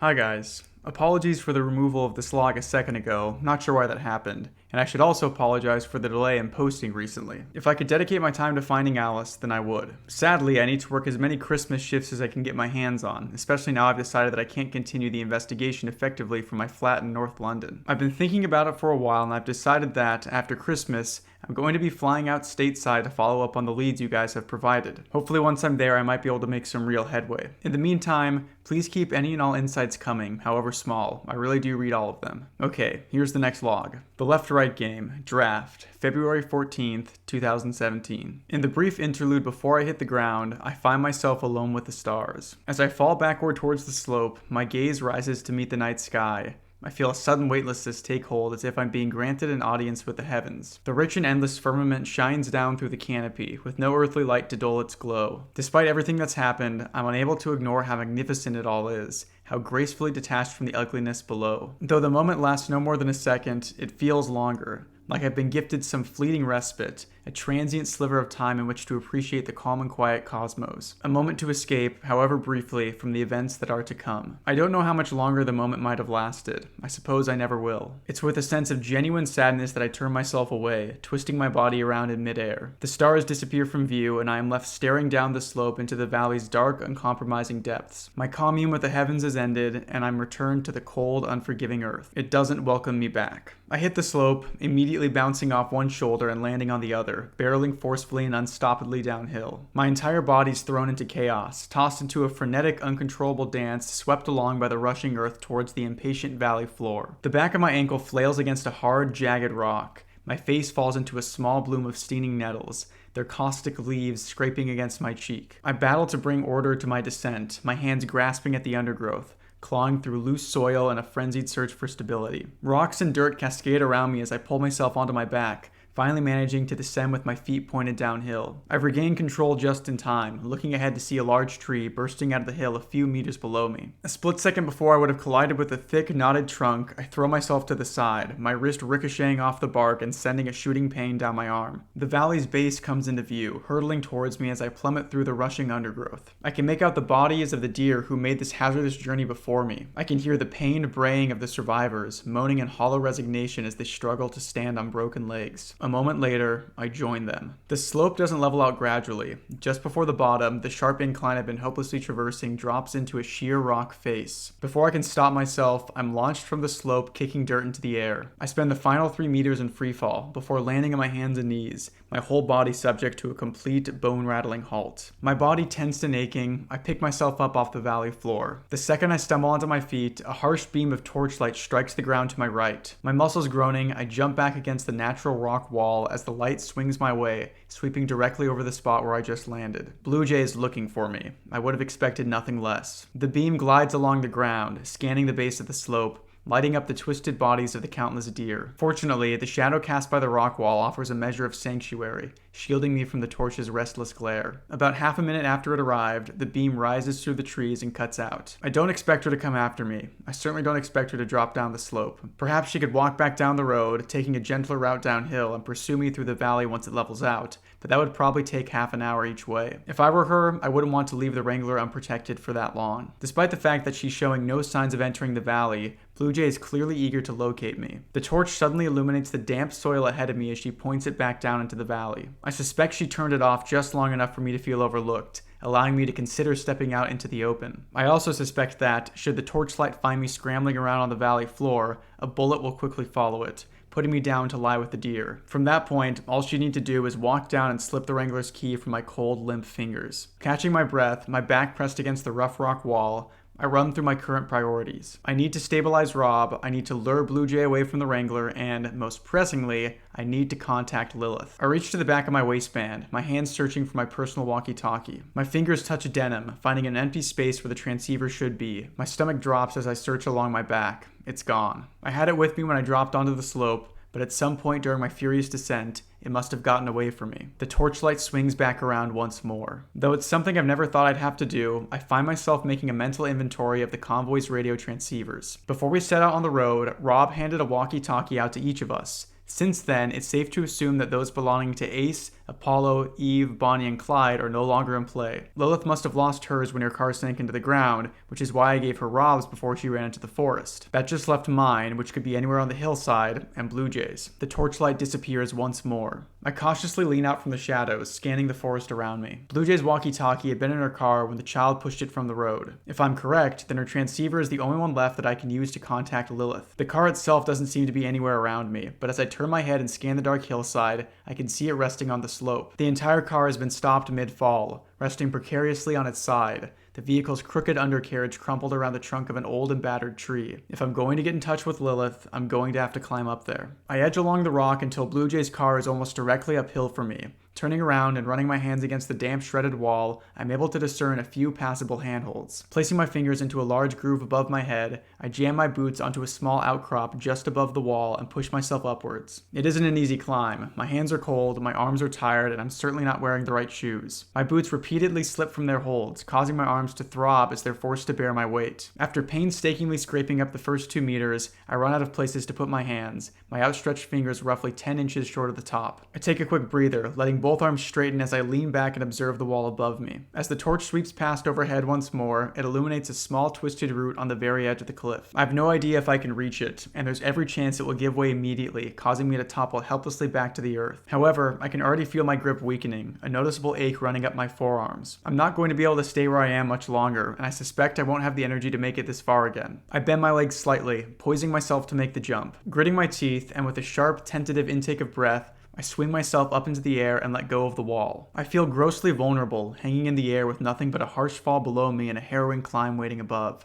I throw my arms forward as I hit the peak of my jump, and just manage to catch the root with both hands. A heavy jolt wrenches my shoulders, threatening to yank me back to the ground. Fear and adrenaline alone sustain my desperate grip. My arms on fire as I swing my leg up to the ledge, hooking my heel over the top after a few clumsy attempts. I force myself over the edge and onto the soft soil, just in time for the torchlight to start circling back towards me. With one final surge of effort, I push my aching body upright and struggle over to the nearest tree, falling at its base and pressing myself against the bark. The light travels quickly. The tree's darkening shadow swings over from the right, covering me and then fading again as it stretches out to my left. The light leaves me in darkness, certain to return as soon as Blue Jay continues her frenzied surveillance. It started to rain a little. A few sporadic droplets fall through the sparse canopy and land on my outstretched palm. It doesn't take long before these scouts are reinforced by a steady downpour, drumming against the leaves and grass, soaking through the loam. The already punishing incline is going to prove completely unclimbable if the rain has enough time to slicken the grass and pound the soil into mud. I also doubt I'll be able to make the initial climb again, especially if the rock wall becomes coated in a layer of cold rain. As much as I have to move quickly up to the car, I also need to move carefully. It's becoming increasingly clear that this will be my only attempt at reaching the radio. The vehicle is only a short climb away. I can see its undercarriage laying against the tree, the entire left side of the vehicle pressed into the ground. Only now I'm nearby do I hear the ominous creaking sound that emanates from the car, as it rocks almost imperceptibly around a thin focal point. I wait for the torchlight to swing past me once more before pulling myself out from the shadow of the tree. My dirt-covered hands grasping at any conceivable purchase, I crawl up the bank towards Blue Jay's vehicle. My feet slip on the grass with every other step as the rain seeps into the ground, soaking through my fleece. I'm completely exposed as I make my way on towards the car. Though it remains a constant concern, the torch seems to be exploring another section of the hill as I arrive beneath the chassis, the undercarriage looming imposingly over me. I briefly glance up to check on Blue Jay's movements, then, slowly, steadying myself against the incredible incline, I climb out into the open once more and pull myself up until I'm in line with the warped, twisted hood. Blue Jay's transceiver is still fastened within its dock. Despite the car's battered condition, the windshield is frustratingly intact, with nothing more than a small, jagged, irregular hole near its center. It will take a bit of maneuvering, but it should be just enough to reach through and pull the radio free. Slowly and tentatively, I thread my arm through the center of the opening,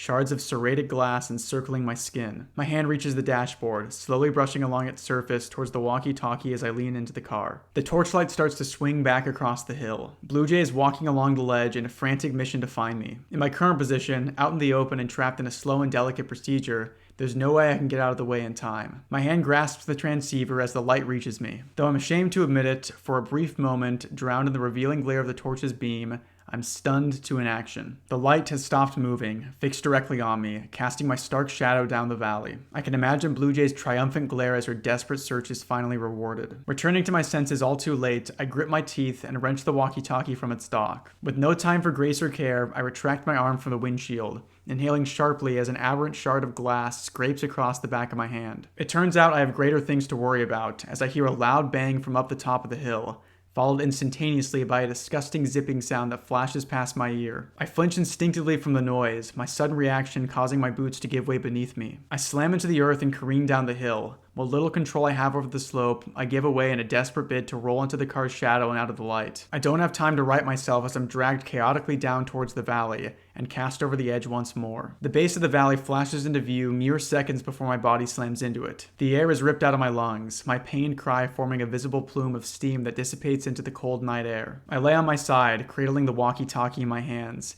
At the very least, I'd managed to keep a hold of it. The torch dances erratically around my position. I pick myself up and drag my body the last few meters, collapsing against the wall as the torch beam lights up the ground in front of me. As I raise the radio, I realize my hands are violently shaking. I don't think I've ever been as close to death as when that bullet passed by me, and although the noise itself died quickly, its horrific implications echo into my skull. Blue Jay shot Rob as a bargaining chip to drag us out of the Wrangler. It was a show of force, a power play. The bullet that she just fired in my direction had no nuance, no pretense, no objective other than its primary function. Blue Jay's prepared to kill me, which means she's prepared to kill any of us. I raise the transceiver and switch through the channels until I find Rob's frequency. Alice, this is Bristol to Lilith. Bristol to Lilith. Do you copy? The radio crackles as I release the button. I wait 20 interminable seconds for Lilith to respond. She doesn't. Alice, this is Bristol to Lilith. Can you hear me? This time I let a minute pass. Still nothing. Everything I've been struggling for since I jumped into the valley has come up against a wall of silence. I feel a swell of frustration inside me.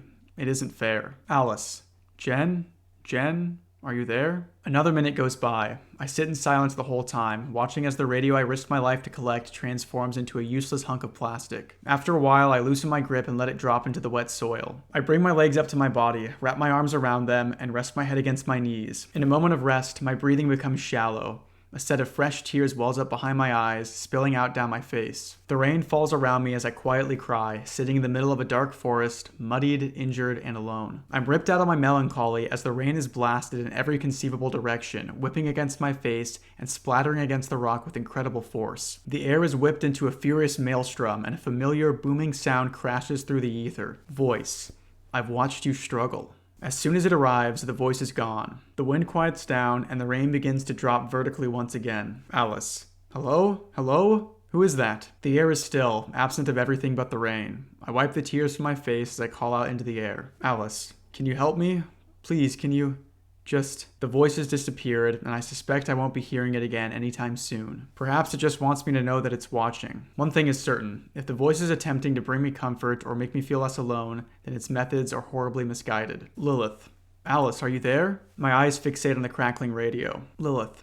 Alice, are you still there? I'm sorry I couldn't... Alice. Jen, are you okay? Are you safe? Lilith. Yeah, I'm okay. I thought you were...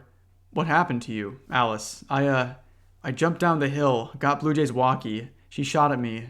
How have you been? Lilith. She's gone crazy. I made it to a clearing in the woods. It's straight on from the car, or at least I hope it is. I still haven't seen that thing anywhere. Alice. Well, it's a big forest. Maybe it's gone. Can you stay near the clearing? Lilith. Yeah, I can keep hidden nearby. What are you going to do? Alice. I'm going to make my way to you, and we're going to get Blue Jay away from the Wrangler. Lilith.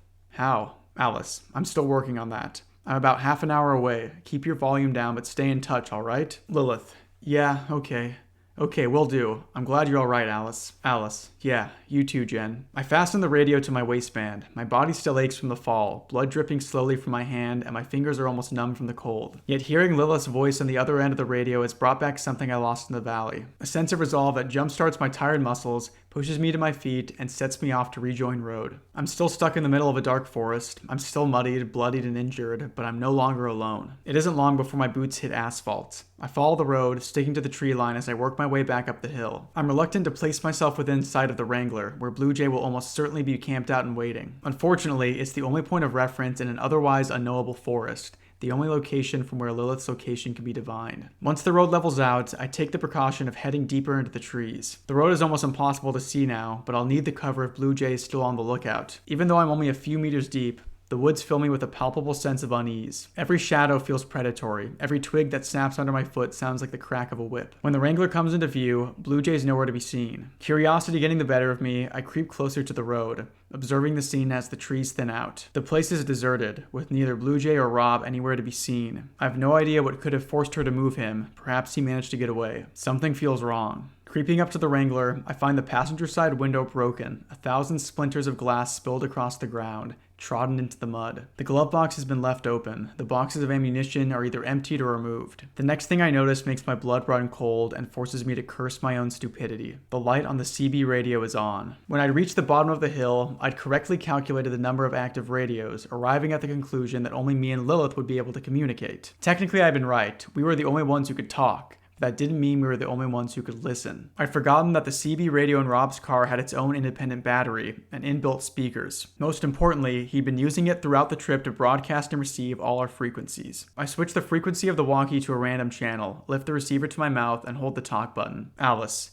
Bristol to all cars. My voice crackles out of the CB radio. Blue Jay must have known I was going to contact Lilith, and she broke into the Wrangler to spy on the conversation. I can't believe I didn't think about it before now. I switched the radio back to Lilith's frequency. Alice, Lilith, you need to get moving. Blue Jay heard us. She's not listening now, but she knows I'm meeting you near the clearing. Get yourself back here, okay? Lilith, can you hear me? Blue Jay, bring me my key, Alice. My heart sinks. Now it makes sense why Blue Jay wasn't guarding the Wrangler. She'd eavesdropped on my conversation and, instead of waiting for me to get back up the hill, she'd gone after Lilith. Despite all my efforts, all my good intentions, I led Blue Jay right to her. Alice. Blue Jay, where's Lilith? Blue Jay. She's here. I hear a refrain of quiet sobbing in the background of the call. I can hear Lilith meekly calling my name. Alice. Okay, let me speak to her. Blue Jay. What?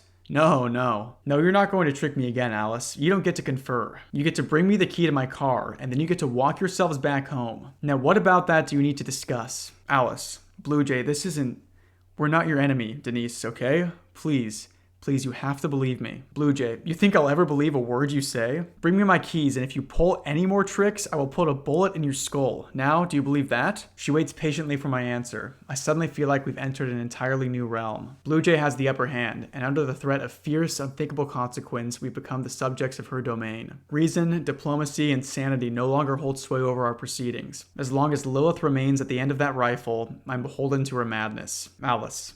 Fine, okay, I'm on my way. Blue Jay, good.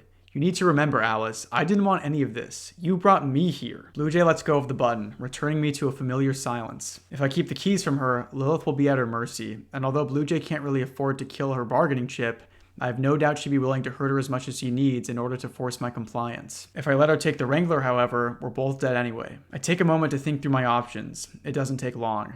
There aren't that many left. My journey through the forest is uncomfortable, and it rings with an unsettling finality. Like a guilty child heading towards an unavoidable reckoning, I'm overcome by a pervasive dread which builds with every shuffling step. I do my best to keep the Wrangler behind me, carving a straight line through the woods. All in all, it takes less than 5 minutes before the clearing opens up ahead of me. Blue Jay is planted in the very center of a large glade, leaving too much exposed ground in every direction for me to even contemplate an ambush. Rob's torch lies at her feet, as she keeps both her hands firmly wrapped around the rifle. Lilith kneels beside her, the barrel of the gun placed against her temple, her tear-stained face contorted by a mixture of despair and vitriolic anger. Her hands rest against her lap, her wrists bound by the same brand of cable ties I'd used to restrain Bonnie. I can imagine Blue Jay bristled with poetic justice when she ordered Lilith to fasten the band around her wrists. They both see me as soon as I step out of the trees. Blue Jay, you're late. Alice. I got turned around. Lilith, are you okay? Blue Jay, stop walking. Stop walking. Blue Jay grips the rifle more tightly, sending me an unignorable message. She's keeping me at a good distance. She knows it takes her a second or two to reload the rifle, and she wants me far enough back to allow time for at least 2 consecutive shots. Everything she does, every action she takes, demonstrates that she's preparing to act swiftly against us should anything untoward take place. Alice. Lilith, are you okay? Lilith,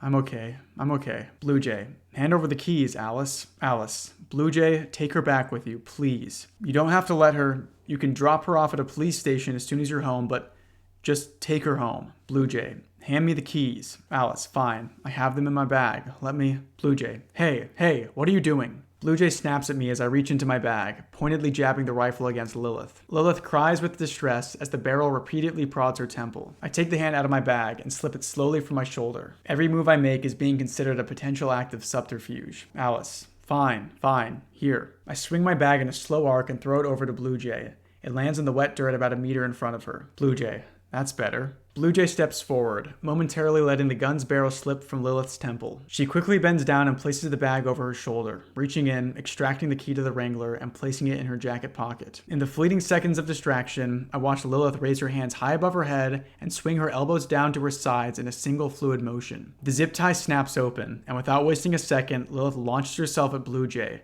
grabbing her waist from behind and trying to force her to the ground. Shocked at the suddenness of it all, but aware that this might be our only chance, I find myself sprinting across the clearing towards the pair of them. Blue Jay is taken by surprise following Lilith's assault, but she adapts to the situation quickly. Planting one foot in front to brace her sudden momentum, she stops herself from being brought down. At the same time, she swings the stock of the rifle down to her side, where it meets Lilith's face with a sickening crack. Lilith is knocked onto her back, dazed and hurt. Without hesitation, Blue Jay swings the rifle down and fires a shot into the girl's stomach. I find myself trapped in the moment, as if reality itself is stunned by the madness taking place before it, unsure how it will continue on. The sound of the shot thunders through my consciousness, yet at the same time seems distant, otherworldly. I can't bring myself to speak, my lips uselessly parted as Lilith's fitful cries resound uninterrupted throughout the clearing. Alice, what have you done?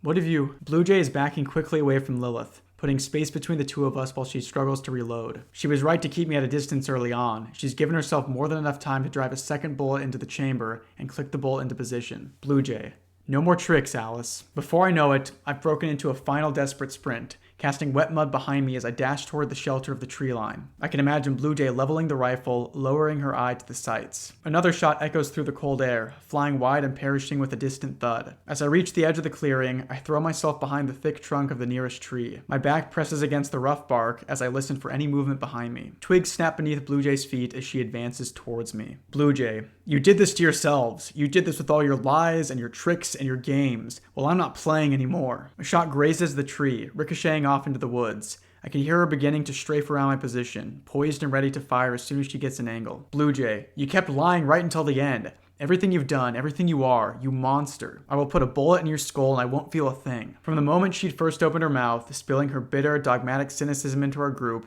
I've been waiting for Blue Jay to realize she was wrong. Every so often, in a quiet moment, I catch myself fantasizing about the stark and esoteric phenomenon that would stop her tongue and force her to accept the truth. I realize now there was never going to be such a moment, that nothing lies beyond her powers of self-delusion. She was lost to us, lost to the road, a twisted woman, driven mad by her own rationality. My hand slips into my pocket. Alice, you know what, Blue Jay?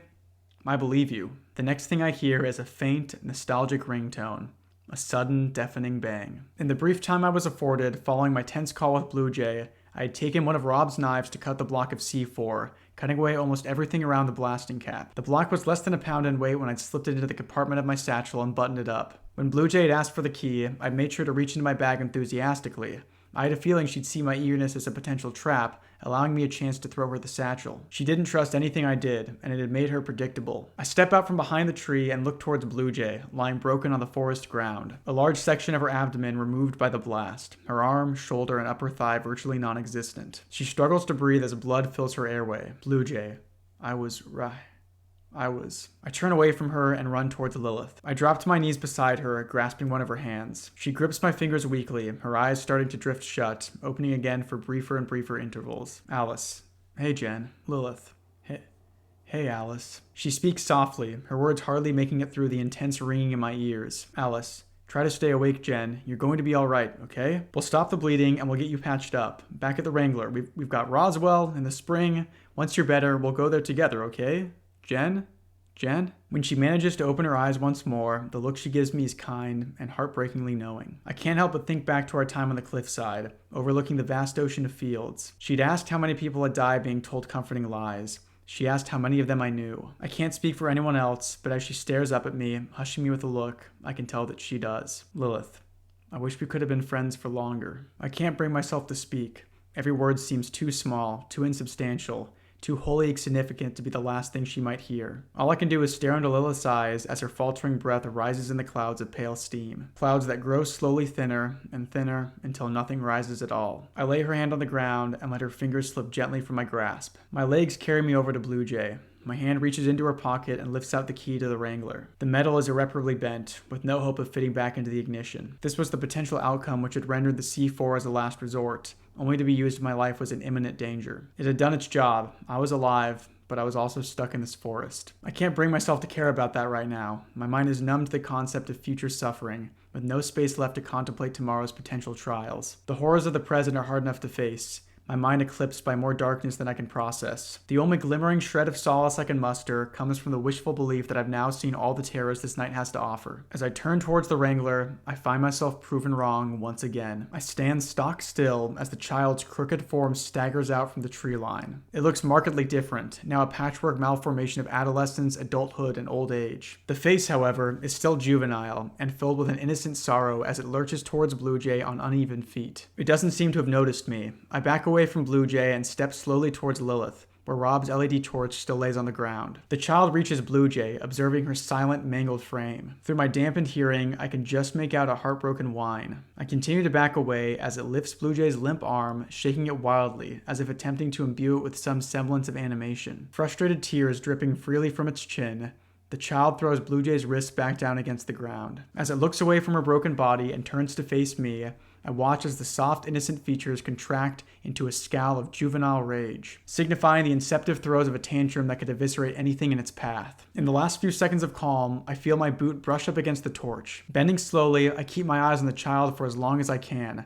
I reach down with my right hand and lift it from the ground. My hopes that I wouldn't have to use it are dashed instantly. The child drops onto its hands and legs, letting out a tortured, furious scream, and races towards me with staggering velocity. I dodge out of the way at the last possible moment, hitting the soft dirt as the child skitters to a stop behind me. In the time it takes to turn itself around, I've already switched on the torch. Once again, the child is hit by a powerful beam of light. Its body lurches and spasms, its skin pulling and stretching over elongated bones. Crying out in pain, its voice deepening with every passing second, the disjointed figure dashes in my direction, clasping my right arm in its hands and slamming me down onto the ground. The torch swings wildly as the creature climbs on top of me, tearing the fabric from my right sleeve, digging its nails into the skin just above my elbow. It doesn't stop at the skin. I feel the hot, electric agony of scraped nerve endings, hear the sickening snap of breaking bone. Before I lose my chance forever, I throw the torch weakly from my right hand and catch it in my left, pressing the beam directly into the child's face. It screams a scream of decades. The child's eyes roll back into its head, overpowered by the brutal onslaught the light has wrought. I look on as its face melts and flickers through adolescence, through adulthood and middle age. The tortured scream grows hoarse and weak as its skin wrinkles and sags,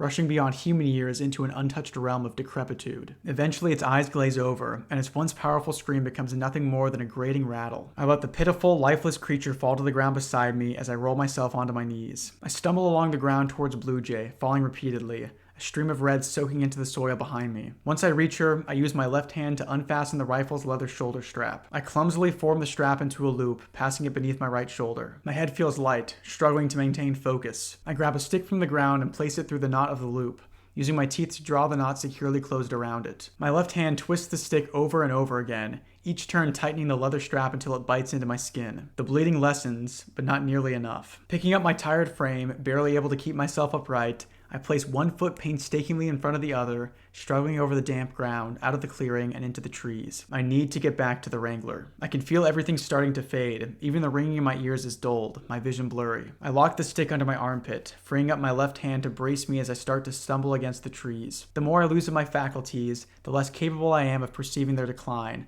but I know they're slipping away all too quickly. As I struggle further through the woods, a figure steps out from the trees, stopping me in my tracks. I sway on my feet as I try to identify what I'm seeing, the very act of standing now requiring constant, dogged attention. I have never seen the figure before. It seems to be composed of a constant shifting maelstrom of crackling monochromatic sparks. An electric cloud of black, white, and gray formed into a humanoid shape. As soon as it sees me, the humanoid creature falls backwards, scrabbling away from me across the ground, more terrified of me than I am of him. I don't know if the entity is malignant or benign, but in my current state, my mind softly screaming against the dying light, I can't make the distinction. As it backs up against a mound of earth, I try to ask it for help. The requisite words have already been lost to the advancing fog, and all I can do is reach out my hand towards him, attempting to entreat some spark of humanity within the fizzling, shifting creature. In response to my vague plea, the entity scampers off into the forest, tipping over itself before disappearing from view. As I watch it leave, a single dim beacon ignites in the far corners of my swiftly vanishing mind. A single light whose implications kickstart my fading reason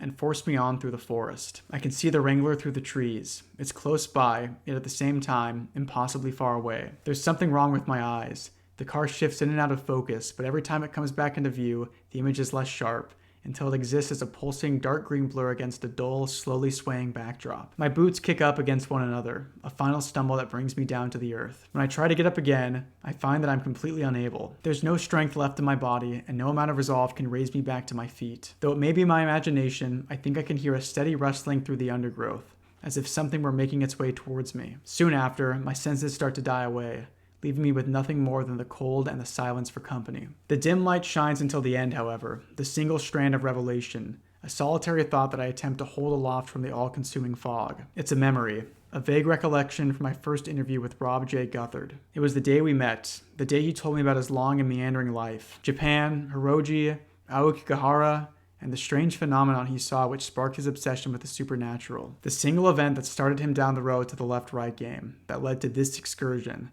the moment that brought us here. Rob voiceover. It walked up to me through the trees. Looked like static you see on a TV screen, but it had a human shape almost. Alice voiceover. Almost? Rob voiceover. It was missing an arm. Okay, there are a lot of implications with that ending, but we gotta discuss some of the earlier stuff first. First off, I think the general quality of the writing in this section is really good. It feels very tense and confusing in the best way possible. I think it makes sense that this story continues to pare down the amount of characters that it has, and Blue Jay killing Lilith just makes narrative sense for the story. The C4 being used to kill Blue Jay is also a good way to use that plot device that was introduced a while back. I'm glad that Alice was able to put it to good use. I'll talk more about it at the end of the video, but I find it fascinating that the comment that causes Alice to trigger the explosion is Blue Jay reaffirming that she doesn't believe in the supernatural. I don't know if it was intentional, but the fact that Blue Jay's questioning of the road causes Alice to finally snap seems to be telling of Alice's mental state. She is completely consumed by the road at this point. People are dying around her. Lilith, the person that she's confided in the most on this trip, has just died, but Alice will still refuse to turn around and leave the road. Her focus is solely on moving forward. She has become completely obsessed. It's easy to miss given the bombastic nature of the story, but Alice's indoctrination as a follower of the road has a sinister undertone to it that makes me uncomfortable. The creature coming back to find Blue Jay is a really interesting moment that I don't know if I fully understand yet. It seems like it has a definite attachment to her, right? It gets mad when it sees that Alice has killed her, and then Alice is forced to kill it, but not before the creature grievously wounds her arm. Interesting. And of course, the ending with the static shape in the woods, a very similar shape to what Rob saw years ago while in Japan. The thing that started his obsession with the paranormal. I'm jumping ahead just a little bit, but this shape in the woods is Rob, and the shape that Rob saw all those years ago was Alice. And the story is somewhat cyclical. I'm a sucker for cyclical stories, so I think this is really, really cool. I think it's fitting that Alice's growing devotion to the road would inadvertently cause Rob's discovery of it. This part of the story introduces the idea that Alice and Rob's journey is something born from fate. There is a bigger picture at play here that neither us nor they can fully understand yet. As the de facto climax of this story, I think this section is really well done. I personally love stories with very few characters, so I was stoked when it got down to just Rob and Alice. So let's move on to part 9 because we're getting pretty close to the end now. Sorry I've not been in touch, guys. It's been a busy month. However, I am pleased to announce that, as of yesterday night, I finally touched down in Phoenix, Arizona. I'm posting this vlog from my first American hotel room, which offers a gorgeous view of both the state hospital and a local prison. Auspicious times. Drop me a line if you're in the city or if you have any information at all. The left-right game, draft, February 15th, 2017. As the darkness closes in, I find myself dragged deeper and deeper into the depths of my own subconscious, until I sink through the back of my mind into an indescribable place. A featureless, directionless, timeless void that exists at the weakest point of life. I can feel myself drifting away, surrendered to an almost imperceptible tide, carried slowly but inexorably from the world. The rest of the night unfolds in fleeting snapshots. I briefly feel my body lift up from the ground, gravity pulling at my limbs as I'm conveyed through the forest. An unknowable stretch of time later, I feel a distinct burning sensation to my right. In the world I currently inhabit, only an echo of the pain reaches me, but I can tell that it was once substantial. Unable to divine its purpose, I let the sensation fade away before descending once more into the placid darkness. When my eyes finally work themselves open, the sun is beginning to rise. Without an ounce of strength left in my body, all I can do is peer through my eyelashes, taking in the vague scene before me. I'm in the back of the Wrangler, propped up against a soft pillar of luggage. There's somebody kneeling beside me, tugging at my right shoulder. When I try to address them, I discover that my voice has withered to a spectral whisper, so frail that it hardly exists at all. Alice. Rob. Hearing my voice, the figure shuffles round and kneels before me, staring into my eyes as they slowly regain their focus. Rob, you just lay back, Miss Sharma. I just finished patching you up, but I gotta make sure it's good work. Alice. What happened to you? Rob. Denise had me at gunpoint, had to act like I was all but dead. When she went into the forest, I got free, took the med kit into the trees, and fixed myself up a little. I was coming up to help when I heard this awful noise. Went to check it out. That's when I found you. Alice. Is the engine running? Rob. Wanted to warm up the place for you. You were in shock, and since the battery don't run down anymore, I thought... Alice. No, I mean... How? The key, it got... Rob. You think I risked getting out this far with only one copy of my car key? Rob seems almost insulted, and thinking back to everything I've learned about him over the course of this trip, I can see why he might be. Even in my weakened state, I can't help but laugh, though it admittedly comes out as a stilted wheezing, diffusing quietly into the air. Alice. No, that's actually very you. I think Blue Jay would have appreciated that information last night. Rob. Yeah, well, she didn't ask. Alice. I'm glad you made it, Rob. Rob. I'm glad you made it too. They build them tough down in London. I rest my head back against the luggage. Alice. I'm from Bristol. Rob. Of course. Yeah, of course, that's... Sorry. Rob tries to recover his smile, but it slips quickly from his grasp. In its absence, his features cringe into sudden, uncontrollable sadness. Rob.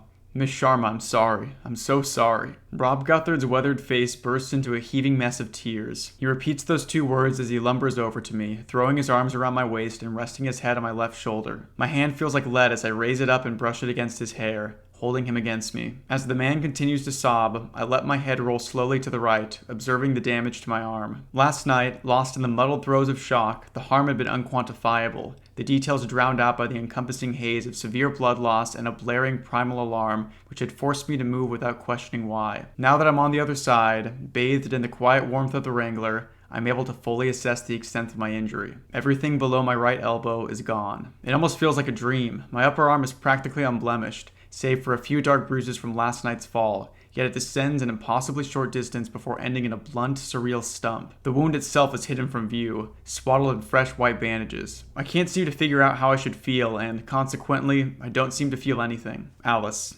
It's okay, Rob. It's okay. Rob. I never meant for any of this to... Alice. I know. Rob pulls back, his eyes still watering. Rob. I'll take you home, okay? I'll find somewhere to turn around and we'll get you home. I can tell Rob's offer is genuine, and to be honest, I'm a little surprised. I still remember our verbal agreement forged at the mouth of the tunnel, that he would not be turning his car around until he reached the road's end. I never expected he'd be the one to renege on the deal. I'm aware this could be my last chance to leave it all behind, to flee from the horrors of the road before they take even more of me. I know the way back. I know that it leads to safety, to family, to blessed normality. However, as an insidious voice in the back of my mind quietly notes, it doesn't lead to answers. Alice.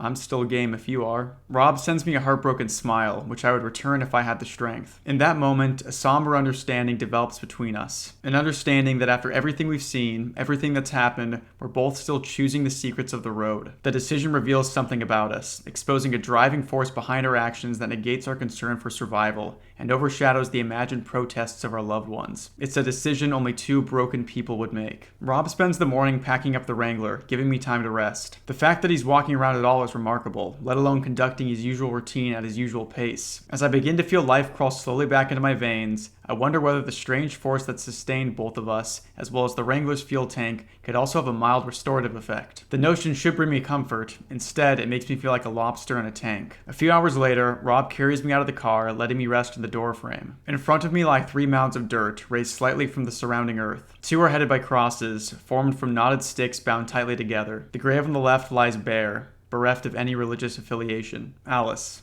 Is that Blue Jays? Without the cross? Rob. Didn't think she'd want one. Alice. She wouldn't have done that for you, you know? Rob, good thing I ain't her then. I buried what I can, but that was some state she was in. Did the child kill her? Rob goes to throw a foldable spade into the back of the car. For a brief moment, I consider letting his statement go unanswered. Alice, no, it didn't. I did. Rob immediately marches back round, his brow furrowed in confusion. Alice, I hid a C4 charge in my satchel. When she took the bag, I gesture to the bare grave. Rob looks as if he's seeing me for the first time. Rob, where did you... Alice, from your son's car. I watch as my quiet assertion strikes Rob's ears, as its meaning burrows through his consciousness, its implications contorting his features into a look of shame and damning revelation. I can tell from his reaction that I've got it right. We haven't had a chance to speak since I learned his son's name. That piece of information formed the crucial thread, stringing together the strange and seemingly incongruent discoveries I'd encountered on the road. Earlier in the week, I may have been worried to confront him with this information, but things are different now. We've come too far, we've been through too much, and if he's truly ferrying me somewhere with malicious intent, I'm powerless to stop him anyway. I raise a weak hand towards him, a quiet request for assistance. Alice, I think it's time we had a second interview. Following a tense and guilty silence, Rob simply nods and helps me into the passenger seat. Rob,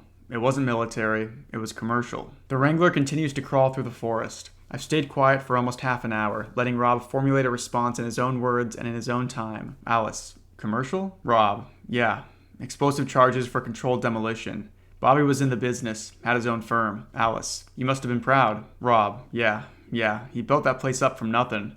Touring his office was one of the best days of my life. Alice, so how did he end up out here? Rob grows quiet, reluctantly accepting that I'll have to start from the beginning. Rob, Bobby was a smart kid, smarter than I ever was. He could have run the farm at 15, but country life didn't take. Instead, he moved away to Phoenix, picked up a college degree, and got himself a steady career. Alice, a steady career? That's pretty rebellious for a guthrie. Rob, well, we were pretty different people. Didn't always get along. I was still a courier in those days, always jetting off somewhere new. Of course, I went to Japan, stayed there a while, then Alice, Aokigahara. Rob, that's right. Changed everything. Came home after 5 years with a new hobby. Bobby didn't care for the stories, but his ma had died sudden while I was away. We both wanted to start over, to be in each other's lives more, so he came with me to the Pacific Northwest, tracking down Sasquatch. Creature didn't show, but Bobby had a good time camping, so he kept joining me. Before long, he was doing the research himself, organizing trips, picking up rumors of strange stuff all across the country. Alice, sounds like a nice time for you both. Rob,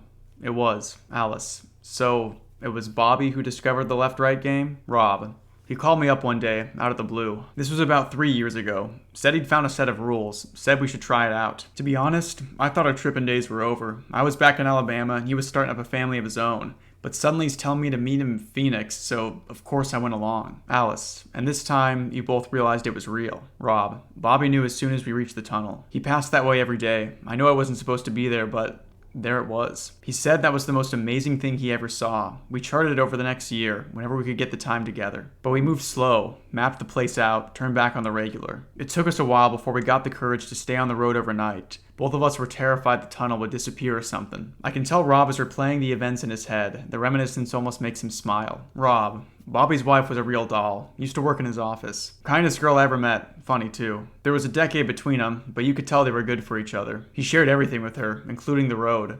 In fact, once Bobby got a little more secure with the rules, they started to map it together, exploring their own little world. After a brief pause, Rob's expression sinks slightly. The reminiscence is growing darker. Rob, a few months go by. I'm hearing from Bobby a little less, but I expected that. Then one evening, I get a call from the hospital telling me my boy had walked into some ER in Phoenix. Alice, was he okay? Rob, no. He was in a bad way. Leg all busted up, delirious, asking for Marjorie. They found her bag in his car, but she was nowhere to be found. Alice, Bobby lost her on the road. Rob, yeah, that's right. Alice, on our second night here, after we lost Ace, you told me the road had never hurt anyone before. Rob, well, that wasn't a lie at least. It wasn't the road that got him. Alice, what do you mean? Rob, they made it to the forest. None of us had got that far before, but this time they pushed a little further than usual. Alice, do you know why? Rob, they were gonna have a kid. Marjorie was almost due, wasn't traveling so well. I think they knew they wouldn't be hitting the road for a while. It was like a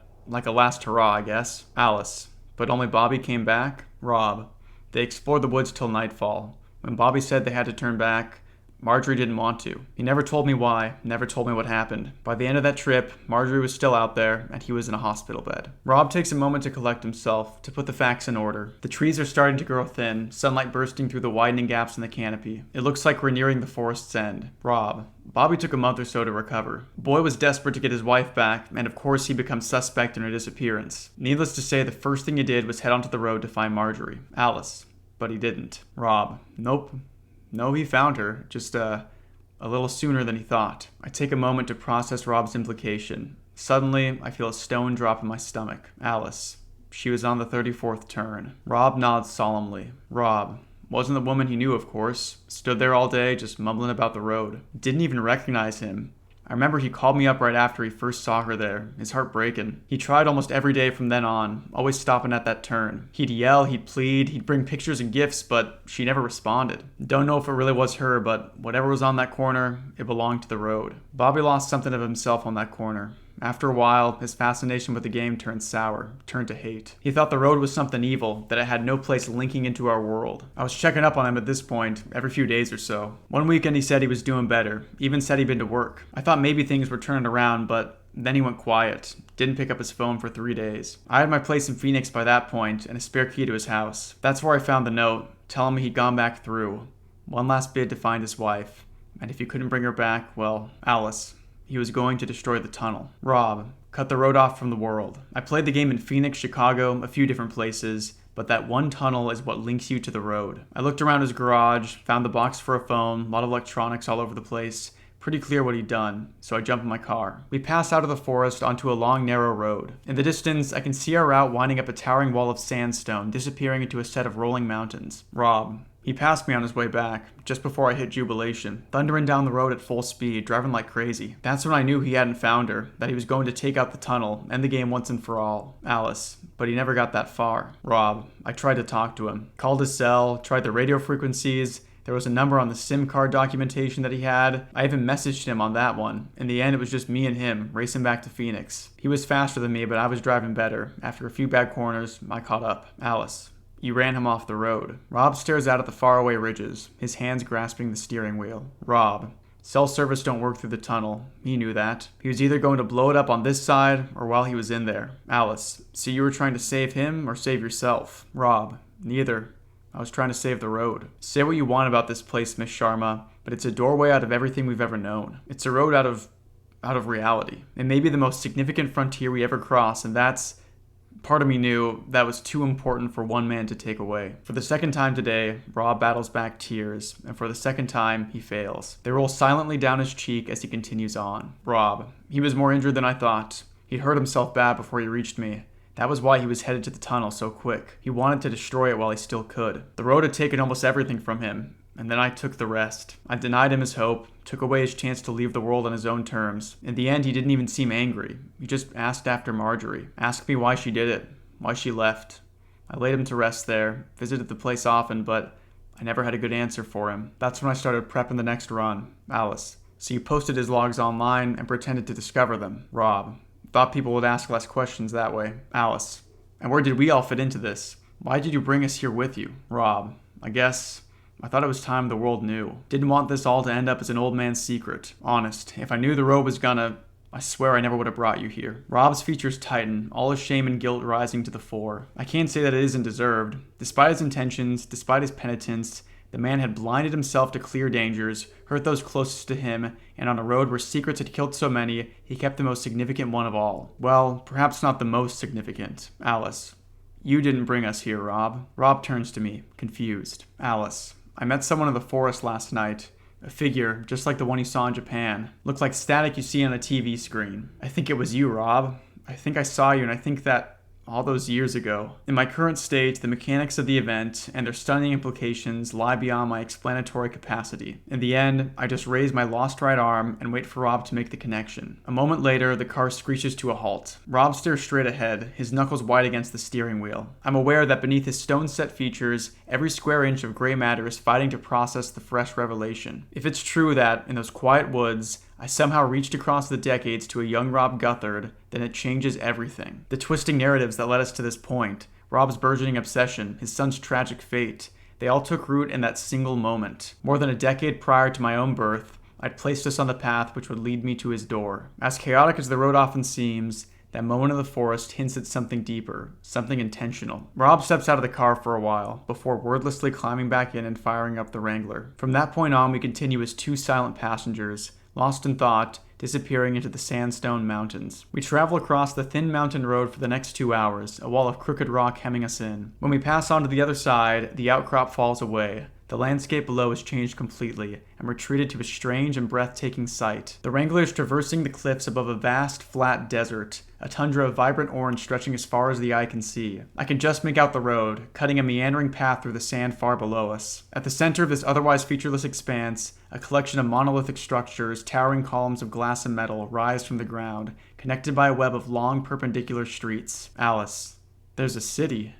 There's a city on the road. Rob keeps his eyes forward. Despite the epic majesty of the cityscape below us, I can tell that his mind is elsewhere, that he's still digesting the contents of our interview. In the end, I think it's best to leave him alone with his thoughts. We stay on the mountain for another 20 minutes before finally winding down to the desert floor. The space ahead of us is two-tone, the sharp saffron of the desert and the deep blue sky separated by a thin, even horizon. The only objects that cross this perfect boundary are the hulking gray towers of the city, rising from the sand and bursting through into the heavens. We snake along the desert road, the city looming ever larger as we make our tentative approach towards the border. There's an eerie contrast at the threshold as we cross it. The cupreous glow of the sand switches to gray. The scorching heat instantly cools, and perhaps most notably, what little sound there was is negated entirely. As we delve down into an empty, perfectly maintained throughway, I realize that I can't hear anything at all except for the Wrangler's steady rumblings. Alice, it's quiet. Rob, that's fine by me. Alice, who do you think built this place? Rob, I don't know. Maybe whatever brought us here. Could be that no one built it. Maybe it just is. I wonder if he's right. It's hard to think such a place would exist for any practical purpose. The city looks off somehow, as if it was built from conjecture by an architect who had only heard of cities through poorly translated rumor. All the broad features are present: skyscrapers, lampposts, window cleaning platforms, but nothing deeper. It's an empty shell, an ornament in the middle of the desert. As we turn down the next few roads, I stare up at the monolithic structures, each one standing at least 100 stories tall. My eyes track down to the countless strata of dark windows as I contemplate what it might be like to live in such a place. When I reach the ground floor, I'm presented with my answer. There's a young man standing at the ground floor, his hand resting against the glass. He's wearing a dark gray suit and a look of almost mesmeric shock. His mouth is open, his hands shaking, his unblinking eyes staring past us as the Wrangler rolls by. My eyes quickly track back up the skyscraper's glass facade, scrutinizing each row of windows in turn. I'd naively hoped the buildings would be empty, that this place would be nothing more than a colossal ghost town. Now that I know otherwise, each pane of glass feels like a dark pool of water, still on the surface, but with sinister potential lurking within its depths. A few seconds later, more of them arrive. There aren't many at first, just a few scattered figures stepping up to their windows, pressing themselves against the glass. However, like a light sprinkling of rain that erupts into a downpour, the frequency of their arrival quickly doubles, then triples, until not a single space lies unoccupied. The Wrangler shrinks, subject to the scrutiny of countless individuals, on every floor and every window, all of them clad in the same monochromatic formal wear and staring down at us like the emissaries of a grand tribunal. As the Wrangler passes by, they continue to stare straight ahead, though it's clear they're aware of our presence. Alice. Rob, there's Rob. I see him. Rob puts his foot down, shedding the weight of 1,000 pairs of eyes as he leaves the building behind. As the final column of windows slips us by, I glance back, hoping to see them return to the depths of the building. Instead, in those last few moments, I witness their collective demeanor fracture into a desperate frenzy, their mouths opening in a silent scream as they slam their fists against the glass. Turning back around, I stare into the buildings that currently flank our vehicle. The figures have already arrived at the windows, and their calm is already fading. Alice. Rob, we need to go faster. Rob, I'm on it. The Wrangler growls with renewed ferocity as Rob plants his foot onto the gas. We lurch towards the next corner, accelerating down the road as Rob scans for any hidden turns. I achingly shift in my seat, keeping an eye on the scene developing in our wake. Shards of broken window begin to rain onto the asphalt. Watching the shattered pieces tumble through the air, it's apparent that the quiet in the city isn't simply due to a lack of activity. The torrent of splintered glass is completely silent, even as it crashes against the impervious ground. Nothing in the city makes a noise, nothing except us. The thunderous engine of the Wrangler has never sounded so loud. Looking up, I witness hundreds of hands gripping the shattered window frames, unable to turn myself away as thousands of polished black shoes step over the threshold. The figures stream out from every floor, forming an incomprehensible deluge of humanity. The first wave strikes the ground, with more and more landing against them, a sharp heap of tangled figures struggling to separate themselves. Much like the residents of Jubilation and everyone else we've encountered on the road, they appear impervious to the fatal harm such an action impart. Those that landed on their feet hardly even stop, turning towards us and sprinting after the Wrangler. It doesn't take long for the rest of the writhing mass to resolve itself, its constituent individuals joining the frantic stampede, their chaotic charge and desperate screams bereft of any perceivable sound. Even in the midst of the frenzied pursuit, as a foreboding shower of glass falls from every building we pass, the world outside remains silent, the chaos made even more incomprehensible framed against the ungodly stillness in which it takes place. Rob screeches around the corner, drifting onto a long and open street. The roadway ahead is flanked by skyscrapers disappearing to a narrow vanishing point. As we race down this next stretch of road towards a large intersection, the ever-growing mob bursts onto the street behind us, taking the corner with supreme coordination and continuing tirelessly in our direction. A split second later, I'm struck by an abrupt and pervasive idea. It feels unlike any thought I've ever had before, less of a notion and more of a prescient hybrid of intuition and deja vu, as if the course of action we must take is obvious to me, despite my not knowing why. I forced my voice above a grating whisper. Alice, Rob, we need to drop something behind us. Something loud. Rob, what are you thinking? Alice, you just have to trust me, okay? We still have most of the plastic explosive. Could you? Rob, nah, if you took out the blasting cap, I ain't got time to make a new one. Rob glances into the rear view, then back at the road. I can almost hear the gears turning in his head. Rob, but that's not the only explosive on board. Think you can drive? Alice, I guess we can find out. The car thunders across the tarmac as I clumsily grasp the wheel, shifting myself over and working my foot onto the accelerator. Rob lifts himself away and climbs past me into the back of the Wrangler. In my weak state, every shuddering motion makes my bones rattle. With each subsequent gear shift, I'm forced to take my remaining hand off the wheel and reach across to the stick. The effort is precarious and awkward, my aching limbs puppeteered by willpower and adrenaline, every passing second a battle to maintain control. The windows up ahead are starting to fracture. The noise of the Wrangler is carrying, and the entire city is starting to preempt our arrival. Behind me, I can hear the ripping of duct tape, the tearing of fabric, and the clattering of falling luggage. I'm not sure what's taking place behind me, I just have to trust that Rob has a plan. I hear the back door swing open just before we reach the intersection.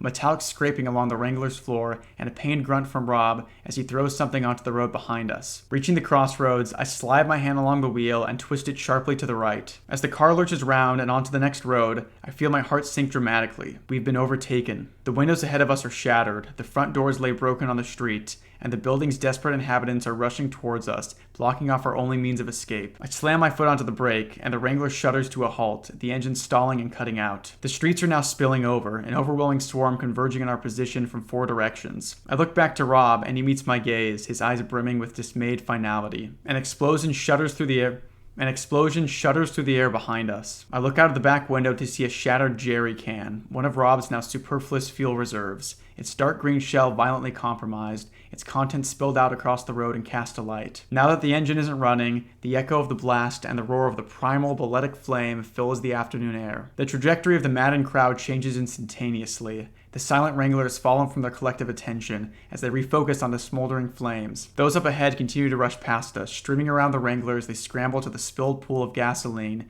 digging their hands into the blaze, grasping hopelessly at the fire. Delicately, careful not to make a single shred of noise, I climb out of the driver's seat, joining Rob in the back of the Wrangler. He addresses me in a confused whisper. Rob, why don't they care about us? What are they doing? Alice, it's the sound.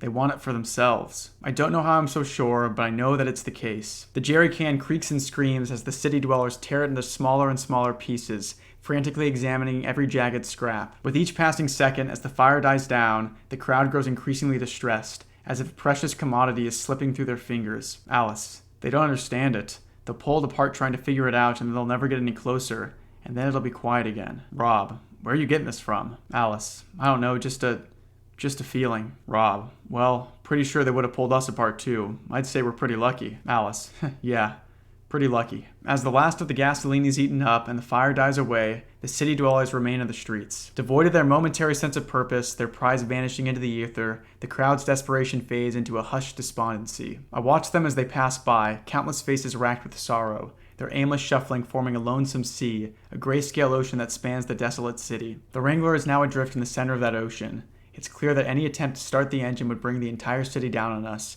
reigniting their futile hope, causing them to tear through the car and anything inside it. For the foreseeable future, we're completely stranded. Rob, don't worry about it, okay? Alice, I don't think they're going to leave, Rob. Rob, they'll leave. Alice, okay? And what then? They'll still be everywhere. Rob, Hey, we're a smart pair. We'll think of something. In the eerie, pervasive calm that surrounds us, I sit myself down next to Rob and lean back against the wall, with nothing else to do but wait for our situation to change. After watching the figures outside for over an hour, the only thing that's different is a strange needling sensation that feels like it's emanating from a now absent forearm. Alice, my arm hurts.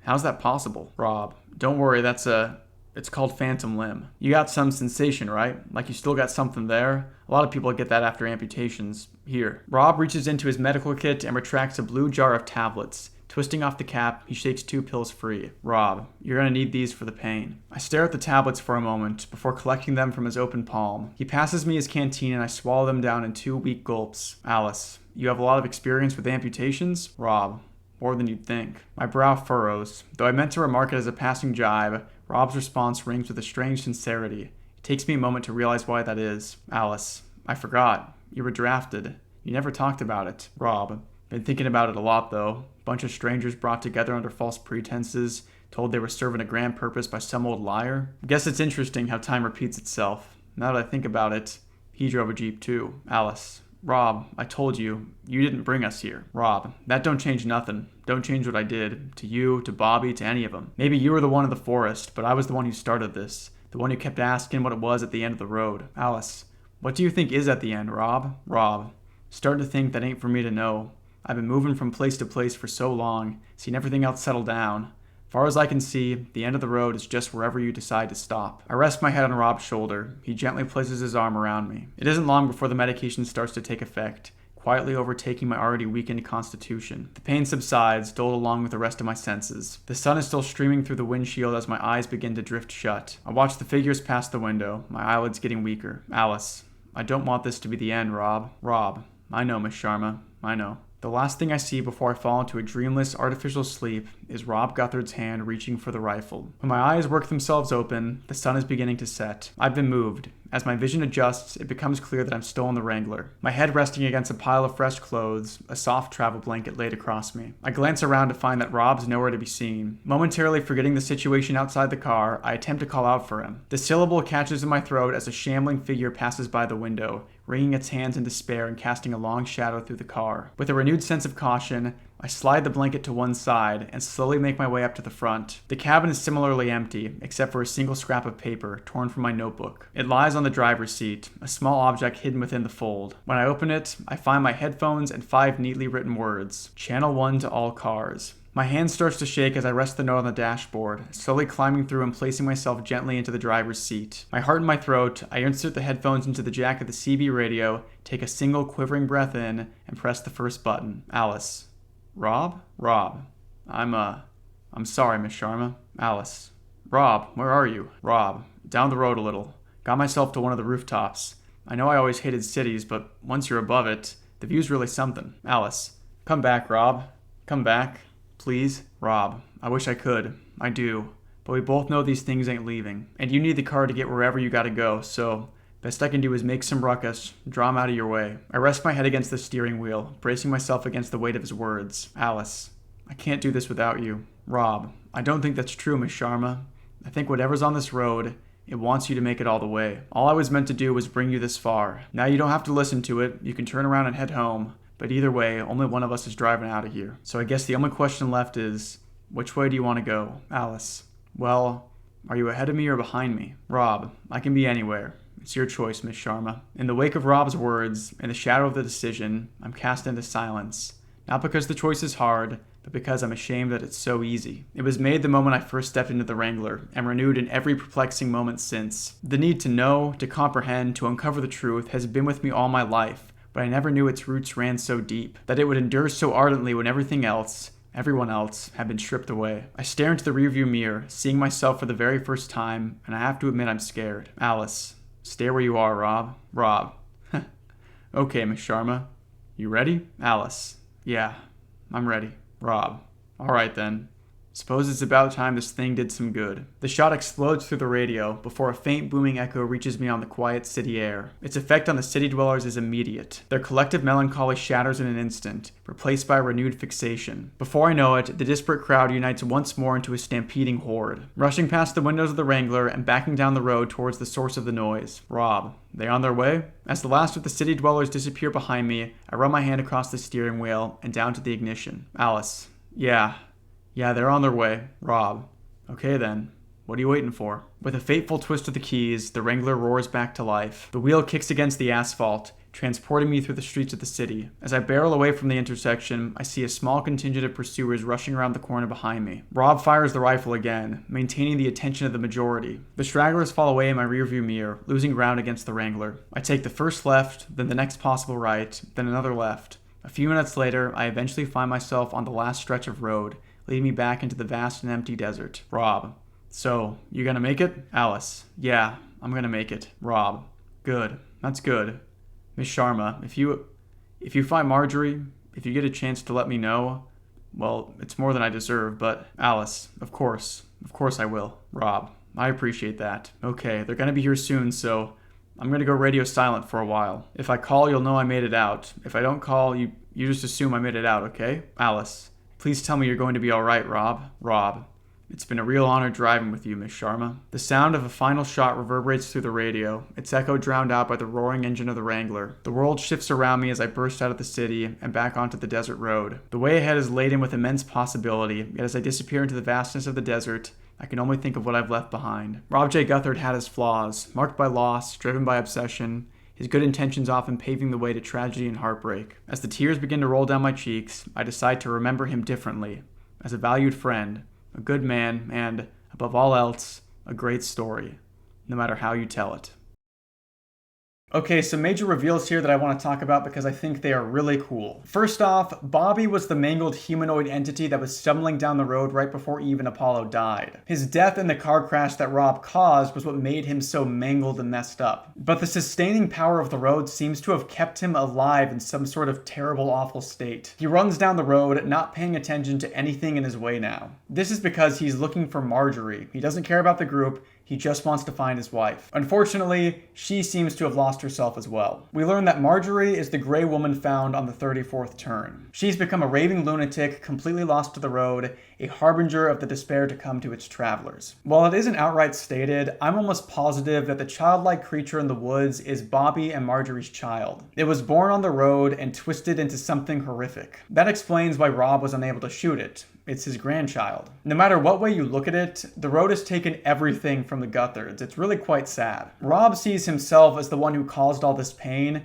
but Alice implies that she was actually the one that brought them here. It reads like a neat little revelation for both characters, but I see it as a little more sinister than that. Alice is essentially placing some of the blame for the Guthard family's tragic fate onto herself. She acknowledges her part in the tragedy that has become of Rob's life, and as they continue down the road, Rob ends up giving his life for her. And I know I keep saying this, but we'll talk more about this later after the final section. I have a small theory that ties into all of this, and I just want to make sure we have all the pieces first. So with every member of the group gone now except for Alice, she continues her drive down the road. Let's see where she ends up.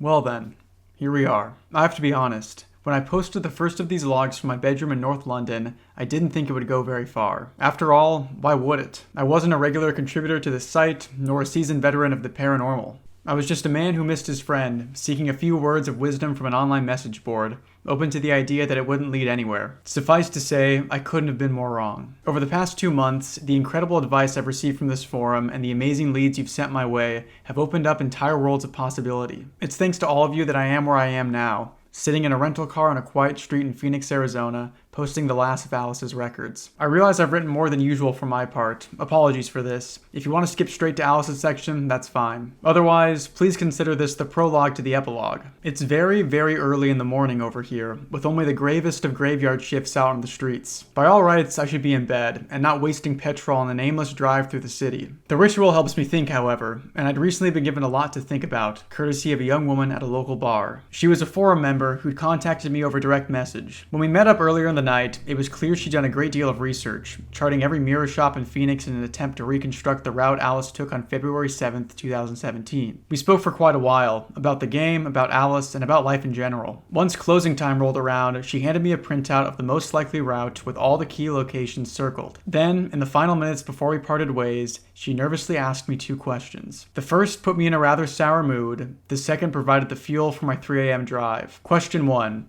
Are you sure she wants you to find her? I've been hearing the same query from a few of you recently, especially since Part 9 was posted. People commenting that Alice made a clear choice when she left Rob behind in the Silent City, that I was searching for someone who wasn't seeking return. I'd like to take a moment to respond to this, as I responded to it earlier tonight. To be clear, the Alice I know wouldn't do that. She was planning to come back, she told us as much. I'm not going to waste your time with my theories, but we've seen what the road can do to people's minds, how it can carry them away against their better judgment. I understand why it's being asked, but if those sorts of questions are all you have to offer, I'd kindly ask you to find another way to help. Question 2 was less clear-cut.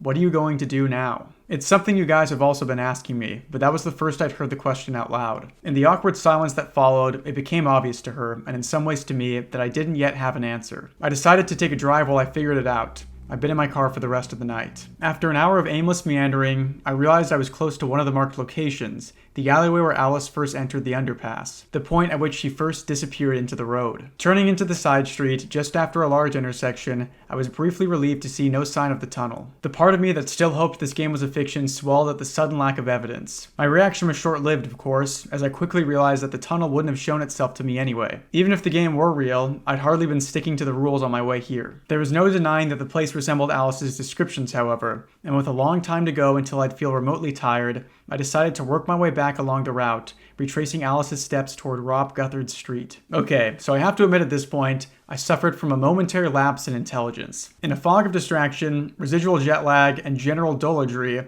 I drove for longer than I cared to admit under the misconception that I wasn't playing the game. I thought this because I was heading in the opposite direction and had started my run with a right-hand turn, when the rules explicitly say that you start by turning left. Of course, as I'm sure all of you would have realized immediately, that didn't mean I was out of the game. It just meant I started playing with my first left turn 1 road later. Alice was always the smart one. What I'm trying to say is that, due to this fairly mindless oversight, I wasn't exactly looking out for the woman in gray as I drove past what should have been her corner. There wasn't a mirror shop this time, of course. That's only the 34th turn when you're coming the other way. In fact, I'm not sure which of the many passing streets it was. It is strange though, as I think back through my journey, I feel like I would have noticed her. The streets were practically deserted, so much that any pedestrian stood out immediately. I know I should have been looking more closely, but if you ask my honest opinion, I don't think she was there at all. The moment I realized this, I felt it again. The faint, perverse hope that I'd been misled, that the entire story was nothing more than a twisted, elaborate fabrication. It wasn't long until I passed an old mirror shop and 34 turns later arrived at what must have been Alice's starting street. It was an inner-city neighborhood whose residents were all fast asleep. From the moment I realized that the game was in play, I've been thinking less and less about this particular road and more about the one directly after it, resting just beyond the crossroads. I'd come halfway across the world on the strength of Alice's account, but I'd seen no first-hand proof of the left-right game. If the whole thing was a hoax, then the next road should just be another street.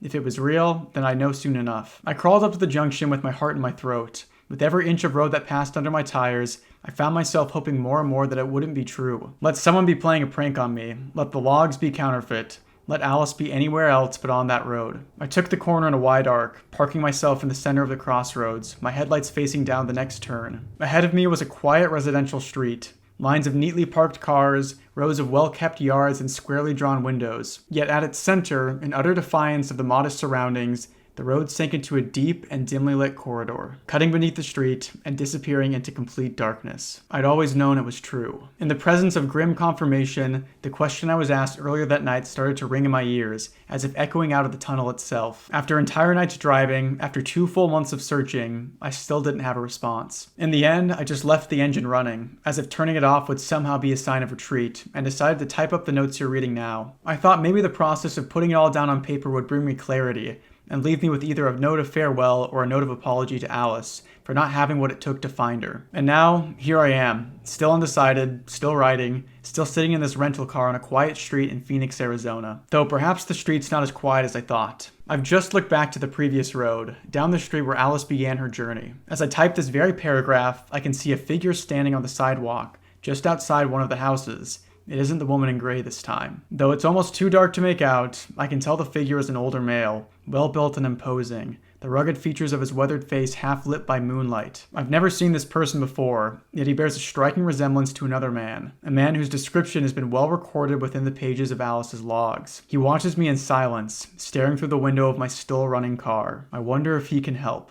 The Left-Right Game, Draft, February 20th, 2017. The Left-Right Game was once nothing more than a 9-page document, peeking out of a yellow envelope, resting quietly on my desk. I remember reading it on my lunch break. I remember it made me laugh. The submission had arrived with the first post, quietly making its way around the office, treated by everyone as a short-lived novelty of little journalistic value. The story was easy to dismiss, appearing all too similar to rambling ghost stories and blurry UFO sightings that filled our mailbox on a daily basis, and which most of the senior staff had already learned to instinctively ignore. Doomed by association, the document was quickly passed over, my desk merely a pit stop on its way to the rejection pile. I was curious, however, and after an uneventful few months in my new role, I had no compunctions about fishing it from the scrap heap. Placing the envelope in my satchel, alongside a misfit crowd of similar rejects, I slipped away to a local coffee shop, reading it in an armchair by the window. Somewhere around page 3, between the descriptions of the game's rules and the exhaustive list of required skills, my mouth started to curl into an irrepressible smile. They'd been gloriously wrong about this one. It wasn't some paranoid diatribe, nor a sensationalist plea for attention. Within those pages lay an introductory glimpse of a man's passionate obsession. As I read on, something about his earnest eccentricity, incredible thoroughness, and unquestioning confidence made it impossible to put down. When I turned the final page,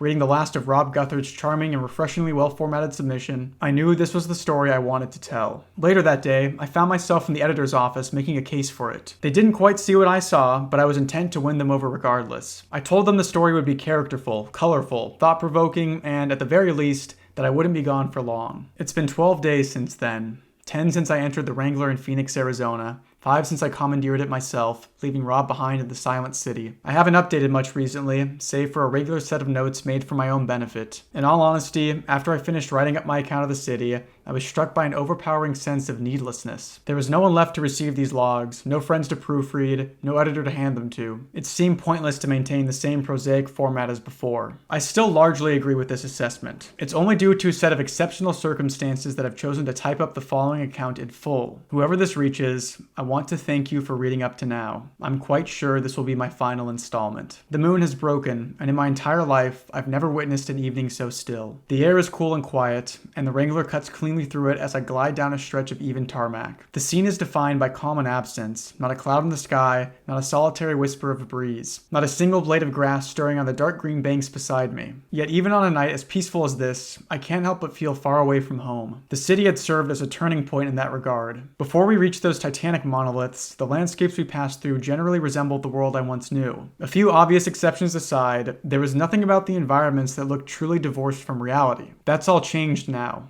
The aberrant aspects of this new world are unignorable, constantly hanging at the corner of my eye, passively injecting a sense of wonder and disconcertion into the otherwise silent night. A few days ago, the moon started to crack like old porcelain. I hardly noticed at first, my eyes fixed on the road as it loomed above me, quietly splintering into 3 jagged pieces. As of tonight, the empty space between each fragment has significantly increased. If I focus on the sky for a little while, I can almost see them falling away from each other, charting infinite and lonesome trajectories through a barren cosmos against a backdrop of foreign constellations. The stars themselves fall further than they should. The night sky travels down past the horizon and continues below it, wrapping underneath the grassy bank. It's as if the road and the narrow plains on either side are suspended in the middle of a vast abyss, a platform in the middle of open space. At least that's what I thought it was at first. It didn't take long before I noticed the broken moon was appearing twice in the sky, both above and below me. A pair of orbiting satellites, identical and in perfect alignment. That's when I realized that there were no stars below me. I was merely staring across a flat surface so flawlessly mirror-like as to cast a perfect reflection of the heavens above. I was driving through the center of a lake. The water is impossibly still. Since leaving the shoreline proper yesterday night, I've neither seen a wave nor a ripple across its placid surface. It's also undeniably vast, reaching beyond the horizon in every direction and continuing further still. Without being sure how I know, I'm aware that the waters carry on for an unspeakable distance, that I would sooner reach the stars themselves before setting foot on its opposite shore. I lean over and switch gears.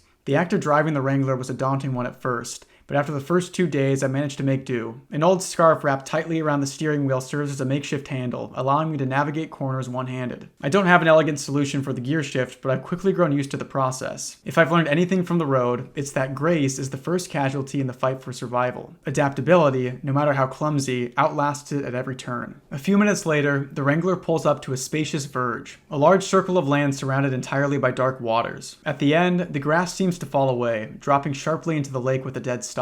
The road continues, of course, but it's the only thing that does. With nothing else on either side, it forms a narrow bridge of perfectly flat asphalt, raised on a bed of mud and rock. I press my boot onto the brake pedal, easing the Wrangler to a steady halt at the center of the clearing. For the first time today, I open the car door and climb out of my seat. The dull tap of asphalt shifts to a soft rustling as I make my way over to the lakeside. There's something on the shore, a barely discernible object, almost entirely concealed by a shock of verdant growth underneath. It's a miracle I've managed to spy it from the road, though perhaps something about the stark uniformity of the landscape had made it stand out. As I advance towards the water, and the object draws near, its indeterminate form solidifies in my mind. It's a human arm, reaching out from the water and onto the bank. I crouch down to examine the few pertinent details. The fingers are still embedded firmly into the soil. The thumbnail is broken, colored by a peeling coat of faded varnish. There's a pallid, emaciated quality to the skin, spreading down the arm until it disappears beneath a thick, woolen sleeve. At the point it meets the surface, the water soaks into the fabric, turning it black from the original gray. With a sad exhalation, I rise to my feet and lean over the water's edge. The body of Marjorie Guthard lies against the silt,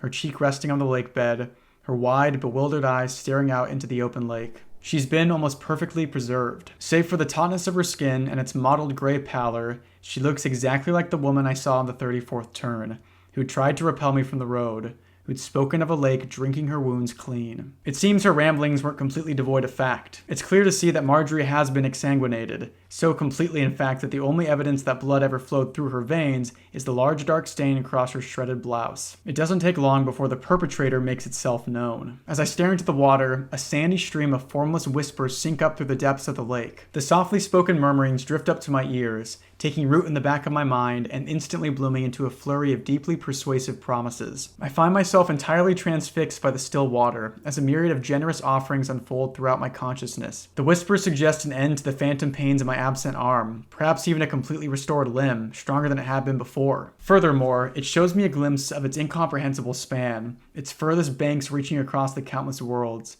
its deepest point lying below everything. I'm offered total knowledge of every league, every fathom, every inconceivable shore. My hand reaches down as the whispers continue, every bargain steeped in sweet beneficence. A moment later, my outstretched fingers brush against the soft grasp and wrap around Marjorie's exposed arm. Digging my heels into the ground, I lean myself backwards and pull. The water ripples and splashes as I dig Marjorie's lifeless body slowly onto the bank. I feel the voices in my mind grow louder, erupting in anger as I back away from the lake. The promises have been convincing, each quiet solicitation undeniably persuasive. But after seeing Marjorie's wretched fate and the look of eternal betrayal in her vacant eyes, I found myself aware of a subtle undercurrent behind every syllable, a sense of desperation and timeless hunger emanating from beneath the lake's surface. I already have a clear understanding of what would have happened if I had lost myself to those waters. I suspect it's no coincidence that of the countless shores it showed me, all of them appeared to be deserted. Marjorie wouldn't have stood a chance. She'd left the forest alone, grievously wounded and without a vehicle. She'd walked the whole way here, bleeding endlessly, the road's rejuvenating power battling every moment against her body's natural inclination to die. I suspect the road's influence wasn't strong enough, and when a whispering voice promised, ever so sweetly to mend her,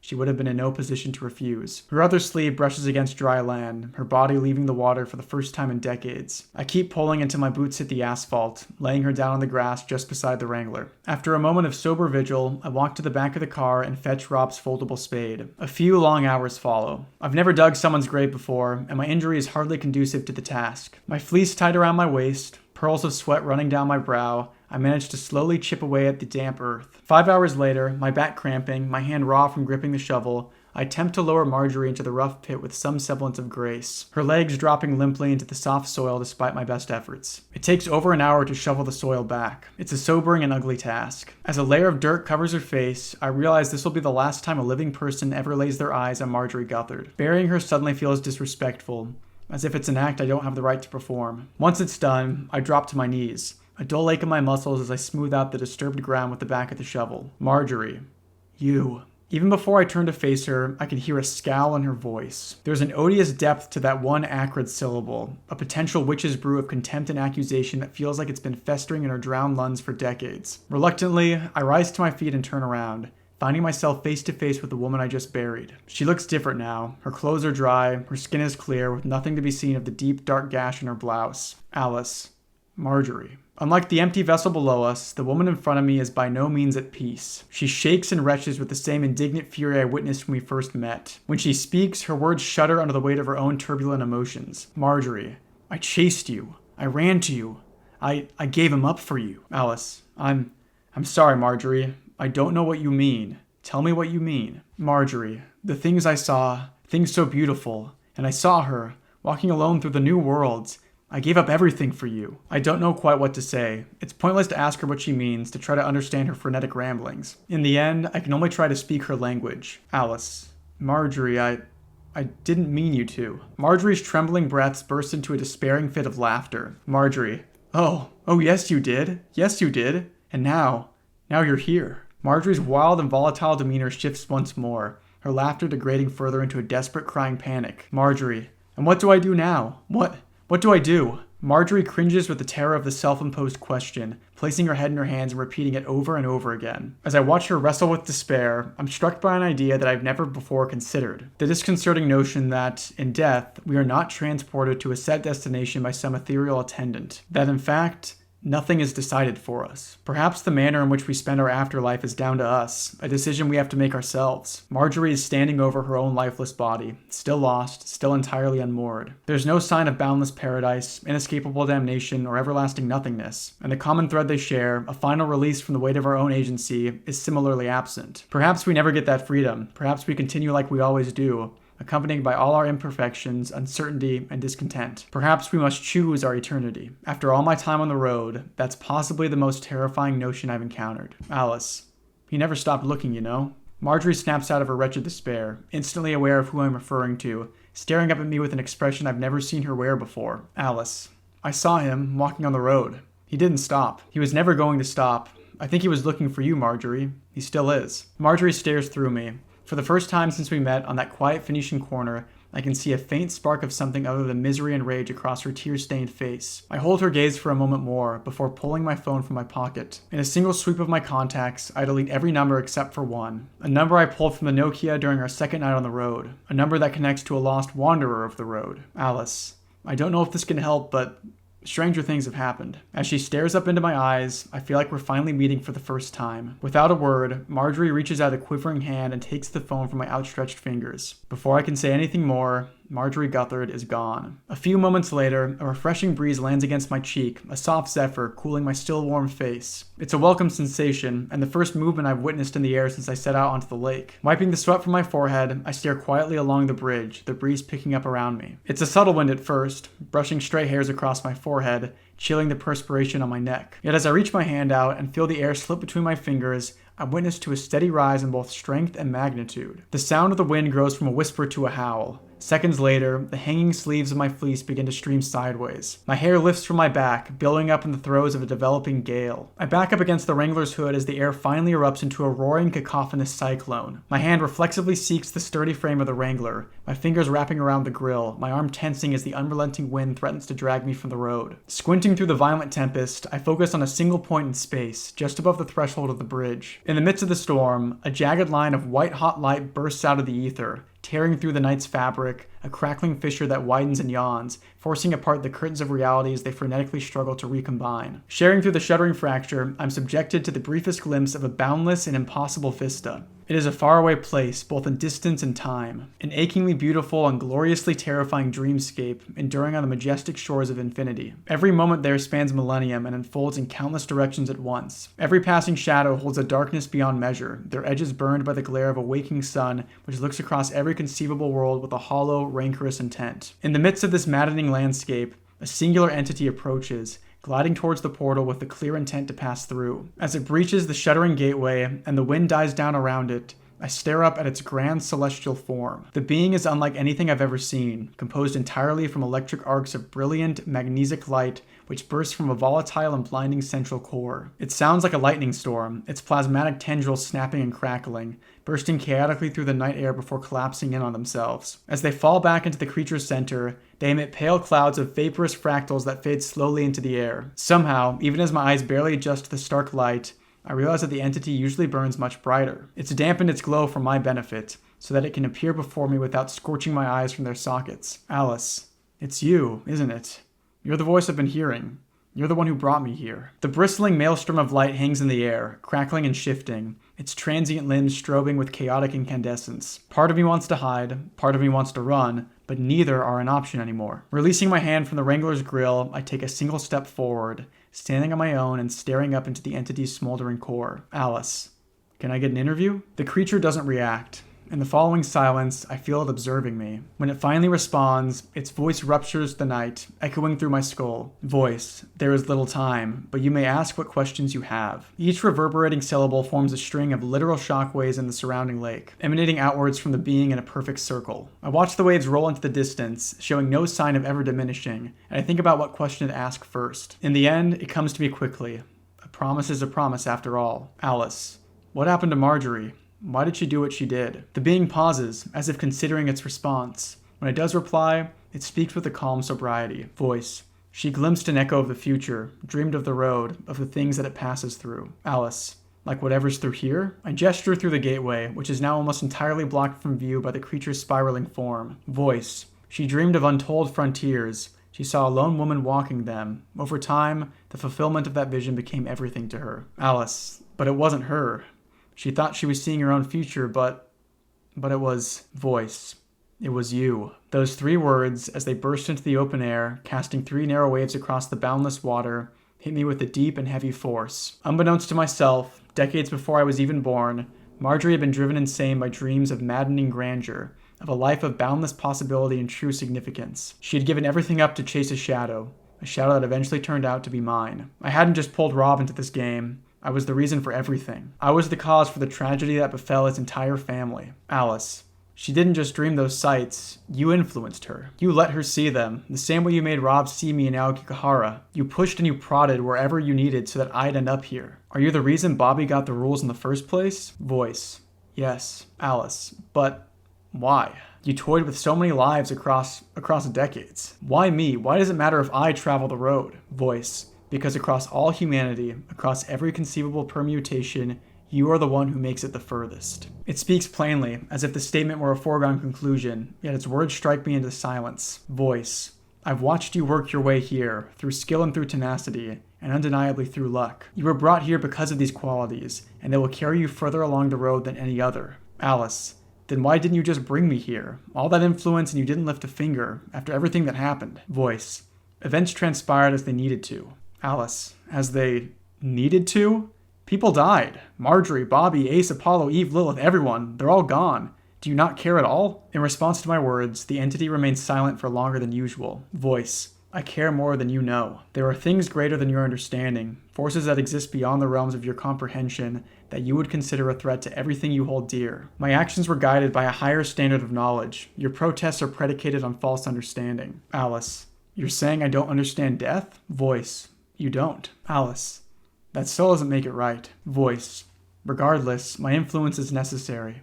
That which is necessary must be. Alice, what even are you? Voice, I cannot answer that question in any way you'd understand it. Alice, that's not good enough. The creature doesn't respond, as if it doesn't feel it needs to. So far, it's returned my every argument with impenetrable certainty. From the domain it occupies, knowing what it knows, my arguments must seem entirely facile. Even if it did feel the need to justify itself, after seeing the place it hails from, I wonder if there's any way I could ever comprehend its motives. Still, that doesn't mean my arguments are invalid, and the creature's lofty dispassion does little more than stoke my desire to oppose it. Alice, and what if I don't want any part of this? Voice, you are traveling the aberrant strand, a singularly stable flaw in the fabric of reality. As it carries you further from the world you know, you will be freed from the influence of the old laws. You have already noticed the effects in those who settled the road, and those who are lost to it, and in yourself. Energy without consumption, knowledge without requisite experience. You are shedding entropy and causality, and in time you will reach realms of understanding you cannot currently fathom. You will find answers to questions you never thought to ask.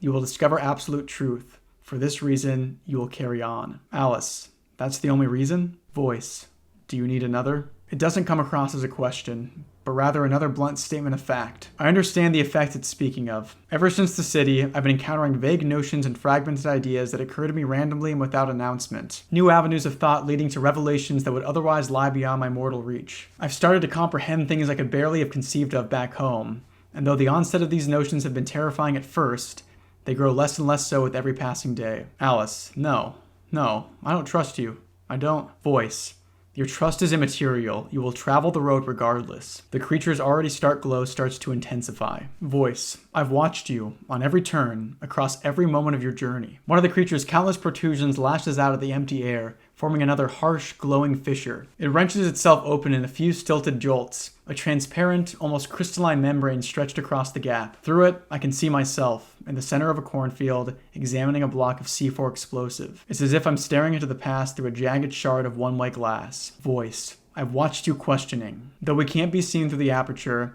I see the glass-like membrane shake with the force of the creature's voice. As the window collapses, I can see the rows of corn thrown into a frenzy. A second arc lashes out at the sky, forming a second aperture. This time, I'm expecting the sight before me. I see myself, crying in the forest, a silent radio by my side. Voice, I've watched you struggle. The second window closes. The creature has made its point. Voice, I've watched you fight, to make your way here. You will not turn around. Alice, you make it sound like I don't have a choice. Voice, you do have a choice, Alice, but you have already made it. As much as I've grown to detest the creature's presumption, in that moment, I know it's right. What it's saying is true. I've done things I never would have imagined in order to get where I am now. In fact, if this being hadn't arrived at all, I'd already be heading out over the bridge. I'm not proud of what drives me.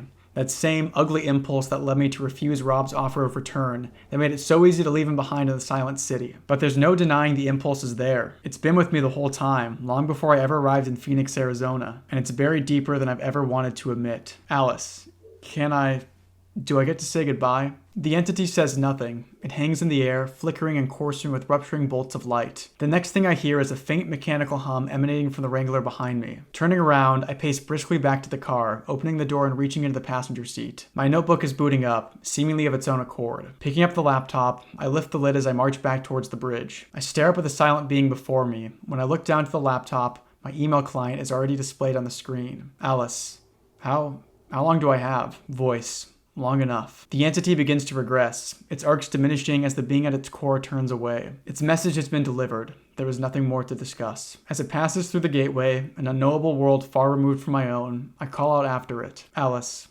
I'm still not certain I trust you. The being focuses on me once more as the fracture begins to close. A final set of waves pass across the surface of the lake as it solemnly replies, I remember.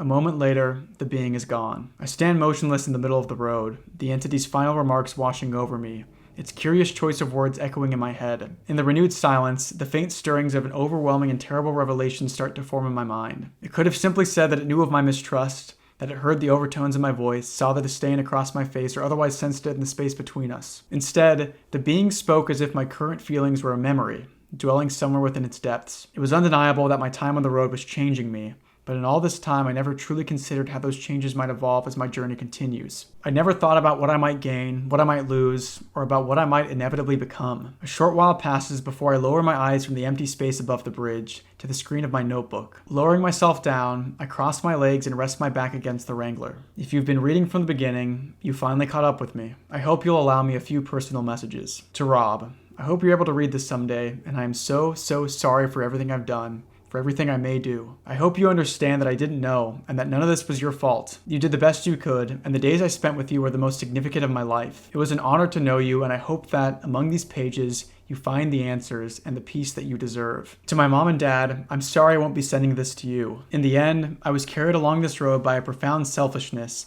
and I just can't bring myself to face you. I can't imagine the pain I'll be putting you through, and I won't try to justify my actions. All I can say is that I love you, and I'm sorry that my last act towards you was one of cowardice. And finally, to you, the person to whom this message will be addressed.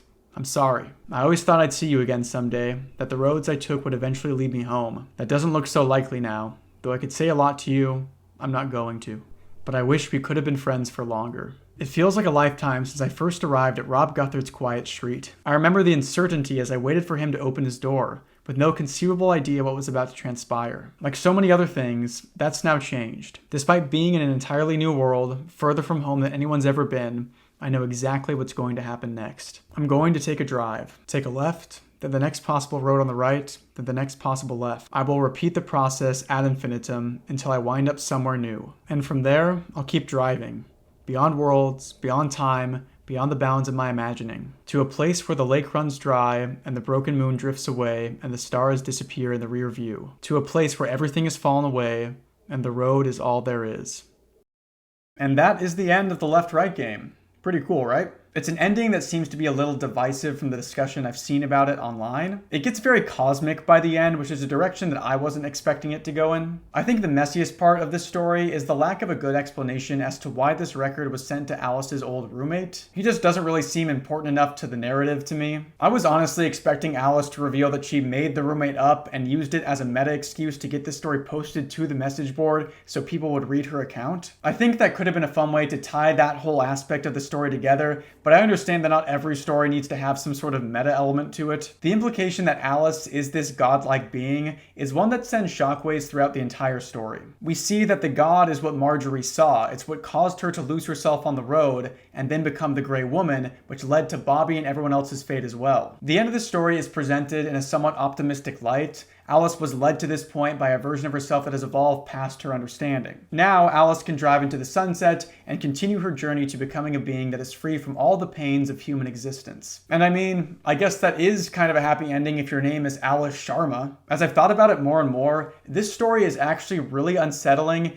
and not at all comforting in the end. Every death on the road, all the horrible fates of the convoy, the complete destruction of the Guthard family, it was all in the service of Alice's own personal enlightenment. It's not like we are told that this godlike Alice is what's holding the entire universe together. She seems to only have influence over the road itself. I know that Rob saw Alice in Japan, so she might have some power beyond that, but it really seems like she's mostly contained to this single errant strand of reality. Alice is indoctrinated and groomed by a future version of herself that is willing to discard the lives of innocent people in order to ensure her own continued existence. And we see Alice becoming this person throughout the story. She doesn't choose to turn around at any point, no matter how many bodies pile up around her. She lets people sacrifice themselves for her and never wants things to get help. Her sole mission is to find out what is at the end of the road. I find it very telling that the moment that pushes Alice over the edge into directly killing Blue Jay is Blue Jay's denial of the supernatural. To Alice, this denial of the almighty power of the road is a complete and total blasphemy. Given that she ends up essentially becoming the road, it's a blasphemy against herself as well. I think the one person in this story who truly knew what is best for the world was Bobby. He was the only one willing to destroy the entrance to the road. And his repayment for trying to destroy the road is to become a walking corpse, doomed to forever search for his wife, never able to find her. I don't know whether we are supposed to be comforted by the idea that Alice will one day learn to evolve past the guilt and despair and sadness that she feels for these people, but they sure haven't moved past it. Is Apollo's family supposed to be okay with his death because Alice is a god now? What about Bobby's mother and Alice and Eve's family and Ace's family? And I'm sure there was probably at least one person out there that didn't think Blue Jay was completely insufferable. Are we to ignore the emotional human cost of the events of the road in favor of the promise that Alice will eventually be satisfied in her quest for answers? I don't think I can. But I also think that's what makes this story so good. I don't know if the author intended for the reader to interpret the story in the way that I just did, but I think it fits. Alice is the one who wrote the manuscript. The story is presented from her point of view, and everything in the story serves her own ends. If we are to accept her reality, if we are to believe that every tragedy was worth it because it was in service of her ultimate destiny, then I think she may have just tricked us. She says in an earlier portion of the story that the best journalists start their investigations already knowing the answer. So while the Alice who wrote the account may not have had her preferred answer in mind when she started, the Alice that orchestrated the journey definitely did. Because when our Alice asks for a moment to say goodbye to those that she loves, she isn't presented with a direct line to her family. God Alice doesn't rip open another one of her dimensional rifts to communicate with her loved ones. She is merely given her laptop. Throughout the entire story, no signal gets in or out of the road, unless that signal carries testimony of Alice's journey, of her godlike ascension. And that ascension might be reason enough for some to justify the bodies left in its wake, but I don't think it's reason enough for me. Thank you all so much for watching this insanely long video. I did not think it would be this long when I started making it. I didn't realize just how long this story was. Beyond that, I unfortunately had some medical issues come up while making this, and then one of my very sweet birds, my very first pet, Charlie, passed away over the course of making this video. If you watched this whole thing, then seriously, thank you so much. I probably won't be doing anything this long in a while. I want to get back to releasing content more frequently like I was doing before this video. If you haven't subscribed yet, then please do that. I just recently hit 100,000 subs, and like I said, I'm hoping to hit 200,000 by the end of next year, that being 2026. There are some other aspects of this story, some other questions that I didn't cover in this video, and if you'd like to see me cover some of those mysteries, then let me know. I'm kind of interested in doing a smaller video where I discuss some of those loose threads that I wasn't able to get to in this video. A massive thank you to all my gold tier channel members: Lucas Fernando, Chris Lamb, Tyra the Leper, Blue Radio Media, Mishjoy16, Cherry Stark, Starlight Pink, Jack Samore, Amanda Castillon, Arcade Link Author, The Official Gar, Sasso, Ybab Flow, Hi, Jenna Berry, Semra, Laura Gonza, Ben Best, Classic Pats Games Plus,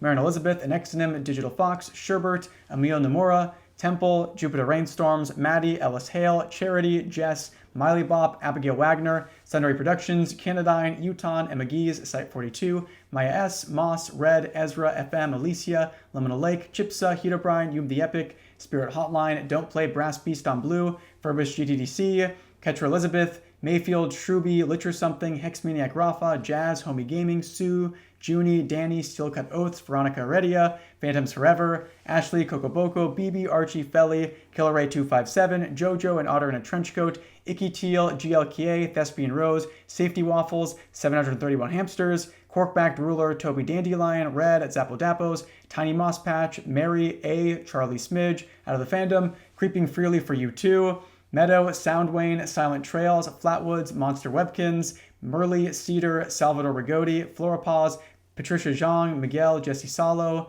Alexandria Taylor, Finch, Oka, Violet, and hell of a fan of pugs. Thank you all so much for supporting me and being patient with the slower rate of uploads as of late. Your support really does mean the world to me. And now I'm very tired from recording and doing so much work in this video, so thanks again to everybody for watching, and I'll catch you in the next one. See ya. Take me up again, let me see the stars. Is there life on Mars? 'Cause I've run out of luck here on Earth. I'm a wanderer. Another trip around the sun makes these memories flood, and I could wash it down with the atmosphere. You're cool blue and crystal clear.